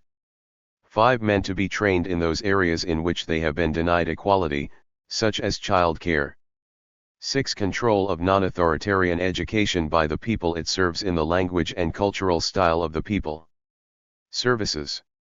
Whereas the services provided for the people have been inadequate, unavailable, or too expensive, administered in a racist and sexist manner, we declare that 1. All services, healthcare, housing, food, clothing, transportation, and education should be controlled by the people, and should be free. 2. Services for women should be controlled by the women of the community which they serve. Media. The mass media is not permitted to exploit women's bodies in order to sell or promote products. Women must be treated with respect and dignity at all times by the people's media. The people's media will work to eliminate sexist terminology, he, man, mankind, when we mean person, people, humanity. Self-defense. Whereas the struggle of the people must be borne equally by all the people fighting for their liberation, we declare that women have the right to bear arms. 316. Women should be fully trained and educated in the art of self-defense and the defense of the people's nation. We recognize that it is our duty to defend all oppressed people. Women in our own right. Whereas we do not believe that any person is the property of any other person, we declare that women have the right to bear their own surnames, not names determined by their husbands or fathers. We demand that all organizations, ranging from health insurance to social security to banks, deal with women in our own right as people, rather than as the property of men. Equal participation in government. Whereas all revolutionary people must share equally in the decisions which affect them, we are dedicated to the national salvation of all humanity. All power to the people. Documents 317. Statement of demands from the male representatives of national gay liberation. We demand: 1. The right to be gay anytime, any place. 2. The right to free physiological change and modification of sex upon demand. 3. The right of free dress and adornment. 4. That all modes of human sexual self-expression deserve protection of the law and social sanction. Every child's right to develop in a non-sexist, non-possessive atmosphere, which is the responsibility of all people to create. 6. That a free educational system present the entire range of human sexuality, without advocating any form or style, that sex roles and sex-determined skills not be fostered by the schools. That language be modified so that no gender takes priority. 8. That the judicial system be run by the people through people's courts and that all people be tried by members of their peer group. 9. That gays be represented in all governmental and community institutions. 10. That organized religions be condemned for aiding in the genocide of gay people, and enjoined from teaching hatred and superstition. 11. That psychiatry and psychology be enjoined from advocating a preference for any form of sexuality, and the enforcement of that preference by shock treatment, brainwashing, imprisonment, etc. 12. The abolition of the nuclear family because it perpetuates the false categories of homosexuality and heterosexuality. 13. The immediate release and reparations for gay political prisoners from prisons and mental institutions, the support of gay political prisoners by all other political prisoners. 14. That gays determine the destiny of their own communities. 15. That all people share equally the labor and products of society, regardless of sex or sexual orientation. 16. That technology be used to liberate all peoples of the world from drudgery. 17. The full participation of gays in the People's Revolutionary Army. 18. Finally, the end of domination of one person by another. Gay power to gay people. All power to the people. Seize the time. Workshop, the family and the rights of children.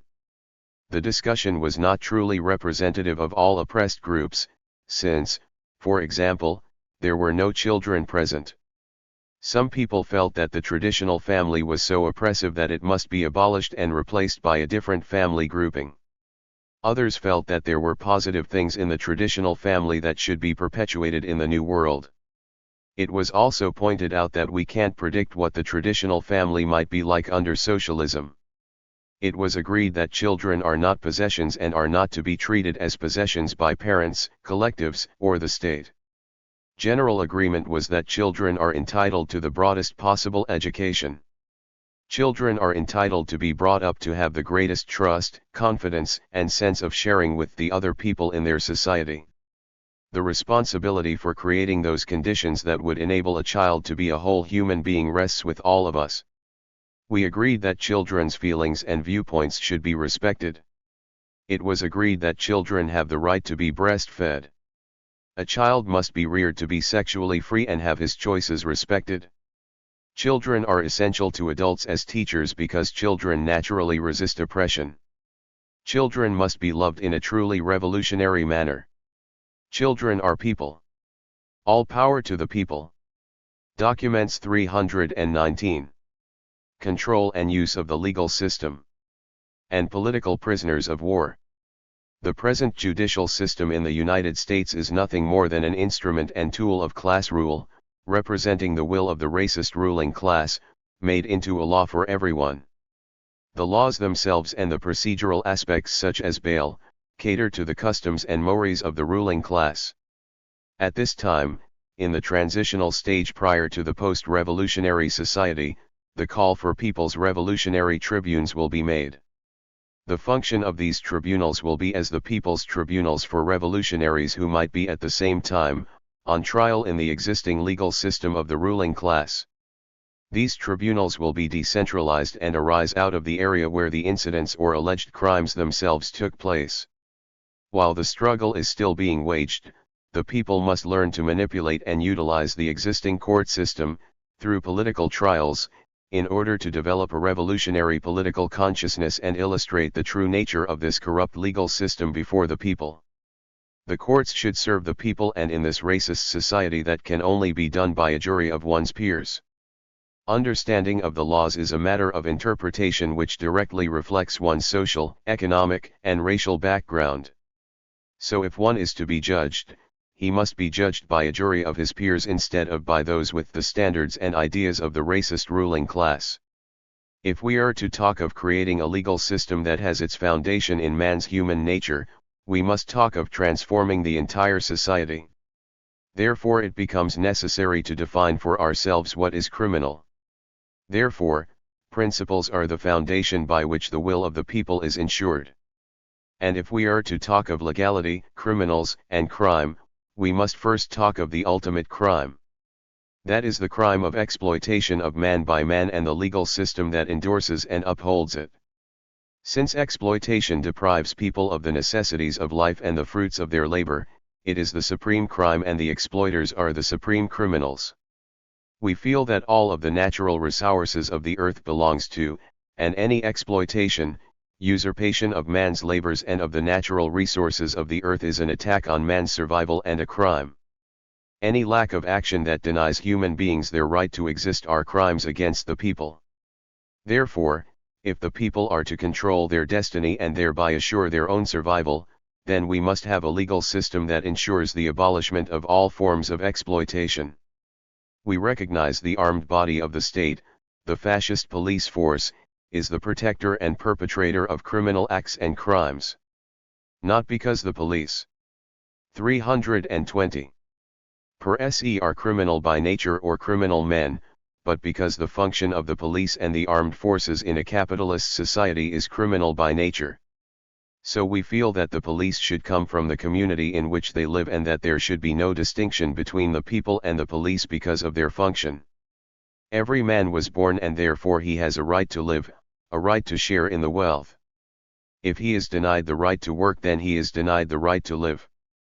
If he can't work, he deserves a high standard of living, regardless of his education or skill. It should be up to the administrators of the economic system to design a program for providing work or a livelihood for the people. To deny him this is to deny him life. Because the present Constitution in words guarantees us the right to live, in practice we are denied this most basic human right. We list the following guidelines as essential to our continued survival and prosperity. 1. All juries must consist of one's peers. All courts should be people's courts. 3. All decisions of the people should be implemented in a collective manner by the people. 4. No judge, no policeman, no advocate should serve more than 1 year in any position of administrative trust without being reviewed by the people. These guidelines, we, the people feel, are the best prerequisites needed to ensure a just and humane system. Rights of oppressed people and political prisoners. 1. Because of the genocidal acts of the government of the United States, against the people of this country and the world, oppressed people have an absolute right and responsibility to defend themselves by any means necessary and effective against all forms of aggression, whether this aggression be by a direct act of violence or by the violation of their human rights, among which are the rights to food, clothing, shelter, adequate medical care, education, and the inalienable right to self-determination. 2. The people have not only the right to self-defense by any means necessary, but also the right to organize against all oppression and exploitation, to alter or abolish all existing legal structures, and to reorganize the society for the benefit of all the people. 3. Because the legal system of the U.S. exists to serve the ruling class and facilitate oppression and exploitation of the people, those people that are. Documents 321. Held in jails and prisons have not necessarily been incarcerated for crimes against the people, that therefore all prisoners be returned to their communities for trial by the people's court under a revolutionary process. That all charges be dropped against the people's leaders so that they can return to leadership of their communities from jail and from exile because they have not committed any crimes against the people. Bobby Seale, The Con 9, NY 21, LA 18, Angela Davis, Soledad Brothers, Ahmed Evans, Martin Soster. We say that while held, all political prisoners of war must be treated under international agreements regarding humane treatment. 322. Control and use of the educational system. 1. Liberation schools set up for preschool-age children. Entering school with a political consciousness. 3. Community control of schools, A, B, C. Parents controlling curriculum. Community elected board officers. Power to hire and fire teachers belongs to community elected board. 4. Intellectual and cultural education shall be available to all persons. A. Education will deal with the means of survival of the various portions of society. Education for students will deal with the student as an individual. The working of the system or political education should be taught for constant political consciousness. Schools and institutions will be free and make advanced study available to any person. The schools will encourage all persons to expand and realize their creative aspirations. It will especially encourage study in socialist society, human survival, and the truth and workings of the present society. Students' rights. 1. Students in any school will have the right of freedom of speech, dress, and assembly. 2. Student government should be controlled by the students. No rules set up for who runs for office, ex, grades, conduct, politics, participation in other active student-controlled press, student board to decide what goes in paper and what does not go into it. Freedom to assembly whenever problems arise that the students feel should be solved collectively on a face-to-face basis. Student activities not mandatory. Assemblies left to student decision in accordance with what they feel should be solved relevant to those things that directly relate to them. No guards in schools for any reason. Community and students will deal with all problems. Major and minor students decide their courses according to what they want and think they need. No set curriculum. Courses will be fit to students, not students to the courses. New grading system established. Documents 323. We the people believe that education should serve the people.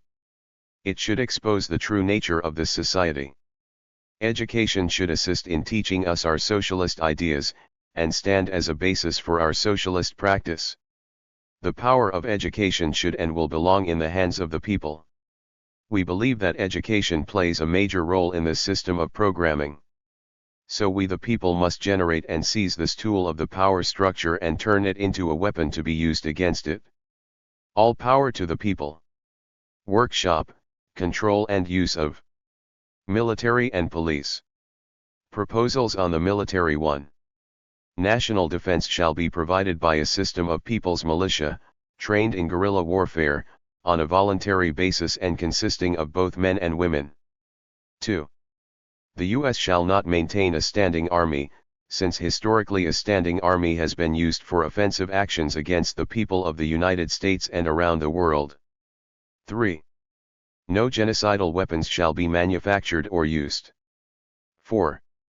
All presently existing offensive equipment and installations shall be made inoperable and unserviceable for its original purpose. 5. The people shall be educated and informed on the action of the militia, and all records shall be open to the public. 6. The government shall be prohibited from sending any personnel, funds, or equipment to any nation for military or police purposes. It should also be prohibited from spending more than 10% of the national budget for any military or police purposes. This can be overridden by a majority vote in a national referendum. 7. No person shall serve full-time in the militia, those serving in the militia shall be paid a fair wage. 8. Militia members shall be governed by the laws of the community in which they serve. 9. National defense shall be provided by a system of people's militias. 10. There shall be no conscription for any armed forces. 11. No people's militias shall be stationed outside national boundaries. 12. Government people and military personnel should be defined as one and the same, and not as separate entities in or of the power structure. 13. The people shall have the right to bear arms. A. No citizen shall be prohibited the possession, control, or purchase of small arms without the due process of law. B.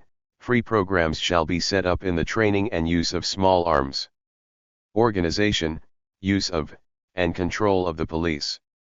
1. The police force shall be a rotating volunteer non-professional body coordinated by the Police Control Board from a list of volunteers from each community section. The Police Control Board, its policies, as well as the police leadership, shall be chosen by direct popular majority vote of the community. Documents 325.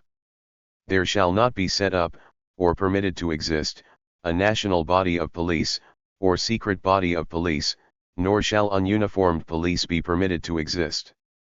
Any citizen can bring charges against any member or officer of the police force before the Control Board, and the Control Board shall have the power to relieve that member or officer of the police force of his or her duty.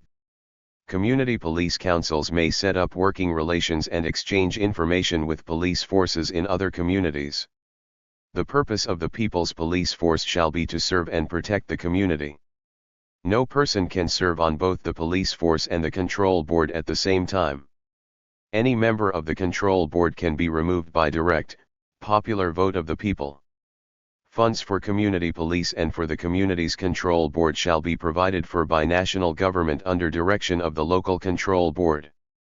326. Health. Health care is a right, not a privilege. We say that comprehensive medical care should not be sold as a commodity by a class of exploiters, interested in profit only. We recognize this profit motive is the outgrowth of a capitalist system which thrives on the exploitation of people and divides them on racist, sexist, and class lines. Our solution is to make all aspects of healthcare meet the demands of all people through prevention, education, and community control of health services. 1. Prevention. A. Nutrition. B. Maternal and child care to put an end to 1. Genocide. 2. Experimentation in the hospitals of oppressed people. 3. Experimentation in the public school system as a so-called mental health program. 4. Exploitation of children's behavior. Children are given tranquilizers and put in a category as threats to the capitalist system. C. Senior citizen services. D. Regular examinations for all people. E. Better detection facilities. F. Medical teams should be sent out into the communities to seek out diseases and illnesses. 2. Education. A. Health education of the masses. B. Training and retraining of present health workers. C. Ending professionalism. D. Open admissions to all who want medical training. 3. Community control. A. Right of self-determination to have children. B. Right to adequate economic means. C. Community boards should run all medical institutions. 4. Mental health. We consider mental health to include both physical and mental well-being. We recognize that much of the mental illness in our society is caused by the Documents 327. Oppression of the capitalist system, where psychiatry is used as a tool of fascism. It has also been used against homosexuals. We are opposed to the medical industrial complex of medicine. We believe in socialized medicine. Inherent in this concept is prevention and free comprehensive, community-controlled medicine.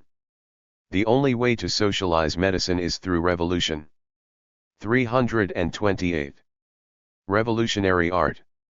The workshop on the revolutionary arts and artists hereby submits the following declaration to the plenary session of the Revolutionary People's Constitutional Convention. We recognize, 1. That all people are born with a creative potential and that the society must guarantee that every person has the opportunity to develop and express that potential. 2. That art is a creative expression of a people's culture or way of life. 3. We recognize the right of every people's culture to its form of expression and that those forms of expressions should be preserved, encouraged, and developed. 4.